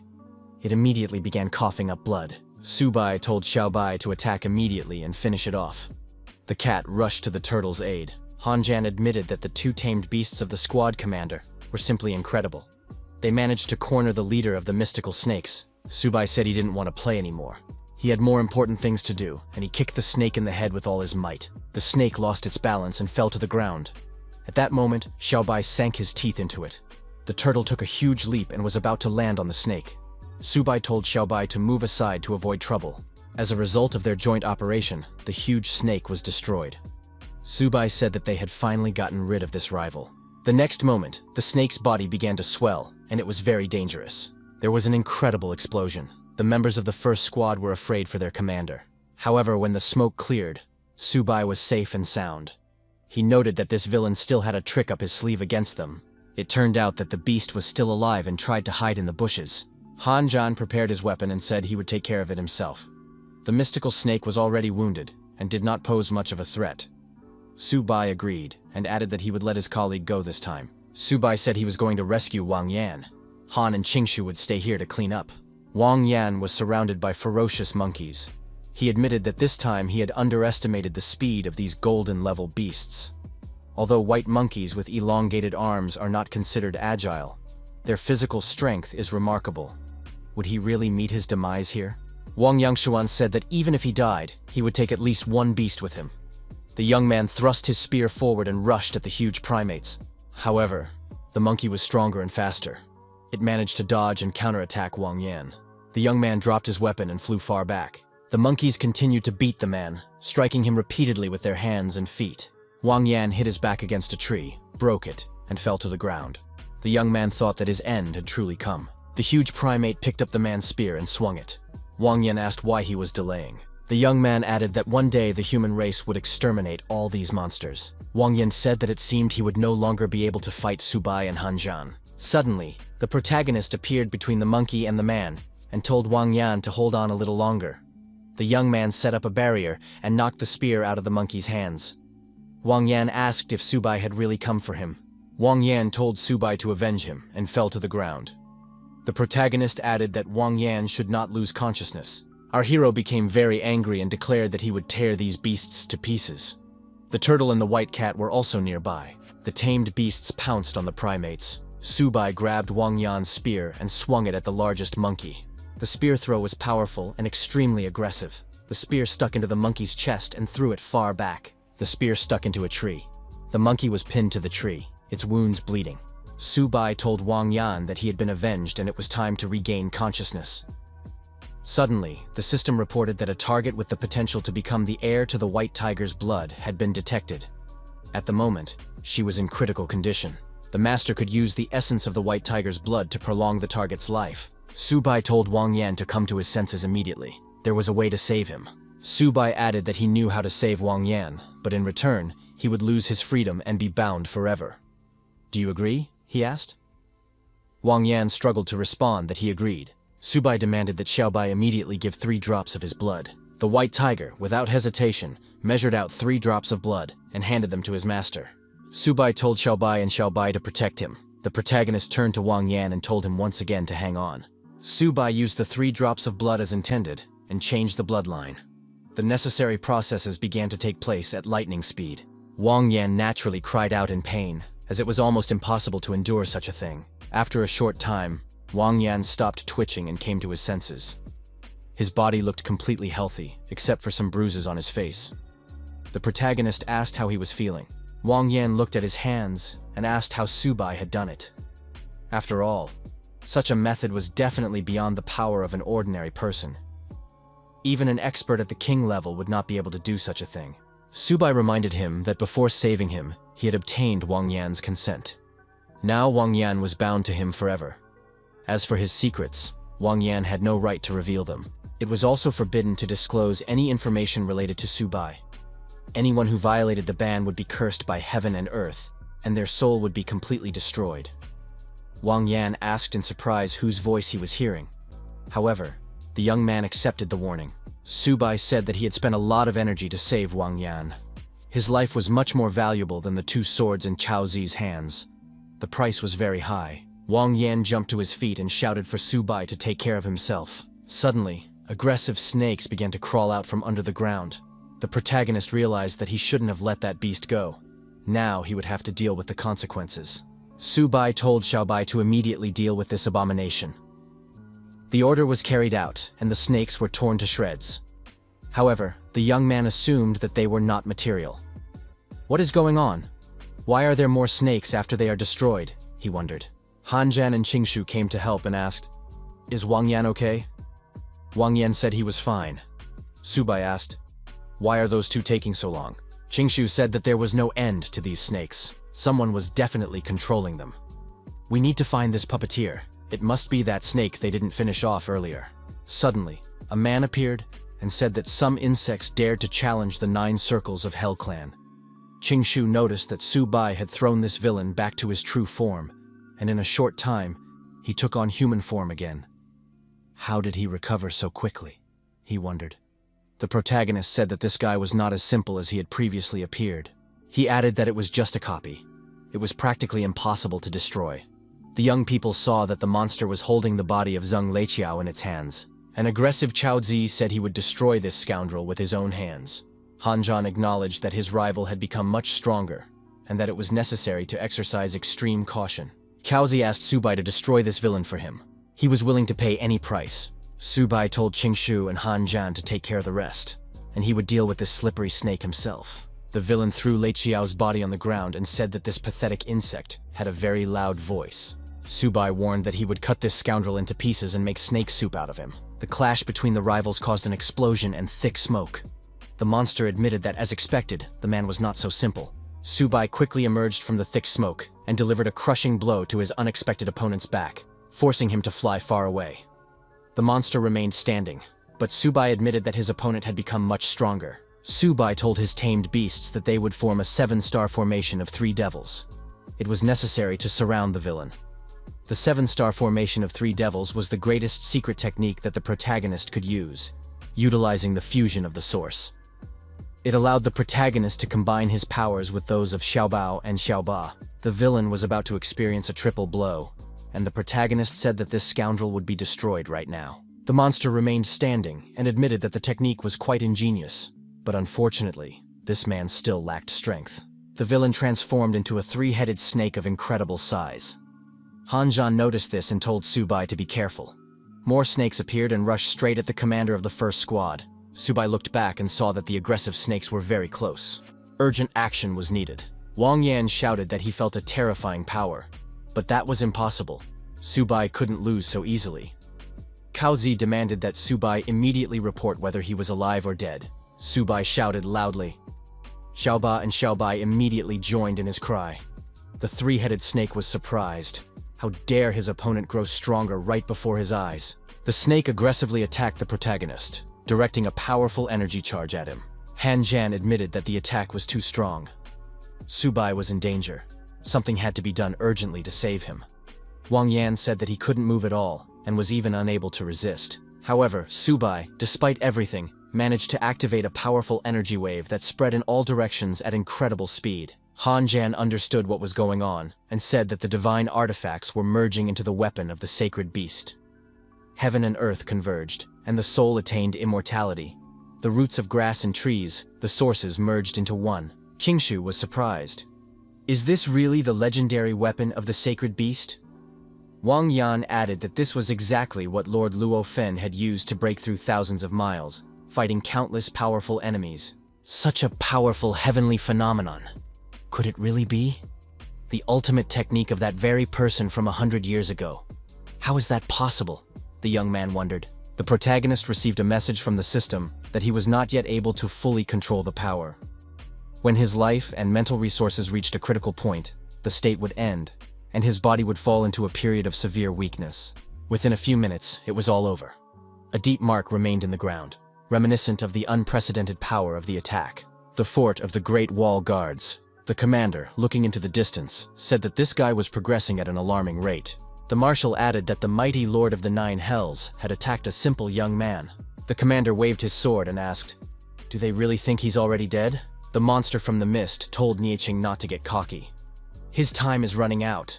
Once he falls, humanity will be left without a royal protector and will be doomed to destruction. Subai lost a lot of strength after such an attack and could not stand on his feet. He had to kneel down. The tamed animals also lay nearby, exhausted. His colleagues rushed to help, but Subai surprised them again. "Is he okay?" they asked. Qingshu noted that the battle had been successful.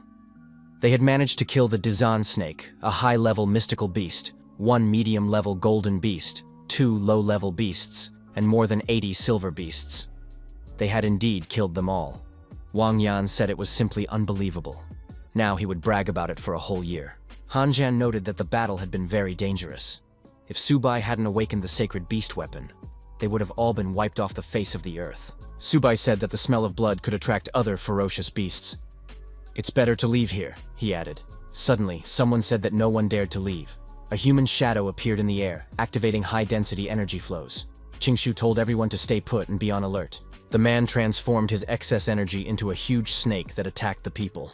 Subai closed his eyes and put his hands forward to protect himself. However, nothing happened. The young man opened one eye first. It turned out that Hu Huanshan, who possessed the level of a lord, had unexpectedly appeared in the forest glade. He blocked the attack and said that Long Ao also possessed the level of a lord. "Isn't he ashamed to attack young people?" he asked. Han Zhan, on behalf of the entire team, thanked Lord Hu Huanshan for his timely intervention.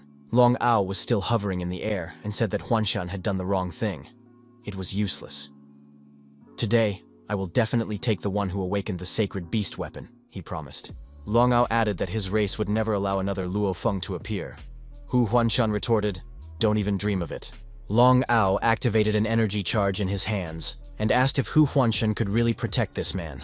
The students found themselves surrounded by an even more countless horde of snakes, all of which were at least of the initial gold level. Han Zhan admitted that he wasn't even trying to count their exact number. King Shu sighed. "Labor Day is coming soon.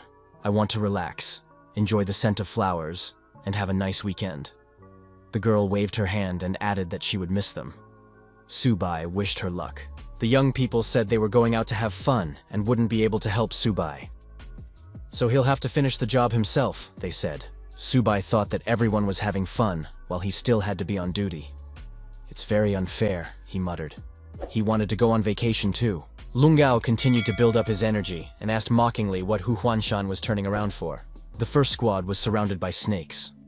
The commander ordered everyone to prepare for a simultaneous attack. Hu Huanshan said it was time to stretch his muscles and spread a powerful energy pulse in all directions. Subai admitted, "That was amazing. Now I understand what Mr. Huanshan's Phoenix Tree technique looks like." Long Ao was surprised. Had Hu Huanshan really grasped the power of the law? It was impossible to even defend against the subtle energy of the law, which was slowly destroying his life force. Long Ao clung to the edge of the crevice and said that today he would not be able to compete with Hu Huanshan. "He will be able to protect this boy, but not for long," he added, and disappeared into the crevice. Before leaving, Long Ao warned that all the myriad races would hunt Subai. As soon as he appeared outside the Great Wall, the strongest would be sent after him to destroy him. Hu Huanshan, still propped up by the mighty tree, demanded that Long Ao disappear and never show up here again. Han Jin said that he had witnessed an incredible display of power. "This is what a battle between truly powerful opponents looks like," he added. Han Zhan continued, "With their every move, the heavens and earth are set in motion. It is an immense and boundless power." Subai admitted that he also wanted to reach that level. Hu Huanshan said to Subai, "Remember, no matter how strong you are, there will always be someone you cannot defeat. The only person you must surpass is yourself." Hu Huanshan informed the students that it was time to return. Han Jin noticed that teleportation had been activated and that Hu Huanshan had done it using his own power. "He has incredible speed," he said. Subai confessed again that he also wanted to be that strong. Unexpectedly, Ni Qing appeared out of nowhere and said that Subai had done well. The young man deserved congratulations on awakening the weapon of the sacred beast. Subai asked who this man was. The old man ordered Hu Huanshan to take Subai to the assembly hall. Subai was surprised. Why did the stranger disappear again? Hu Huanshan explained that this man was a hero of the human race, a royal-level warrior, Lord Ni Qing. Subai asked in amazement, was it really Ni Qing himself? Hu Huanshan said that Lord Ni Qing lived in the same era as Lord Luofen. At that time, spiritual energy was returning and martial arts were awakening. At the age of 20, seeing humanity's defeats in battles with myriad races, Ni Qing proposed the idea of using martial arts for the good of the nation. At that time, many just laughed at him. People believed that only technology could save humanity. Relying on martial arts was considered a fantasy. Lord Luofen, after listening to Ni Qing's words, became his close friend. Together, they made a great vow to devote their lives to the revival of martial arts and the prosperity of humanity. The protagonist arrived at his destination and heard that it was Subai, Luofeng's disciple, who had awakened the weapon of the sacred beast. With the appearance of Subai, humanity seemed to have found a ray of hope in this endless war. It was said that the current generation was willing to endure hardship, but if Subai rose to power, the next generation would reap the fruits of his strength. Hu Huanshan asked if the young man felt a lot of pressure. Subai was not yet at the stage of bearing responsibility for the fate of the nation. It was important to focus on his own growth now. The protagonist replied that he understood. Subai entered the assembly hall. Hu Huanshan announced that he had brought the awakened young man. Subai saw many great masters at the table and was taken aback. Lin Zhengnan, nicknamed Old Tiger Lin, was the strongest diamond-level master. The protagonist asked why this warrior was here. Ni Qing, who presided over the table, said that since everyone was gathered, they should get down to business. The awakening of the sacred beast weapon caused a huge resonance among the myriad races. They even sent a lord-level warrior to destroy the young man. The debate began. One of those present noted that for the first time in 100 years, the weapon of the sacred beast Luo Feng had reappeared in the world. If Su Bai became stronger, he would lead humanity to glory. "We must protect this young man at all costs," he said. A bearded man with glasses suggested appointing the best mentors and providing resources to help him reach the level of lord, and possibly even king. "Su Bai's life is now more valuable than all of theirs combined," he said. Su Bai looked at the gathering who spoke in his support and thought that all these people were truly good. Old Tiger Lin expressed his opinion. Su Bai should continue to temper himself in battles with myriad races. The strength of a great fighter is born only on the brink of life and death. Indestructibility can only be achieved by purifying the spirit, energy, and body. Strong personalities are not born in hothouse conditions. Another speaker stated that now the myriad races had literally gone mad with the appearance of the sacred beast's weapon. The young man cannot be sent back to the battlefield without reliable protection. Who is ready to take on such responsibility? After all, he is Luo Feng's only heir in 100 years. Hu Huanshan supported Lin Zhengnan's opinion. A proud eagle will not flinch even in a hurricane, and a wolf pack will not fear a long night. Hu Huanshan added that Luo Fen himself considered the battlefield almost his home, and had been on the verge of death dozens of times. He would also support the idea that Su Bai should fight on the front lines. Su Bai thought to himself that with unlimited resources, he would never go to the front. Life is more precious. Nai Qing announced the decision. The warrior must be tempered in real combat, but everything must be under strict control. It was necessary to send 3 Lord-level experts, 38 Diamond-level fighters, and 1,000,000 soldiers to support the front at the Misty Mountains. Su Bai breathed a sigh of relief. If so many people were being sent to protect him, he could now relax a little. Ye Qing, senior advisor, added that the young man could be used as bait to cause carnage among the enemy's elite forces. "This time, humanity will definitely win," he declared. Su Bai did not expect such an outcome and thought, could he really be bait now? The Nine Hells Castle is the residence of the myriad races. A secret meeting was held inside the castle. The chairman announced that the weapon of the sacred beast had returned, and many remembered the terror that Luo Feng had spread. The Lord of the 9 Circles of Hell announced that they could not allow another Luo Fen to appear. "We must destroy this Su Bai at all costs," he decreed. 8 Lord-level fighters and 42 Diamond-level warriors should be sent to reinforce the front at the Misty Mountains. The Great Elders of the Heavenly Nine-Tailed Fox clan will take care of Nichin. The Great Elder of the Demonic Phoenix clan declared that her clan would not send a single fighter to this operation. The Grand Elder of the Heavenly Nine-Tailed Fox clan also announced that her clan would not participate in this action. The Lord of the 9 Circles of Hell was surprised.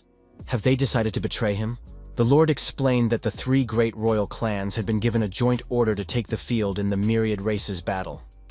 Now that they were facing a powerful enemy, these 2 had decided to retreat. The Great Elders were surprised. Does the Lord of the 9 Circles of Hell want to attack us? What other powerful enemies are we talking about? We came here not to fight, but to explore the Forbidden Zone. It seems that the 9 Circles of Hell clan is simply looking for a reason to destroy humans. They are here for endless resources, not for bloodshed. The Lord of the 9 Circles of Hell has declared that even if the Elders refuse, his clan will see the matter through to the end. The Great Elders may regret it later. The Great Elders noted that the battle was near, and the human and myriad masters were already on the move. Have they still not found the Holy Maiden? That girl has always been wayward. We must expand the search area and find the Holy Maiden before the war begins at any cost. Nei Qing handed Su Bai a heavenly jade pendant and said that as long as he had it, no one would be able to sense his presence. Even the king of the 9 Circles of Hell would not notice him. With this artifact, it would be easier for the young man to hide from the strongest of the myriad races. Su Bai thanked Nei Qing, adding that simply hiding his aura was not enough. It would be better to equip him with gear and resources to increase his strength. Nei Qing laughed and remarked that the young man really knew how to take advantage of crises.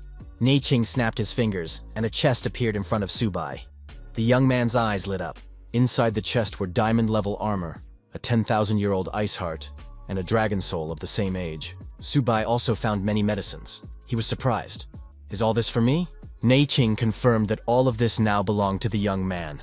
But it would be boring to give everything away at once, so the artifacts would be given out in stages. Su Bai said that he wanted to get the diamond armor first, so that he wouldn't die in battle.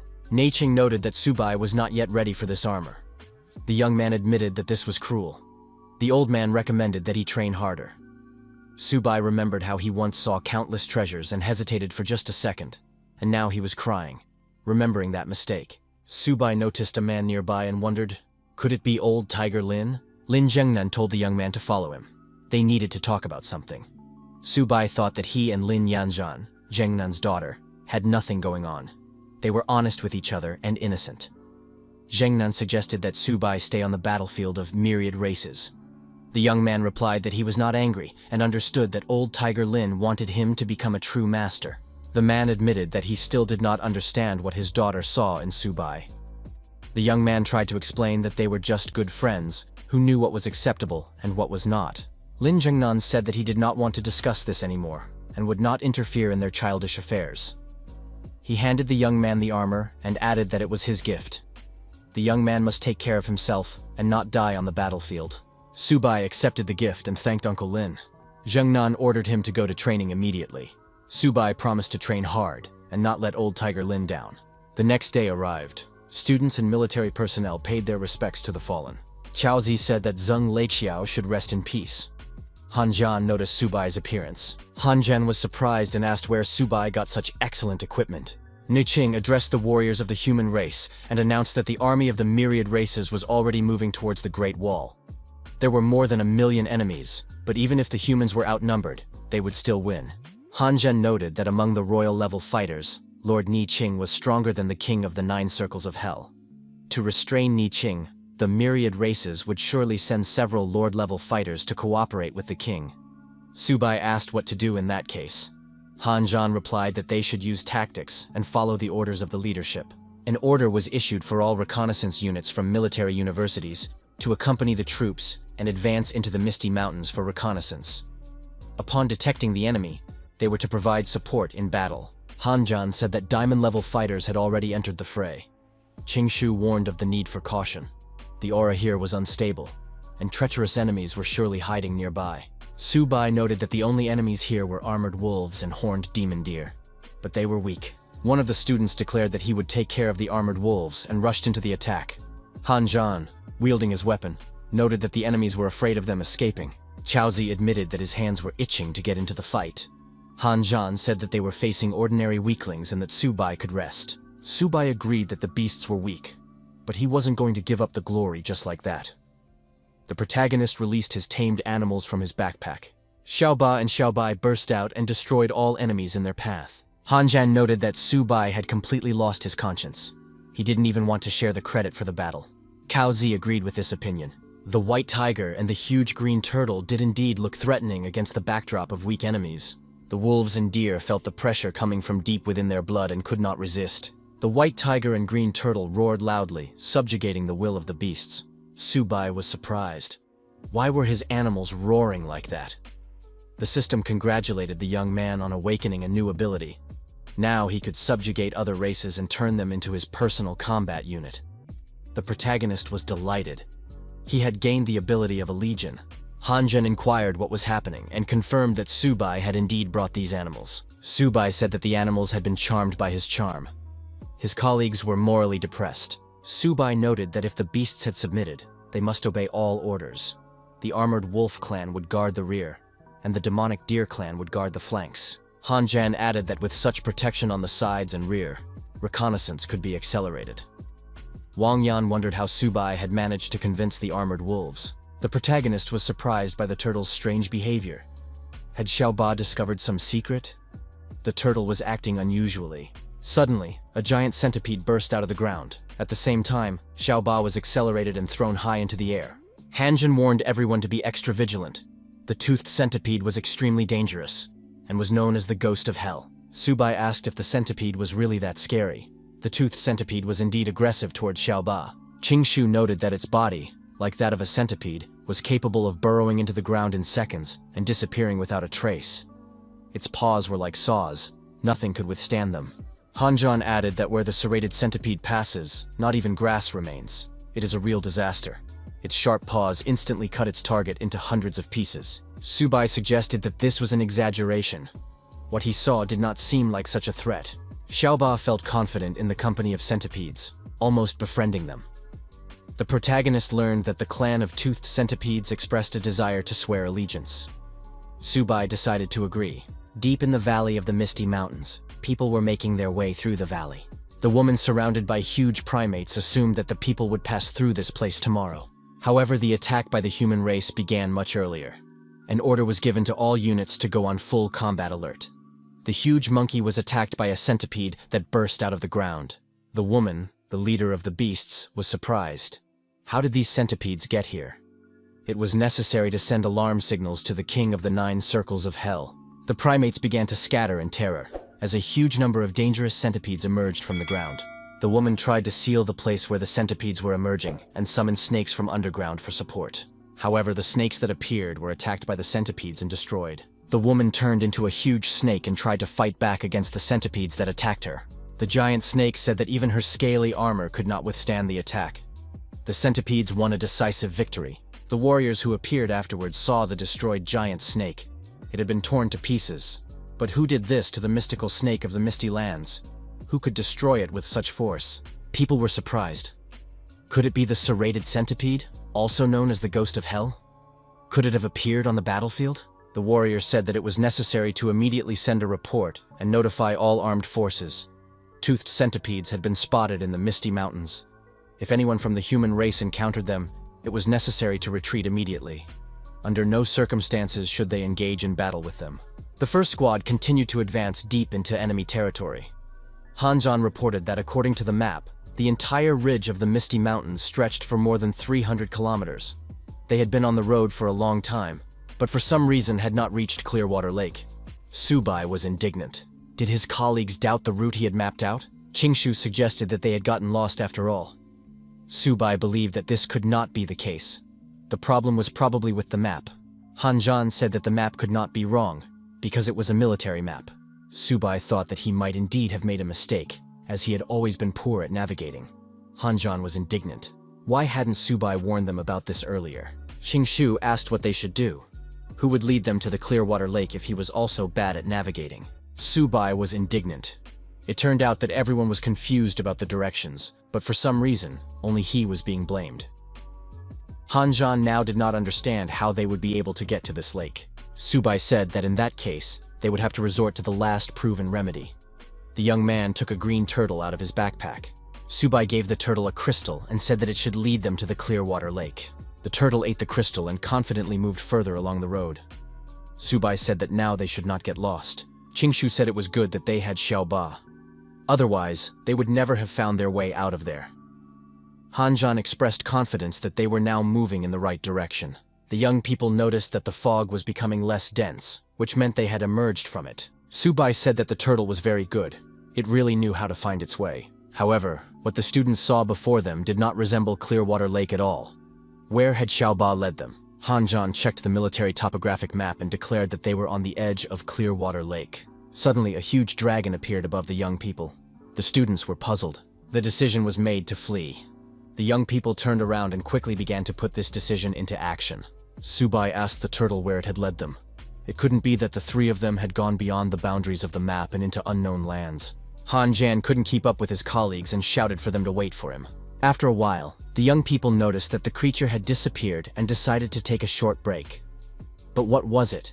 Where had it taken them? The map indicated that the edges of the lake were safe.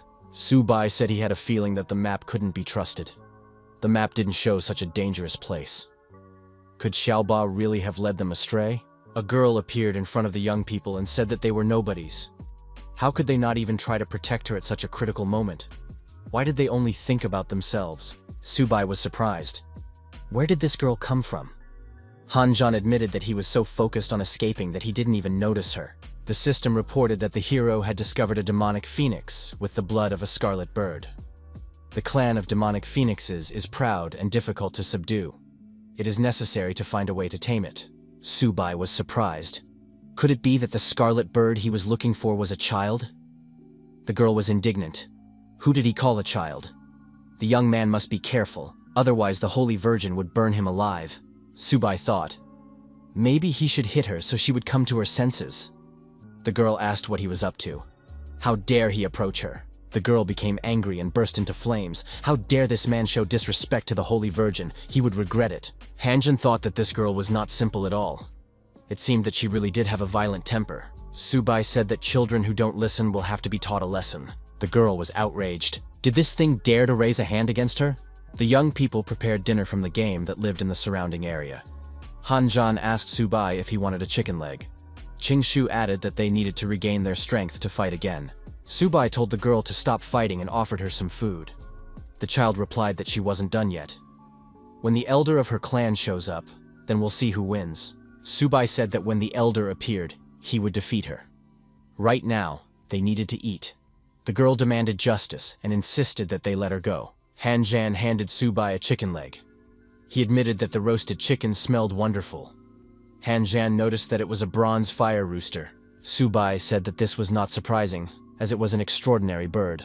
The girl said that she had already eaten a lot, and some bronze birds would not surprise her. The girl asked what spices had been added. Did food really taste better when roasted over a fire? Subai asked if the holy maiden wanted to try it. Subai salted the chicken leg and said that it would be even tastier with spices. The girl admitted that it smelled delicious. The Holy Virgin tasted the chicken leg and declared that it was the most delicious leg she had ever eaten in her life. The girl swore that from that day on, she would eat such food every day, because it was much tastier than the elder's spiritual ingredients. Subai said that everything could be very simple. If she wanted chicken legs with every meal, she had to obey and do everything he said. The girl agreed and promised to do everything as long as he gave her chicken legs. The Holy Virgin added that she did not deceive and always kept her word. As long as the chicken legs were well cooked, the protagonist thought that the scarlet bird could be tamed with just a chicken leg. The young man told the cat and the turtle to come out and greet the girl. Subai declared that from that moment on, Xiaohong was also part of their family. The girl said that she thought the turtle and the cat were very cute. The turtle was indignant. He was actually the older brother of this girl. The cat said that Xiaohong should show respect. The girl hugged the animals and said that they were very cute. Subai told Xiaohong to behave properly, because they were her older brothers. Hanjan asked Qingshu if he thought Subai was really raising this girl like a tame animal. He had a feeling that Subai's intentions were not entirely pure. Hanjan added that this guy had leveled up, and they hadn't even noticed. Subai was clearly hiding something from the public. Hanjan asked if Subai had really advanced to the high silver level. The protagonist replied that it was quite easy. Hanjan was surprised. Did Subai have some kind of secret technique? How was he able to level up so quickly? Subai thought he couldn't admit that he had a system. The young man said that he did indeed have a secret technique, but he couldn't talk about it. Subai noted that in their dragon kingdom, there was an ancient saying, "The way cannot be passed on just like that," especially when it came to secrets concerning the king level. Hanjan held out a golden-ranked beast core. Qingshu told Hanjan not to let himself be deceived. Subai took the core and said he believed Hanjan. He added that he had information coming from Lord Niaqing himself. In the path of combat, it is not enough to just level up. In fact, it is necessary to cultivate the heart of the Tao.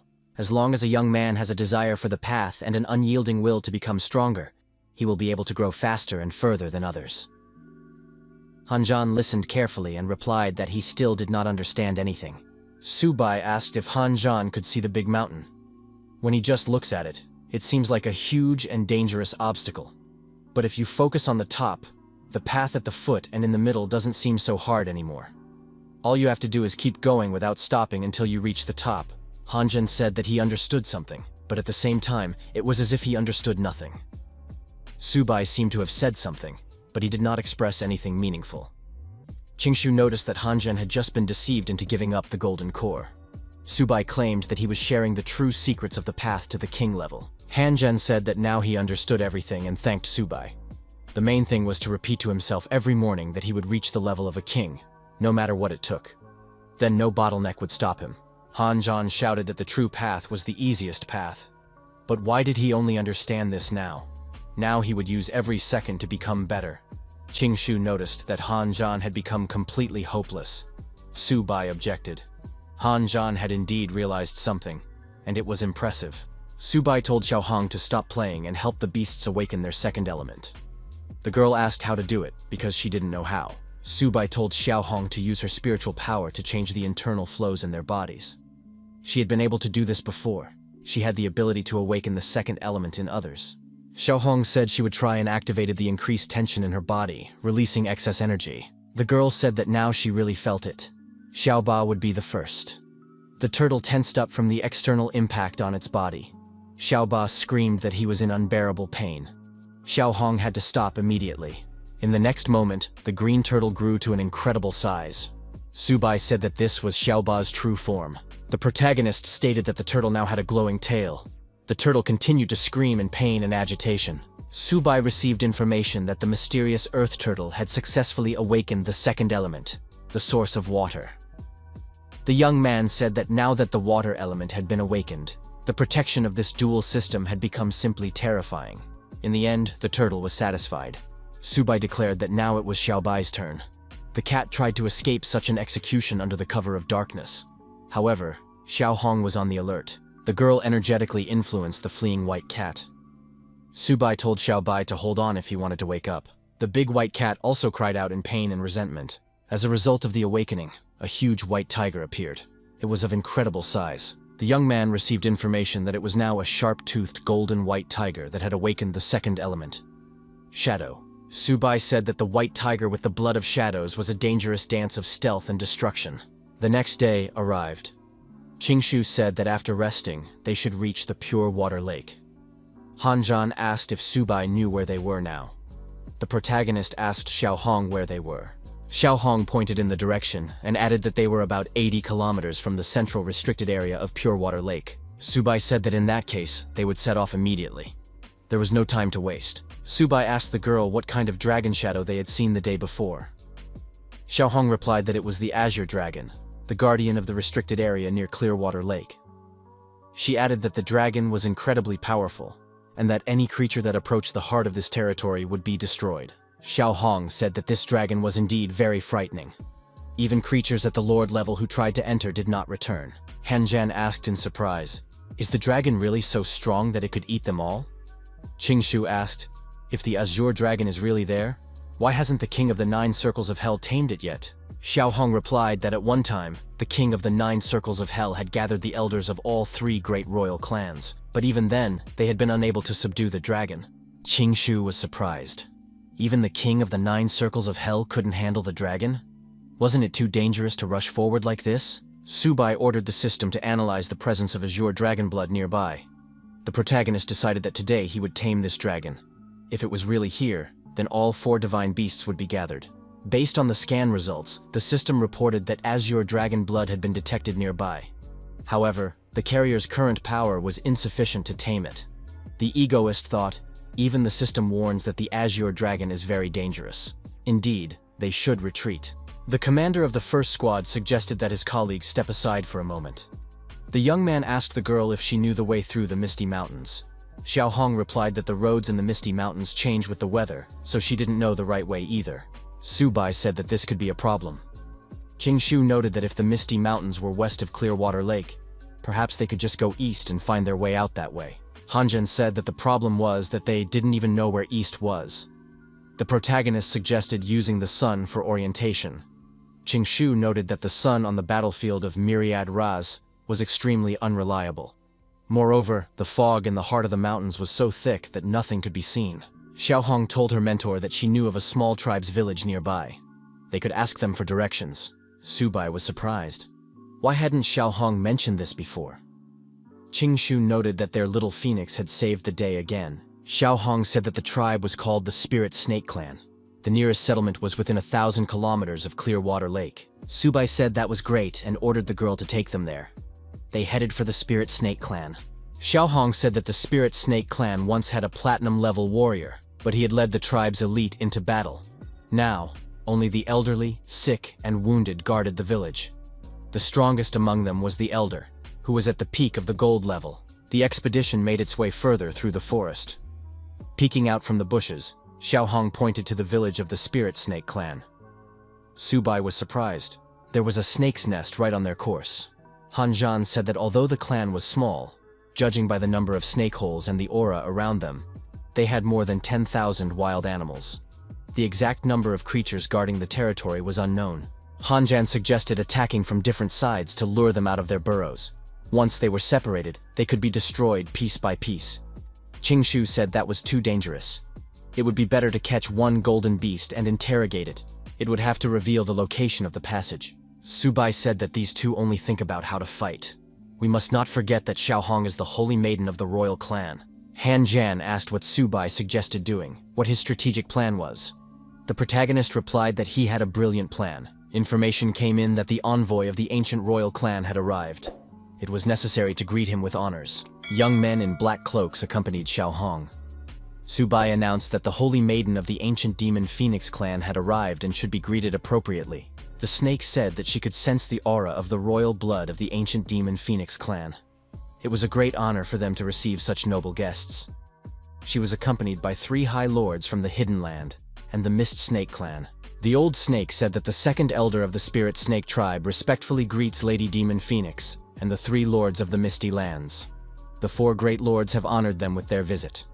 They apologize for such a modest reception.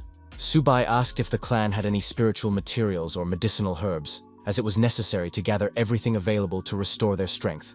Han Zhen quietly asked what Subai was doing, since they just wanted to ask for directions. Qing Shu was also surprised at what medicinal spiritual herbs they were talking about. Subai told the two to keep quiet. The second elder said that if the honored guests had come from afar, the spiritual snake tribe would definitely give them a proper welcome. After a while, the guests were offered small spiritual fruits as a sign of respect. Hanjin said that these were 4th-level spiritual berries filled with powerful spiritual energy. One such berry could completely restore the strength of a gold-level warrior in a matter of minutes. Subai said that it was already late, and that they would most likely stay here for the night. The protagonist pointed to the building where they would be staying and asked for a map of the area. Hanjan was surprised. What kind of overnight stay was he talking about, since the sun was still at its zenith? The second elder said that this building was the residence of the chief of the tribe. Without his permission, no one was allowed to enter. The second elder said that he would immediately order a new spacious house to be built for the guests, if they did not mind. Subai said that if their chief were here, he would not dare to refuse. Or did the second elder mean to say that the holy maiden of the ancient demon Phoenix clan was not worthy of the house of some chief of this miserable tribe? Xiaohong set her fingers on fire to intimidate the snakes. The snakes immediately recognized it as the burning aura of the ancient demon Phoenix clan. Subai told the second elder that they would only stay for 1 night. Permission was granted, and the young people went to the clan chief's residence. Subai reminded them that he was waiting for the map. Subai entered the building and assumed that treasures were indeed hidden here. However, they had to wait until the map was brought to them. Hanjan said he was thirsty and asked for water to drink. After a while, the second elder brought the map as requested. The second elder calmed down when he realized that nothing had been touched here. The lords of the Misty Lands and the Hidden Land were too noble to covet the modest belongings of the small spirit snake tribe. The second elder said he would take his leave if the guests needed nothing else. Subai asked that they not be disturbed. They wanted to rest. When the second elder of the snake clan slithered away, the protagonist told Qingshu and Hanjan to search the entire first floor and bring back anything of value. They had to look through everything, down to the smallest detail. Xiaohong and the students were delighted and set about carrying out their orders. They found Jade Nectar, a 5th-level elixir. Subai told Hanzan to keep quiet, otherwise they would be in trouble if they were caught doing this. Xiaohong discovered and showed her mentor a whole chest of 4th-level spiritual berries. After a while, all the treasures, and not only them, were brought to the central hall of the residence. Subai said that now they could begin, and everyone present began to devour the food supplies found there. After the meal, Hanjan said with difficulty that his bottleneck at the highest silver level was beginning to weaken. Qingshu noted that after he had eaten his fill, he had made progress. Subai said that after the meal, they could take a closer look at the map. After studying the map, Hanjan declared that they needed to find a way out of there. Subai said that they would soon set out and gather all the members of the Spirit Snake tribe. The protagonist said that Xiaohong would take care of the silver-level fighters. Qingshu and Hanjan would be responsible for the gold-level fighters. They would begin their operation as soon as it got dark. Hanjan said he felt a surge of power inside him. Qingshu said it wasn't power surging, but everything Zhan had eaten. After dark, the protagonist shouted for the second elder to immediately gather all the battle spirits of the Spirit Snake tribe. The second elder asked what the venerable lord of the Misty Lands from the Hidden Land was doing there. The protagonist thought that the 3 gold-level fighters had already surrounded him. Subai said he wanted to borrow these snake heads. The young man began to show aggression towards the snakes that had arrived. The second elder said that people don't do that. It's very low of them. He ordered the Spirit Snake tribe to follow his command. The people and the tamed beasts rushed to attack the snakes. Xiao Hong also behaved aggressively and shouted that she was ready to make snacks out of snake meat. Subai thought that Xiao Hong's demon phoenix fire was simply terrifying. Subai told his colleagues to watch him and learn how to fight snakes properly. The deactivated snake asked who these people were. Subai said that they had come here to take their lives. Han Zhan said that he didn't feel any pleasure at all. The opponents turned out to be weak. Subai said that they shouldn't relax because they were deep in the territory of the myriad races. The turtle and the cat felt that they could break through to the golden level. A little more, and they would reach their goal. Qingshu asked the squad leader if it was time to return to the main group. The protagonist replied that he had another idea. The young man noted that if they were in the heart of the myriad Oras lands, why not strike them right now? Qingshu pointed out that they were in a risk zone. Subai said that fortune favors the bold. The more dangerous the place, the more generous the reward. The squad commander added that everything would be fine, they just needed to follow him. The young man suggested spending the night there. At dawn, they would set out for Windy Mountain. Qingshu was surprised.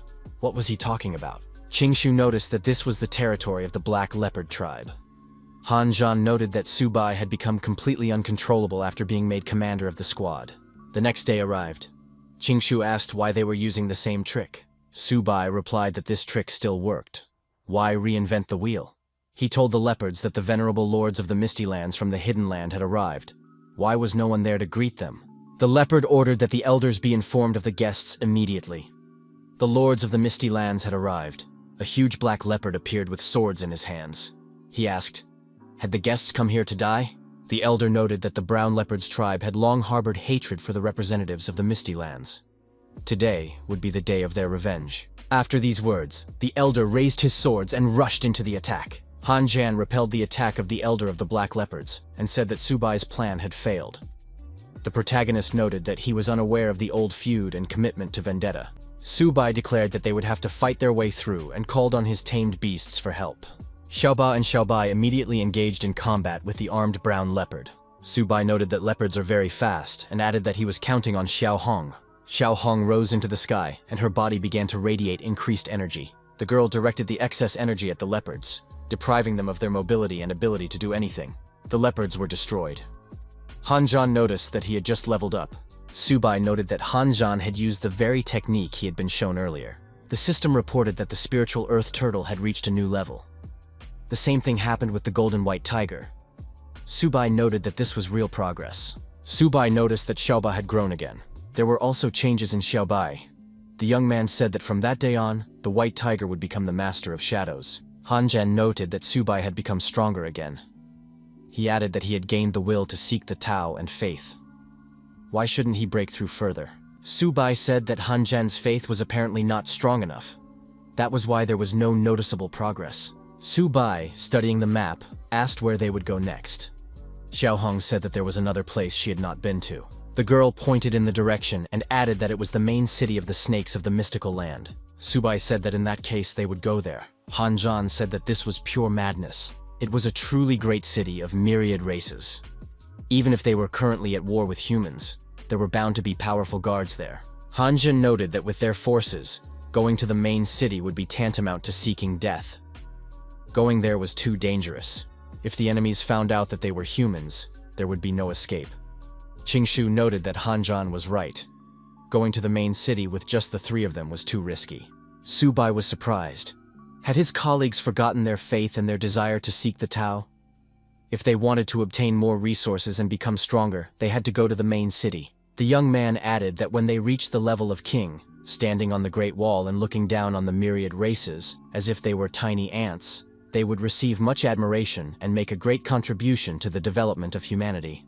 Subai added that they were doing this for the greater good of the human race. Even if they did not return, they would still accomplish something truly grand. Han Zhen said that he would act for the greater good of humanity. He was born great and, if necessary, would die gloriously. Subai said that Han Zhan was the true spirit of a proud hero of humanity. Qingshu was surprised. Could this guy really be so easily infected by this idea? Subai demanded that Xiao Hong take them there, in the name of the greater good of humanity. The target was chosen, and the first squad set out to fulfill their mission, what was predestined for them from above. 3 days passed. Subai asked how far they were. Xiao Hong said they were almost there. Subai looked into the distance. The girl said that ahead lay the main city of the snakes of the mystical land. The protagonist said that it was not a city, but a real mountainous massif. Han Zhan admitted that he was beginning to regret his decision. Subai declared that there was nothing to fear. After all, they were the great heroes of humanity. Xiao Hong said that the main city of the snakes of the mystical land was the most majestic of all. Several years ago, she had already been here with the Great Elder. The girl noticed that each wall of the city had 13 gates. Usually the ruling houses entered through the central main gate, and members of the mystical land snake clan entered through the side gates on either side. There were also side gates for those of noble blood, but even they had to undergo an aura check and pay an entrance fee. Subai was surprised. Did they really have to pay a fee? Xiao Hong said that it was purple crystals. On average, one purple crystal was the price of a standard third-rank spiritual herb. Purple crystals are not only a currency, they also store a huge amount of energy that is useful for cultivation. Cultivators of the platinum level and above use even rarer spiritual stones, filled not only with energy, but with the forces of heaven and earth. Subai reminded her that Xiao Hong was a venerable holy maiden. Did she really only have one measly crystal?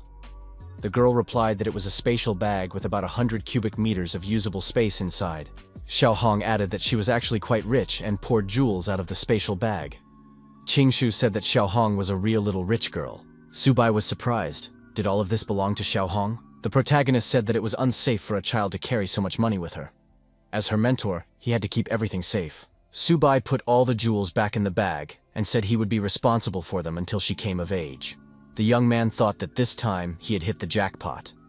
Han Zhan suggested they stop talking and enter the city. Subai said that he would once again imbue his friends with the aura of the mystical earth snakes. This aura lasts for 7 days, so if they enter through the side gate, they can save on the toll. Subai added that this method never fails. It would be possible to see the reaction of these beasts. All the beasts present bowed their heads to the young people. The guards welcomed the 4 venerable elders back to the main city. Subai noted that they had received a warm welcome and were already in the main city. The protagonist looked around and said that there were ferocious beasts everywhere. But what is going on here, he thought. No one expected there to be so many wild beasts in the main city.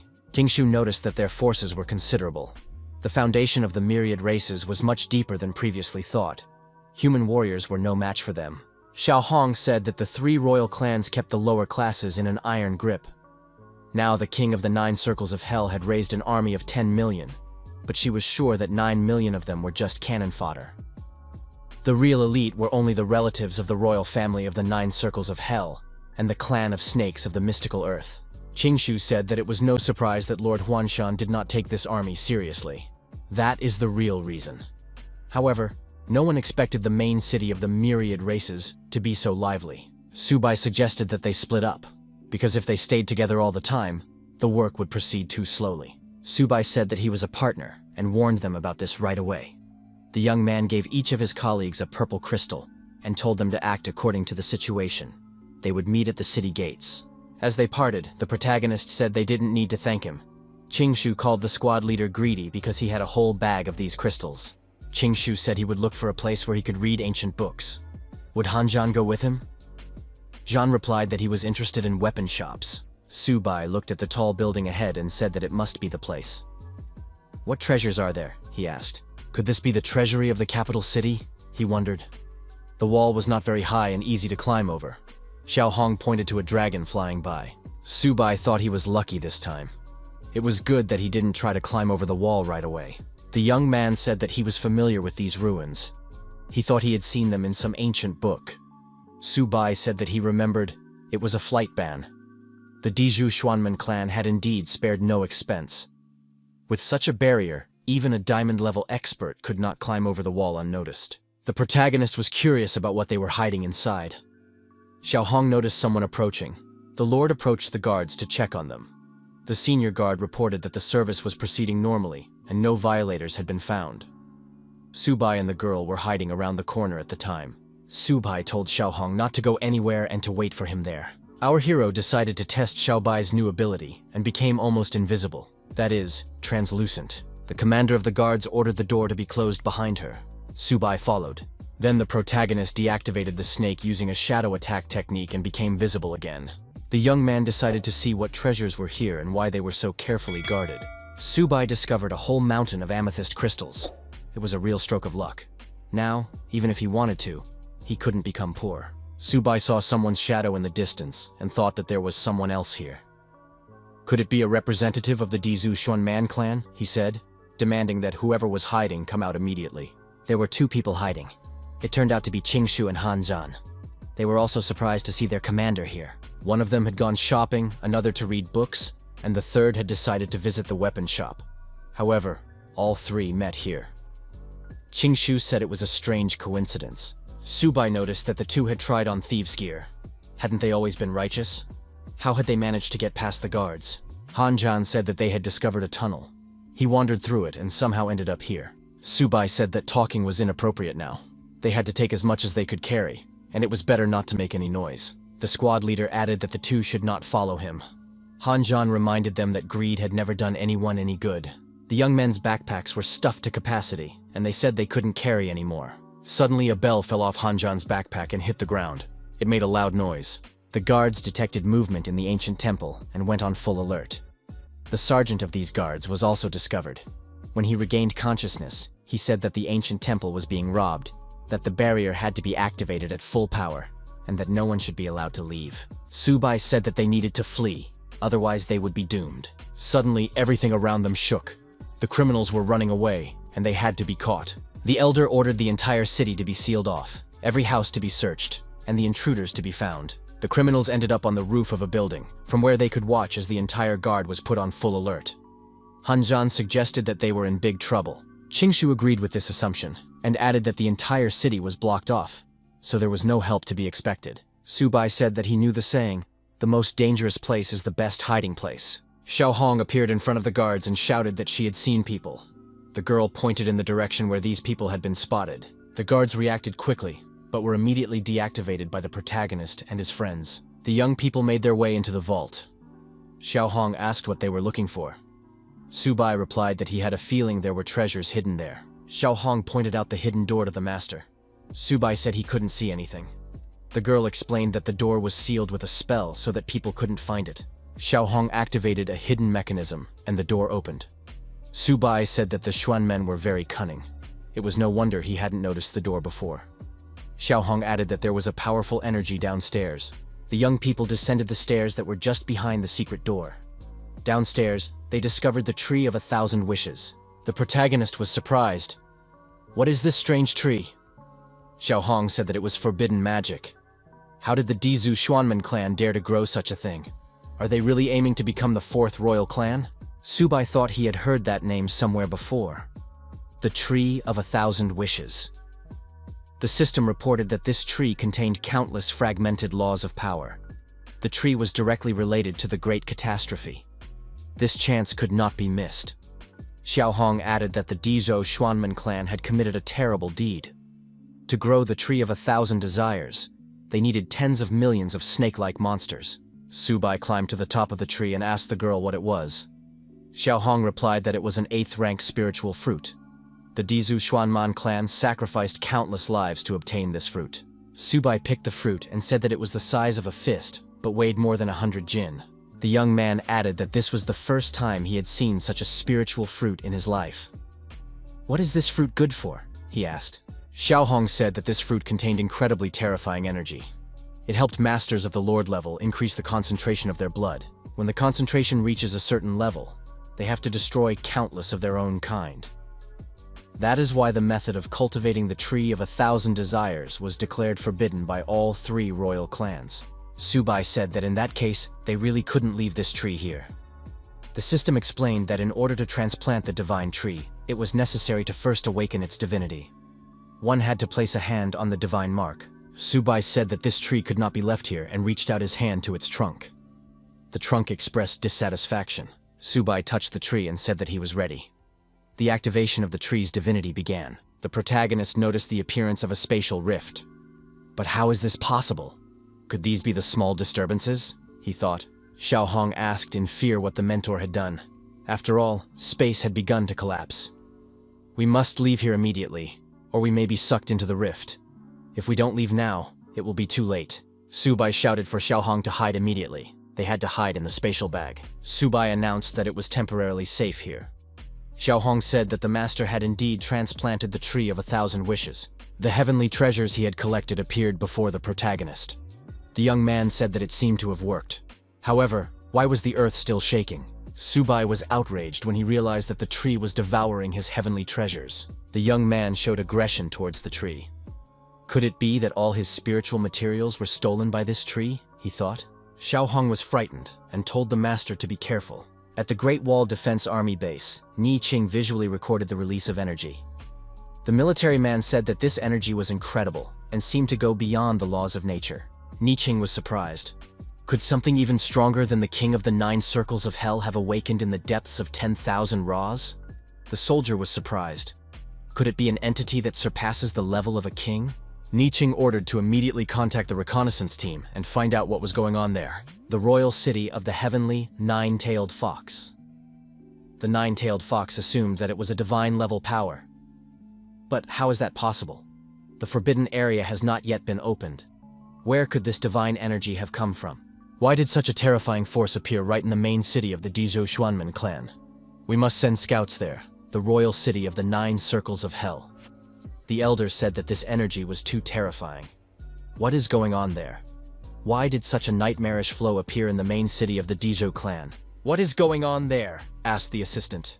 I don't understand, and I'm going there immediately to obtain the necessary information. The Forbidden Lake of Bishu. A huge dragon lies dormant at the bottom of the lake. The Forbidden Tomb of Swords. The swords are on high alert. The Forbidden River of Falling Sky.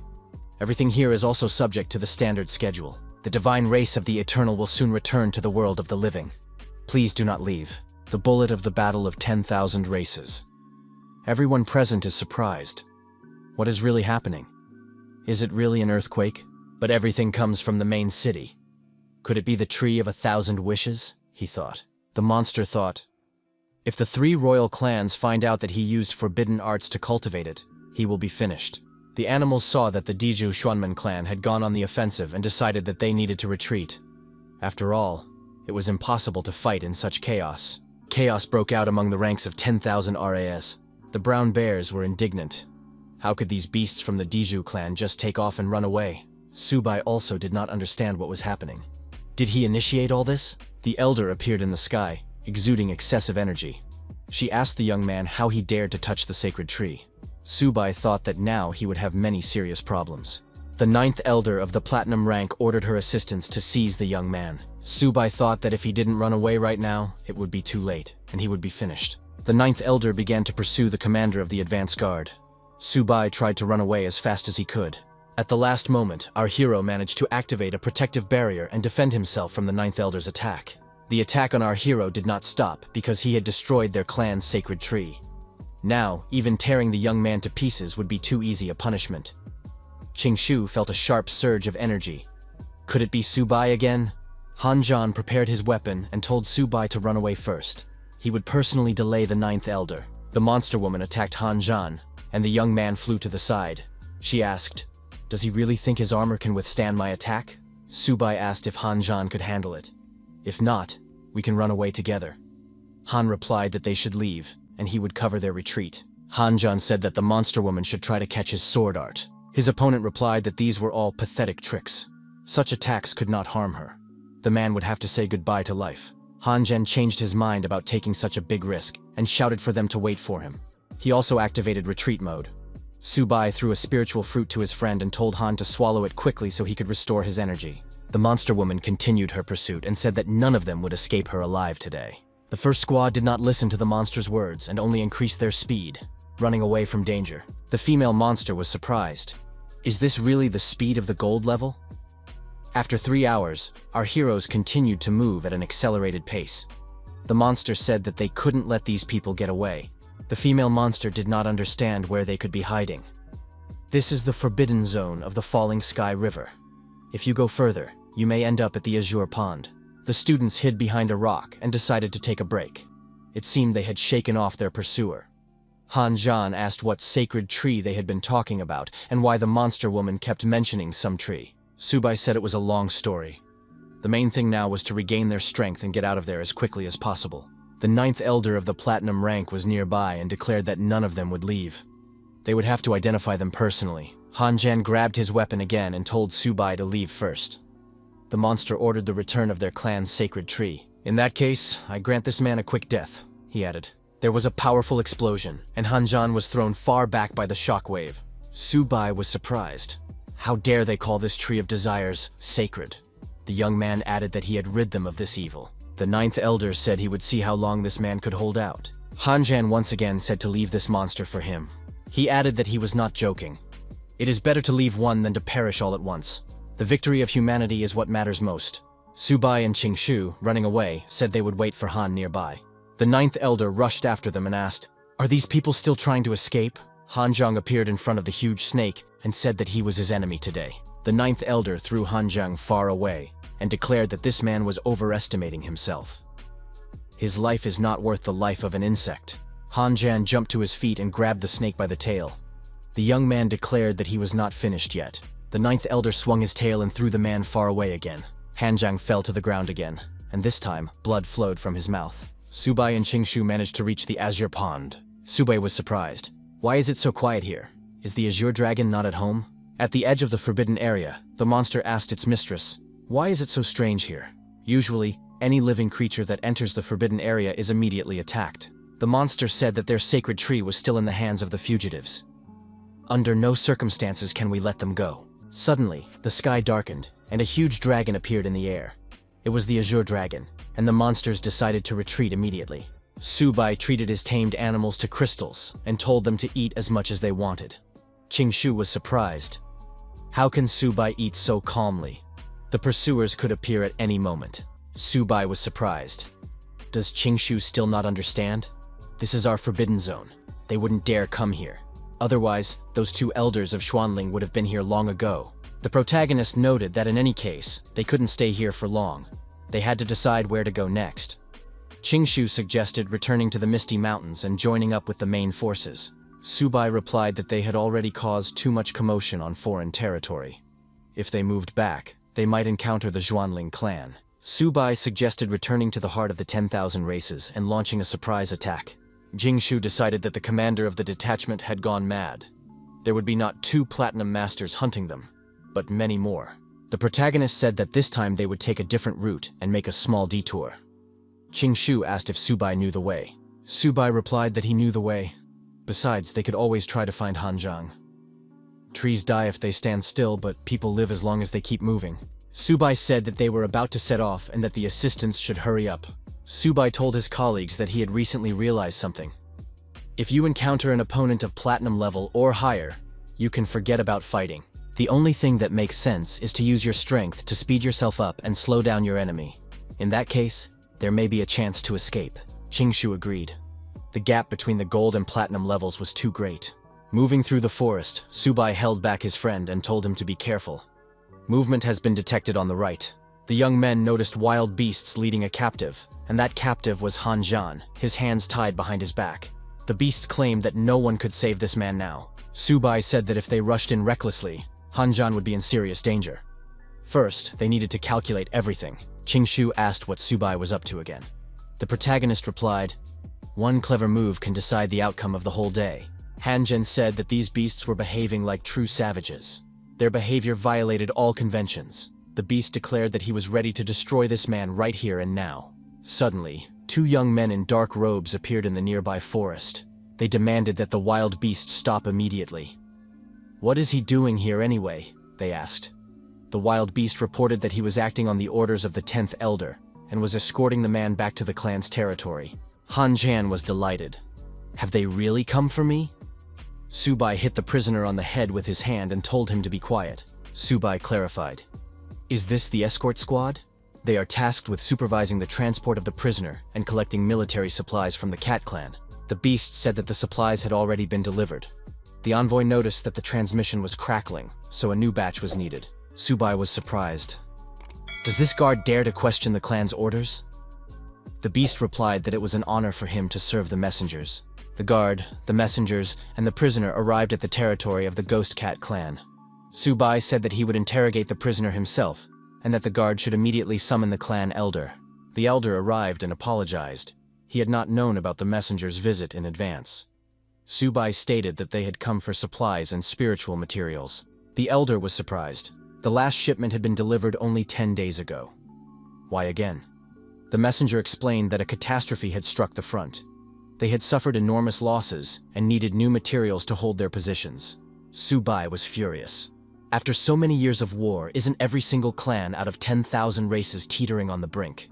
When the king of the 9 circles of hell gave the order, the Diju Xuanmen clan threw all its skilled fighters into battle. Subai continued, "Now the Cat clan is unable to spare even a handful of supplies." The elder said that these words opened his eyes. "If so, our clan will give all our supplies, 10,000 units of low-level spiritual materials." The messenger said he would report this to the king of the 9 circles of hell, and the clan would be recognized for its merits and awarded an honorary title. The elder told the messengers to follow him. In addition to the low-level materials, their clan had prepared spiritual stones for the respected messengers. Subai expressed his immense gratitude to the elder and promised to report this to the king. The envoy ordered the elder to prepare provisions. The interrogation of the prisoner would begin right there. Han Zhang demanded to be untied, adding that there were only a few cat demons here that could be easily deactivated. Subai replied that if they did so, where would Han Zhang get the spiritual fruits to heal his wounds? He asked his colleagues if they felt anything strange in this cave. Subai added that he felt as if someone was sucking his energy. Han Zhang agreed. His strength was also fading. The protagonist pointed to a recess in the cave and said that the influence was coming from there. Now it became clear why the Grand Elder had left so calmly. Something was clearly hidden in the depths. The young people decided to go on a reconnaissance mission. In the next room, they discovered statues of ghostly cats. But why were they all kneeling? Inside the barrier, they found the skeleton of the elder of the Cat clan. Above the skeleton stood a human statue with a sword in its hands. What could this mean? Subai suggested that this might be a sacred place for the Cat clan. He looked back and shouted that there was danger behind them. At the last moment, our hero activated the protective barrier. No one was hurt. The ghost cat ran deep into the cave. The young people were surprised. Had the statue come to life? All the statues came to life and surrounded the people. The students huddled together, forming a circle of defense. Qingshu declared that he would delay these animals, and the rest should retreat immediately. He activated his unique abilities and used his energy to attack the ghost cats. Han Zhan noticed that the cats had slowed down, so now they could try to deal with them. Subai warned that even at the highest level of the gold rank, these ghost cats could not be defeated. The cave was too cramped, and it was impossible to move. The statue of a man above the skeleton of a ghost cat reached for the sword. The sword was thrown and fell near Han Zhan's feet. Subai said that it was an excellent weapon and perfectly suited to Han Zhang. Han grabbed the sword and declared that he would test its greatness. He swung the sword and prepared to repel the attack of the approaching ghost cat. The cat was struck dead on the spot. Subai noted that the sword possessed incredible power. A real find. Han Zhang said that this alone made it worth coming here. The young man with the sword suggested breaking through and getting out of the cave. Our hero noticed something and ran alone in the opposite direction. The elder of the ghost cats exclaimed that they were unscrupulous thieves. They pretended to be members of the Dizhou clan to deceive him and desecrated the clan's sacred lands. For this, they must pay with their lives. The elder gave the order, "Destroy these 3 people and do not let them leave." The ghost cats rushed at the heroes. The elder shouted that he would tear their bones apart and flood the mountain ridge with their blood. Han Zhan said that there were too many of them, and it would be impossible to break through. Qingshu asked what to do. Subai replied that it was his business. Subai called on Xiaobai, and Xiaohong for help. He ordered them to work as a team of 3. The elder of the ghost cats declared that the first thing to do was to deal with the summoner. Subai told his assistants not to hold back and to destroy all the ghost cats. Qingshu was attacked but said he was alive. Subai suggested eating a spiritual fruit to restore strength and acid-alkaline balance. Subai reiterated that everything was up to him. They had managed to escape from the capital of the Dizhou clan, and were certainly not going to get stuck in a tiny village of ghost cats. All the assistants divided up the roles and prepared for a synchronized attack. Subai said he would start with the biggest enemy. He added that he was only facing a gold rank. How dare he be so insolent? The elder's time is up. The elder did not expect this. He declared that his opponent had activated the sacred weapon of the beast. This could not be. Subai told his friends that they needed to leave immediately. Xiaoba and Xiaohong would cover their rear. Han Zhan picked up the wounded Qingshu and carried him out of the danger zone. Subai said that first they had destroyed the capital of the Dizhou clan, and now they had crushed the cat tribe. This campaign would be considered legendary, and their blood would illuminate the future of the human race. Qingshu told them to stop their pompous speeches and continue to act. Far away from the cat demon tribe, the monster was surprised. What is that light in the sky? It's coming from the village of ghost cats. Everything must be carefully checked. The leader of the 9 Circles of Hell clan analyzed the information and realized that it was the sacred weapon of the beast. Could this be the work of the human race? The clan elder ordered 2 diamond-ranked warriors to be sent immediately to the Cat Demon Mountains to destroy Subai. The adjutant reported to Lord Neichin that 2 diamond-level experts had been spotted ahead, rapidly moving towards the Ghost Cat clan. Neichin realized that they were talking about the students, Subai, and his colleagues.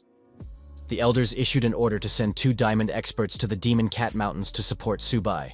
Neichin said that the Golden Fire Cavalry must also be sent there immediately. Subai must be saved. They could be surrounded by millions of enemy troops. Our heroes, continuing to flee, finally managed to break away from the pursuit of the demon cats. Subai said that they couldn't stop yet. It wasn't safe here either. Suddenly, the monster woman appeared in the sky again and said that she had finally found them. The monster woman was aggressive and declared that they had nowhere to go now. Today, she would skin them, tear out their veins, grind their bones, and scatter their ashes. The monster woman summoned the giant snake again. The snake attacked the humans and said that this opponent was only gold-ranked, yet he had survived her attack. So he knew how to do more than just run away. Qingshu and Han Zhan were not so lucky. They couldn't stay on their feet and were thrown far back. The monster woman told Lao Shi to release a poisonous mist, blocking the retreat. If these 3 escaped and others found out, they could be ridiculed. She didn't want to lose face. Subai said that he would no longer run away and was ready to fight back decisively. Subai activated his sword and declared that he was not afraid of such enemies. At the same time, wings appeared behind our hero. The female monster noted that this guy was able to activate the sacred beast artifact again in such a short time. However, it was useless. However, the protagonist managed to neutralize the monster's attack. The woman became angry. How was he able to repel her blow? The confrontation continued. Qingshu, watching the fight, said that their friend's gold level was putting pressure on the 2 platinum levels. Han Zhan said that if he had been told about this earlier, he would never have believed it. The woman said that this young man was worthy of being called a sacred beast artifact, the greatest innate technique. But he must not be allowed to become stronger. Lao Shi began to blow poisonous green mist again. Subai wondered what the 2 were up to this time. The monster woman was forced to admit that her opponent was strong, but he was only at the middle gold level. His body had not even been tempered to its limit. The monster woman became even more terrifying and said that today this young man was doomed to die. Subai noticed that she had become very ugly. No one would want her. The female monster said she wanted to see how long this boy's arrogance would last. The young man was attacked, but he managed to activate his protective barrier in time and was not hurt by the blow. The next moment, a scarlet phoenix bird pounced on the monster. It screamed loudly and flapped its wings intensely. The female monster shouted that even the flames of the demonic phoenix were no match for them. Subai declared that the 2 platinum rivals were quite annoying. The protagonist continued to swing his sword. The young man did not believe that they were impossible to destroy. The female monster declared that today they would fight to the bitter end. Humans could not harm them. However, looking back, the monster saw that the diamond expert was approaching them. This was not good. The female monster thought that if she had a little more time, she would wear the young man down to death. The protagonist spat blood, but continued to stand bravely on his feet. The female monster declared that this man had destroyed their clan's sacred tree. Even if she fell today, she would drag the man down with her. The monster woman screamed that this boy would now die along with their sacred tree. Qingshu was surprised. Had this monster swallowed Subai? This would not end well, because she wanted to blow herself up along with him. An explosion did occur, but not the one that was expected.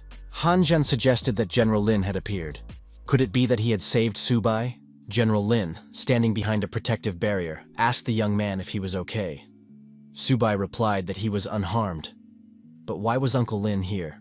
General Lin thought that in order to get the 2 platinum-ranked elders of the Black Python clan to blow themselves up, there must be someone else here. General Lin said that these young people had done a great job forcing their 2 opponents to blow themselves up.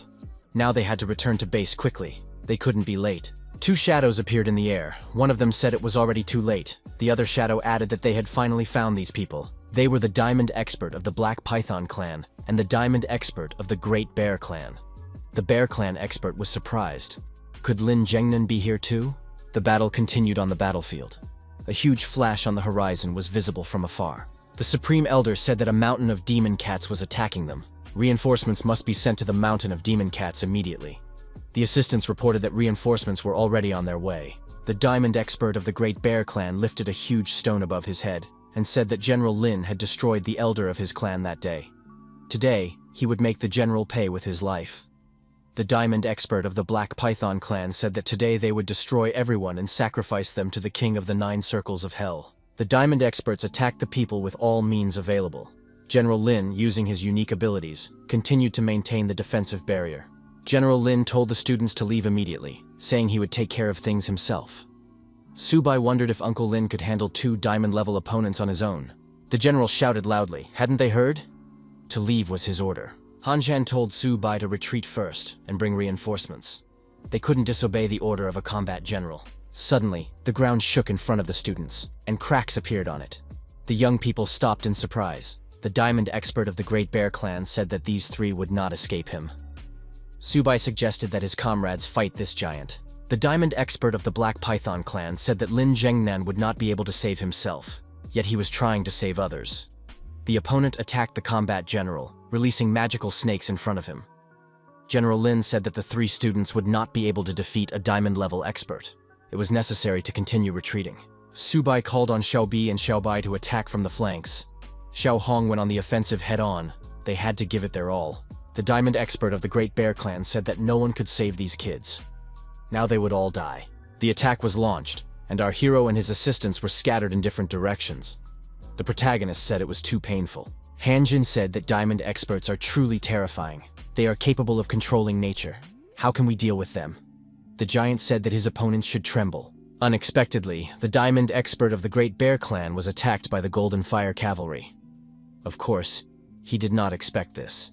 The Fire Cavalry warriors said that they had come here on the orders of Lord Ni Qing to provide whatever support they could. It was necessary to protect Subai and fight against the myriad races. Qingshu said how good it was that the Golden Fire Cavalry had arrived. Han Zhan agreed. Now they were saved. Subai declared that if reinforcements had arrived, it was time to counterattack. The diamond expert of the Great Bear clan was surprised. Had the humans really sent the Fire Cavalry? The protagonist told his tamed animals that it was time to give a worthy rebuff. The attack on the diamond expert was organized according to all the rules of warfare. Xiao Hong towered over the turtle, activating her unique fire abilities. The diamond expert of the Great Bear clan activated a protective dome, trying to avoid a massive attack. He declared that the Great Bear clan was invincible. The diamond expert of the Black Python clan agreed that General Lin truly possessed impressive power. It was no wonder he was called the future royal level. Lin Zhengnan said that today, all enemies would be destroyed, and no one would leave here alive. The confrontation continued. The diamond expert of the Black Python clan told the old bear that their opponents had the advantage in numbers. What should they do now? The diamond expert of the Great Bear clan turned into a huge animal and roared loudly that he would tear all his opponents to pieces. The diamond expert of the Black Python clan said that the advantage was on their side and that it was necessary to retreat. The huge bear declared that he would cover their rear. The Black Python could retreat. Subai was surprised. Had these 2 decided to just run away? But just a moment ago, they had been walking with their heads held high. The protagonist told Xiaobai to teach them a lesson. The turtle growled menacingly and released a powerful energy charge aimed at its opponents. The Black Python's diamond expert was surprised. How was this possible? Did this monster really have such abilities? The turtle continued to attack the giant bear, and as a result of this attack, the bear lost its head. The giant white tiger. Xiaobai knocked the Black Python clan expert to the ground and pinned him down with his claws. The opponent said, "Is this how a shadow attacks?" The battle was also in full swing on the battlefield. The military effectively attacked the beasts, saying that they would destroy every one of the myriad races. The leader of the 9 Circles of Hell clan appeared from the crevice. He assessed the situation with a sharp glance. Ni Qing appeared from the crack opposite. The commander said that if Zhu Yu made even one move, he should not blame him for being merciless. It would be better to admit defeat. Zhou Yu replied that if it weren't for the fact that the 2 clans, the Demonic Phoenix and the Heavenly Fox, had retreated before the battle, the human race would have been wiped off the face of the earth today. Even if Nie Qing's power was superior, he should not think that he would have an advantage against the combined might of the 3 royal clans. Nei Qing replied that their race had been gathering strength for 100 years for this counterattack. Zhu Yu calls himself a king, but dares to challenge the heavens. Such insolent behavior will only lead to destruction. The leader of the 9 Circles of Hell clan said that Nei Qing has less than 20 years to live. What right does he have to talk about the heavenly Tao? Nei Qing is almost useless. Zhu Yu issued an order. The troops must immediately retreat to the Lotian River, located near the Demon Cat Mountains. The protagonist, who was near the Demon Cat Mountains, said that they needed to urgently join up with the main army.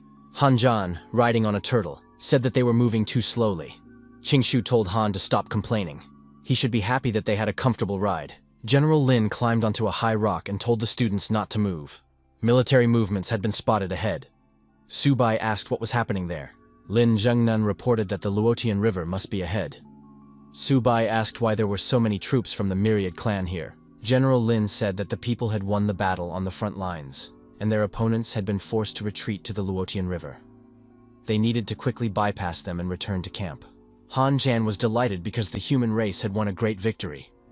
The Myriad race's clans would not last long.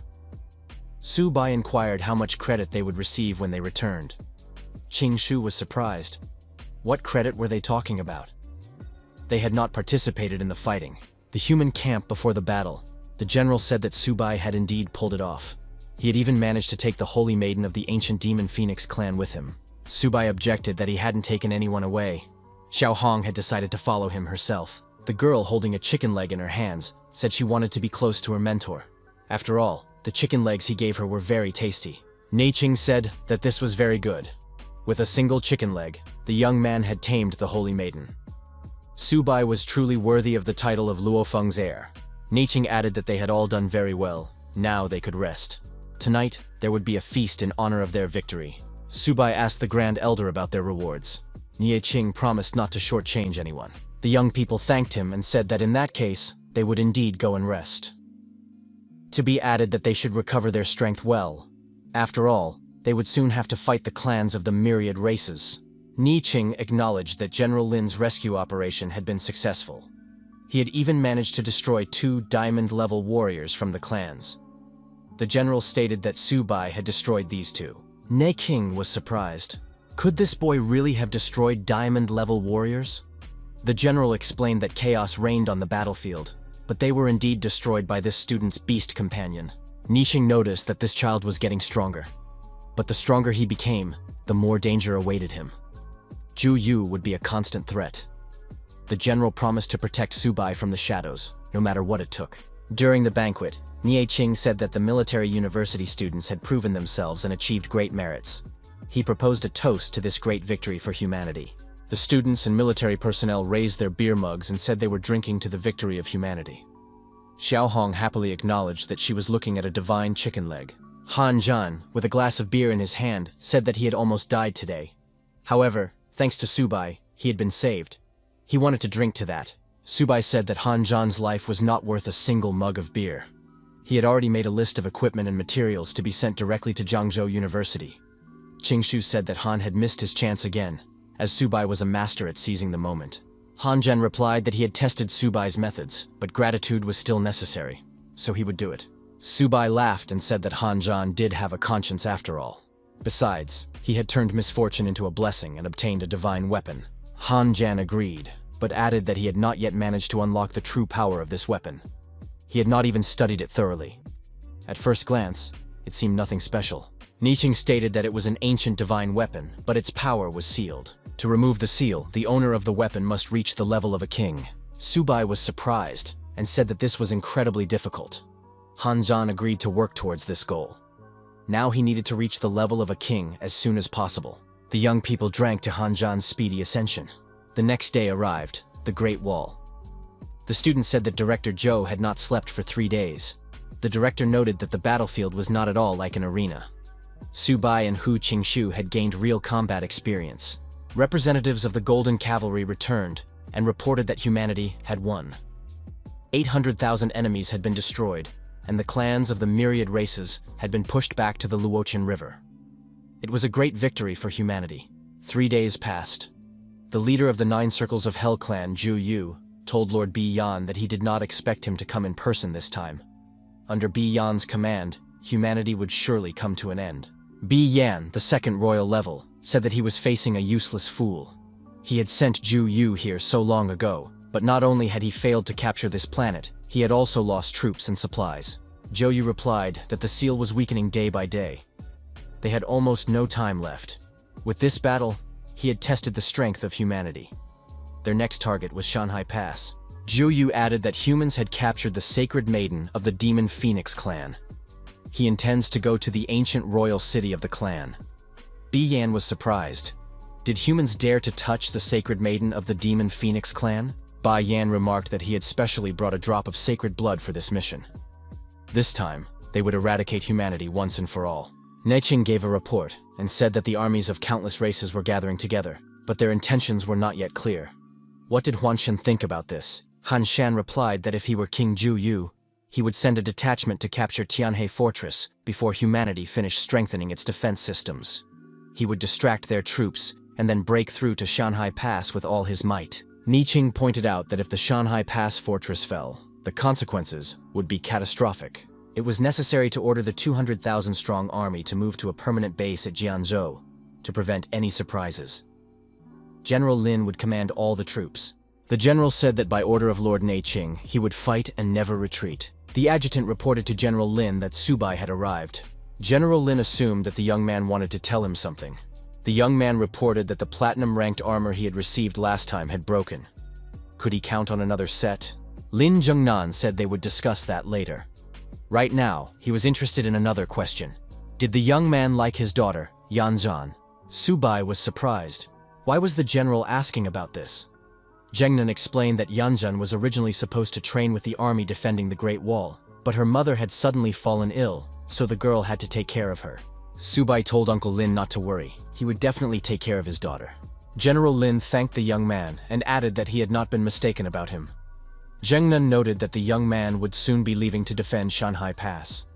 Perhaps a grand battle was approaching. Mr. Niqing had prepared special tasks for the young man. It was necessary to go to him. The secretary informed Mr. Niqing that the student Subai had arrived. Niqing said that General Lin had sacrificed a lot for humanity. The young man should stop emptying his pockets. The young man's armor had been destroyed, so he could take this card and exchange it at the logistics department for a lord-level set. Subai did indeed receive the card from Elder Niqing. Subai was delighted and thanked the respected Lord Niqing, for which he was nicknamed the Shameless One. Subai said he was ready to carry out any errands. Niqing expressed his desire for the young man to accompany him on his journey to Bushuitan. Subai was frightened. It was very dangerous there. Qinglong was terrifying there. Niqing was surprised. Was the young man really afraid? Subai replied that the elder had simply imagined it. Niqing suggested that the young man follow him into the teleportation rift, which would close in a minute. There was no choice, and Subai followed the elder. The young man added that he was ready to fight to the end. Niqing and Subai emerged from the teleportation rift on the other side. Subai was surprised. Why had it suddenly become so quiet? The elder turned to face the lake and said that he, Niqing, had brought Luofeng's descendant to this meeting. Qinglong must appear. Suddenly the sky darkened, lightning flashed, and thunder roared. Subai asked if perhaps no one was here now. The next moment, the young man agreed that Qinglong was indeed at home and very angry. A huge water dragon rose above the surface of the lake. The elder repeated his words. Subai was frightened because the dragon was rushing straight at them. What should they do? Niqing said they would have to dodge. The elder ordered the young man to immediately activate the resonance of the source and not show fear. Subai concentrated, gathered his thoughts, and said that he would try to do it now. The protagonist succeeded. Qinglong stopped nearby and looked at these people with surprise. Was this really the resonance of the source? But where was Luofen? Niqing told Qinglong that Luofen had already fallen. This was his heir and successor, Subai. The young man greeted them. Qinglong said that he had already sensed this young man's aura earlier. Subai assumed that he was looking at Luofeng's former beast companion and asked if he could help with anything. Qinglong said that the young man was not strong enough. He was not yet worthy. Subai admitted that he was still very weak and was no match for the respected Luofen. Qinglong said, 3 drops of blood essence, and at the decisive moment, he will lend the young man his power once. Niqing asked if Qinglong could withstand it. The dragon said that blood essence is different from the rest. If the essence of his blood protects the soul, then he will most likely endure. Qinglong added that perhaps one day the young man would be able to open Bushuitan and the ancient tomb below. In that case, Subai would fulfill his master's last wish. Neiqing asked Subai to give him some blood. The young man complied. Qinglong received 3 drops of blood and asked in surprise what was wrong with this blood essence. The dragon did not expect that 3 drops of his blood essence would actually restore his consciousness. Who was this Subai really? The young man repeated his name again and added that he was currently studying at a military university. Qinglong said that it didn't matter anymore. If he had accepted the young man's 3 drops of blood, then he would repay him. The protagonist received information that a powerful beast had been spotted nearby. Did he want to try to tame it? Subai couldn't believe it. Could he really tame an azure dragon? However, this beast was too strong, so taming it was impossible. Subai was surprised. Why notify him about this taming if it was impossible? Neiqing told the protagonist that it was time for them to return. Subai agreed, because he still needed to go to the logistics department and get his armor. The Great Wall Garrison Fortress. Those present were surprised. Even in the ranking of generals, Subai would be in the top 10 for combat merit. This is phenomenal. Despite the fact that the generals defeated many high-level beasts, Subai had accumulated so many merits. That's what it means to turn quantity into quality. His strength was only at the gold level, but he broke through and achieved the level of a lord. Han Zhan wondered if he would be able to spend it all. Qingshu remarked that this guy would manage. Logistics department. The protagonist said he would like to exchange a set of lord-level armor. The manager in the logistics department was surprised. The young man was only gold level. How could he want to wear lord-level armor? Even among the lowest of the 12 lords of Longguo, there were those who still wore diamond-level armor. Subai handed over the card and asked if it would be enough. The girl saw that it was a genuine token from Lord Neiqing. Could it be that the elder had really allowed him to obtain lord-level armor, even though he himself wore gold-level armor? The manager said that even with Lord Neiqing's token, a set of lord-level armor still cost 1 billion merits. Subai agreed. If it wasn't enough, he could deduct it from Han Zhan and Hu Qingshu. He had their IOUs and fingerprints. The manager checked and said that everything was in order. The 1 billion merit points were accepted. The lord-level armor set would be delivered later, when it was ready. Everyone noticed that the university's rating had changed. What could Subai have bought if he spent so many merits? But why did Qingshu and Han Zhan's merits suddenly drop to 0? They had never encountered this before. In the logistics department, the manager showed the young people their receipts and added that she had checked everything. The young people received their receipts, complete with fingerprints, as proof that everything had been done without any violations. That was why Subai had used all his combat merits for personal gain. Qingshu said he knew it all along.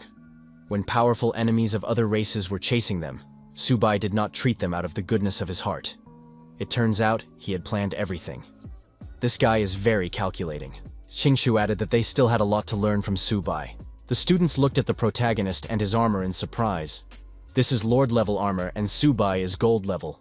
He walks around in lord-level armor. That's too much.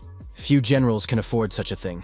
Maybe it's worth trying to rob this student? Subai saw his friends and ran up to them. He boasted that he had received the armor. What would they say about it? Subai, boasting, noticed that the armor was actually a little loose and not very comfortable to wear. Qingshu and Han could barely restrain themselves from swearing. The young men said they weren't feeling well, so they needed to leave. Subai was surprised by what was happening to them. Shanhai Guan. Zhou Yu informed Lord Biyan that 300,000 Phoenix Clan warriors were ready to join the battle at any moment. Bai Yan said, 1 million from the Alliance forces, plus 300,000 from the demonic Phoenix Clan. That's a force to be reckoned with. But they would only have one chance to attack Shanhai Pass. Bai Yan added that to make sure everything went perfectly, he would send another 100,000 barbarian bulls to help. Zhou Yu noted that in that case, victory was theirs for the taking. Bai Yan waved his bloody weapon and told them to answer his call. 100,000 armed barbarian bulls emerged from the bloody trail and prepared to attack their enemies. This was the fierce and bloodthirsty clan of the barbarian bulls, ready to do anything for profit. Zhou Yu thanked Lord Biyan for his generous help. With the additional strength of the ferocious bull barbarian generals and beasts, victory was assured. Bai Yan said that they would storm Shanhai Pass and called on everyone to follow him. It was necessary to devour people and put an end to their legacy. The bull barbarians swore by the will of the king to follow Lord Biyan. In the war against humanity, they would crush everyone. Zhou Yu ordered his army to advance on Shanhai Pass. The Great Elder said that after the fall of their great king, The Demon Phoenix clan had not waged war against humanity for 100 years. However, humans are holding their Holy One captive. This insult cannot be overlooked. The clan will not forget the feud and will not rest until humanity is destroyed. The warriors must return the Holy One and destroy humanity. All of them moved in unison towards Shanhai Pass to destroy humanity. Subai was surprised. Why did General Lin suddenly start talking about the wedding? Zhengnan said that at this age, it was already time. The date should be set for the 16th of this month. It was a good day. Yanjian blushed with embarrassment, but told her father that she was not yet ready for marriage. Subai admitted that his future father-in-law was rushing things a little. General Lin asked if Subai wanted to marry his Yanzun. Subai replied that he very much wanted to. Zhengnan declared that in that case, everything was settled. The wedding was set for the 16th of the current month. Suddenly, an aide burst into the office and reported that there was bad news from the troops. Thousands of Rasa had attacked Shanhai Pass. The general said that, as expected, their target was this place. The assistant told Elder Ni Qing to give the order. Ni Qing ordered everyone in the defense corps to immediately fortify Shanhai Pass. General Lin declared that the Lin family would not allow the 1,000 RAs to win and would defend their identity. Lin Zhengnan noted that his soldiers were the most elite fighters of humanity. It was necessary to attack the enemies with weapons at the ready, not letting them advance a single step. The elite warriors of the human race, brandishing their weapons, shouted that they would not allow it and would not let it happen. Lin Zhengnan ordered the energy cannons to be brought to full combat readiness and to open fire when ready. At this time, the protagonist was meditating in the lotus position to make a breakthrough and raise his level. After a short time, there was a powerful release of excess energy. The young man shouted that he had finally broken through. The people outside were extremely surprised. What was going on here? Had someone just raised their level? Subai declared that he had reached the platinum level. Now he would definitely show his enemies who was the strongest here. Hanjian noted that the breakthrough had occurred in Subai's room. Qingshu suggested that it was he who had broken through to the platinum level. Mr. Ni King received an urgent report. Student Subai had reached the platinum level. Elder Ni Qing noted that this young man might have even more potential than Luo Feng. The best training for Subai would be the battlefield. It was time for him to go. The elder ordered all the students of the military university to gather. The Forbidden Lands. The Endless Sea. The elder of the Demon Phoenix clan asked Mr. B. Yan why they had brought their main forces to the Endless Sea. The leader replied that as soon as they crossed the sea, they would be able to bypass Shanhai Pass and launch a surprise attack on the people directly on their territory. The elder said that her clan was ready to guard the fortress at the Great Wall and confront the people directly.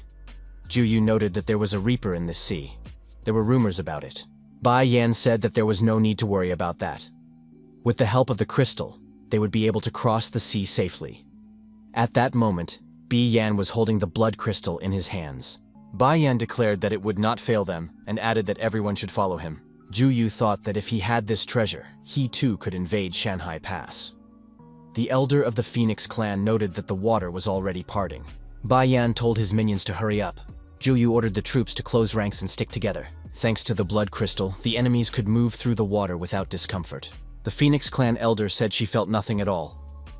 In her clan's ancient records, there was a warning. Beware of what lurks in the depths of the sea, and never enter the abyss. Juyu drew Mr. B Yan's attention to what was happening in the depths. The Phoenix clan elder asked what it was. Creatures appeared that exuded incredible danger. The sea monsters were armed and extremely dangerous. Juyu felt that these sea monsters were watching them. The elder of the Phoenix clan suggested that there really was a reaper living in the Endless Sea. Juyu asked Mr. B Yan what they should do now. The leader told them not to be afraid and to move forward, following him. Bai Yan noticed an unexpected danger ahead and warned that they could not go any further. The Phoenix clan elder said that these were the forbidden lands of the gods. They could not withstand this power, so they had to go around it. Juyu ordered all forces to pass by the maze and not approach it. A day later, an order came for all troops to stop here for a rest. Juyu reported to the Supreme Commander that in 2 days, their army would reach Shanhai Pass. Bi Yan replied that this was good. No one had yet managed to invade Shanhai Pass, as it was protected by mountains, thousands of ridges, and the Endless Sea. But Lin Zhengnan did not expect them to bypass the pass and attack him from the flank. Bai Yan noted that after victory in this operation, humanity would have no strength left to resist. Jiuyu added that by that time, humanity would already be seeking reinforcements. In that case, he and Bi Yan would deal with Neiqing. The Phoenix clan elder said she would follow this plan. All this was for the sake of bringing back the saint. Bai Yan declared that in 2 days, humanity would come to an end. Night fell. Shanghai Pass. The enemies arrived at the outskirts. Zhu Yu noted that it was now the darkest hour before dawn. At this time, people feel most tired. Now is the best time to attack. Bai Yan ordered the attack to begin, and Shanhaiguan to be destroyed. Zhu Yu ordered all armies to listen to his command. Shanghai Pass must be destroyed. Hordes of enemies rushed at the peacefully sleeping people with the aim of destroying Shanghai Pass and all of humanity. The guards were surprised. This was not their army. Was it just their imagination? The guards determined that thousands of creatures were approaching them. How was this possible? The beasts broke into the garrison and began to destroy everything around them. The alarm sounded. Enemy attack. This must be reported immediately to General Lin Zhengnan. Thousands of RAs are attacking from the pass. The officers said it was necessary to remain calm and not panic. The artillerymen had to adjust the positions of the energy cannons. It was also necessary to beware of attacks from above. The wounded should be taken to shelter. The warrior looked up at the sky and wondered, "What is that?" The elder of the Phoenix clan demanded the return of their saint. There was a powerful explosion. The shockwave scattered many soldiers in different directions. The soldier, helping the wounded, shouted that the situation must be reported to the general immediately. Zhu Yu laughed and said that the result was worth the long journey across the endless sea. It's just amazing. Zhu Yu asked Mr. B Yen whether it was worth destroying some of the diamond-level experts defending the fortress while they still had reinforcements. The leader replied that there was no need to rush. The bigger fish hadn't taken the bait yet. The trap he had set was not only aimed at taking Shanhaiguan. The big fish was Nie Qing. General Lin Zhengnan ordered all units to prepare for defense and bring the energy cannons to full combat readiness. The military reported that 1,000 RAS had launched a surprise attack from the pass, and all the shells for the energy cannons had been destroyed by the ferocious creatures. General Lin saw that the King of the 9 Circles of Hell had come in person. He approached the enemies and asked if they agreed to fight him personally. Lin Zhengnan said that the King of the 9 Circles of Hell was afraid to fight him face to face and had resorted to such shameful tactics. Zhu Yu declared that all means were acceptable in war. Without the support of this fortress, the people would not be able to hold out. Zhou Yu activated his enormous energy sword and said that humanity's defeat would be sealed today. Zhengnan could prepare for his demise. The general was attacked, but managed to use his sword to block his opponent's attack. Explosions rang out everywhere. Lin Zhengnan strained with all his might and shouted that humanity would not lose. The enraged general ordered, "You scoundrels from the 1,000 races, get out of here!" Zhu Yu was surprised. Did the general use a bloody energy explosion against him? Zhu Yu wondered. Was General Lin going to take him with him to the grave? Bai Yan noticed that this man did not know his own mind. The leader of the villains said that if the general was tired of living, he would send him to his grave. General Lin Zhengnan was treacherously attacked. Huge clouds of smoke rose from the site of the explosion. The soldiers were worried. What was happening to their general? When the smoke cleared, it became clear that the general was wounded. Lin asked Bi Yan who he was. Zhu Yu apologized to Mr. Bi Yan. His dereliction of duty had forced Mr. B to intervene personally. The leader said he was waiting for a bigger catch, so he would leave this small fry to Zhu Yu. The head of the 9 Circles of Hell clan said that Shanghai Pass would be the place of death for General Lin. However, Zhu Yu's attack did not reach its target. A huge green turtle appeared in front of the wounded general. A protective barrier formed around it. The general was surprised. This was Subai's beast. How did it get here? Subai and his friends came to the general's aid. Subai asked how Uncle Lin was feeling. Zhengnan replied that these young people had arrived just in time. Subai said that he would not allow anyone to harm his future father-in-law. Today, he would take the life of the King of the 9 Circles of Hell. Qingshu noticed that Subai was seriously angry. Han Jian said in his usual mature tone that the warriors should leave this battle to them, and they themselves should take the general and go defend the city. Subai, spewing streams of excess energy, prepared to face the powerful enemy. His assistants were ready to provide whatever support they could. Bi Yan was surprised. Did this young man really have such abilities? Subai spread his wings and said that he would make the King of the 9 Circles of Hell pay for what he had done. Qingshu noticed that the phenomenon in the sky was even stronger than before. Subai had raised his level again. The warriors saw the young man in the sky and rejoiced. Could it really be Subai? He had become much stronger. With such power, he could split the heavens and the earth. Subai declared that the King of the 9 Circles of Hell would be destroyed and rushed to attack him. Zhu Yu said that the young man had a high opinion of himself.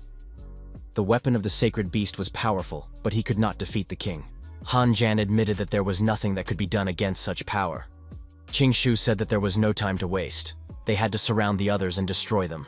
Zhu Yu was forced to admit that he had underestimated this young man, but now he had even more reason to destroy Subai.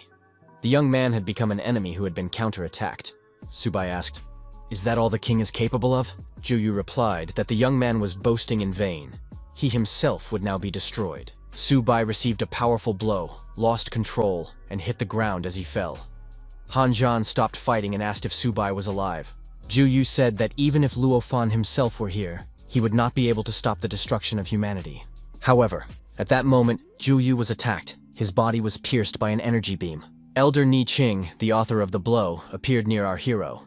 He said, "How ashamed I am to strike this weak young man, and he still bears the title of King of the 9 Circles of Hell. Shame on him." The warriors saw that Lord Ni Qing had appeared. This meant they were safe. Zhu Yu said that Ni Qing had caught him off guard. Ni Qing noted that Zhu Yu himself had just said that all means are acceptable in war. Thousands of demons were able to cross the sea and attack Shanhai Pass from an ambush. It turns out that a dangerous person was making these plans behind the scenes. Bai Yan rejoiced. Finally, the human king Ni Qing had appeared. The villains added that in fact he had come for only one purpose: to take the old man's life. Bai Yan asked in surprise, was Ni Qing really wasting his energy by moving their battle into a vacuum? Did the old man really think that he alone could save humanity? Ni Qing replied that humanity never needed his help. The enemies would not be able to destroy him. As long as there was even one person left, he would fight to the end. Ni Qing attacked the villain and delivered a devastating blow. Bai Yan remained standing and counterattacked the elder, piercing Ni Qing's energy body with his hands. Ni Qing did not stand on ceremony in response, and pierced Bi Yan's energy body with his huge sword. The people on Earth who were watching the battle did not understand why the opponents were suspended in the air. Bai Yan was forced to admit that the power of the human king was great. But that meant nothing. Bai Yan began to threaten and declared that He Qing would definitely not return home today. Ni Qing felt that his opponent had pierced him with his devil's hand. Painful red clots appeared on his back. The old man felt that this substance was sucking out his life force. Bai Yan laughed and said that he had just placed the seed of the devil in the man. Even the human king would be consumed by the blood of the deity. Subai was frightened. What had happened to Mr. Ni Qing? Qing Shu suggested that he had been caught off guard. Han Zhan suggested getting up and helping the elder. Ni Qing, gasping for breath, asked, "Did Bi Yan bring the blood of the deity specifically to destroy him?" Bi Yan replied that this was a correct assumption. After that, humanity would come to an end. Ni Qing smiled and said that he had to disappoint his rival. Bi Yan was frightened. Was this the seal of the blade? In the next moment, a huge sword pierced Bi Yan's body. The villain exclaimed, "When did Ni Qing have time to do this?"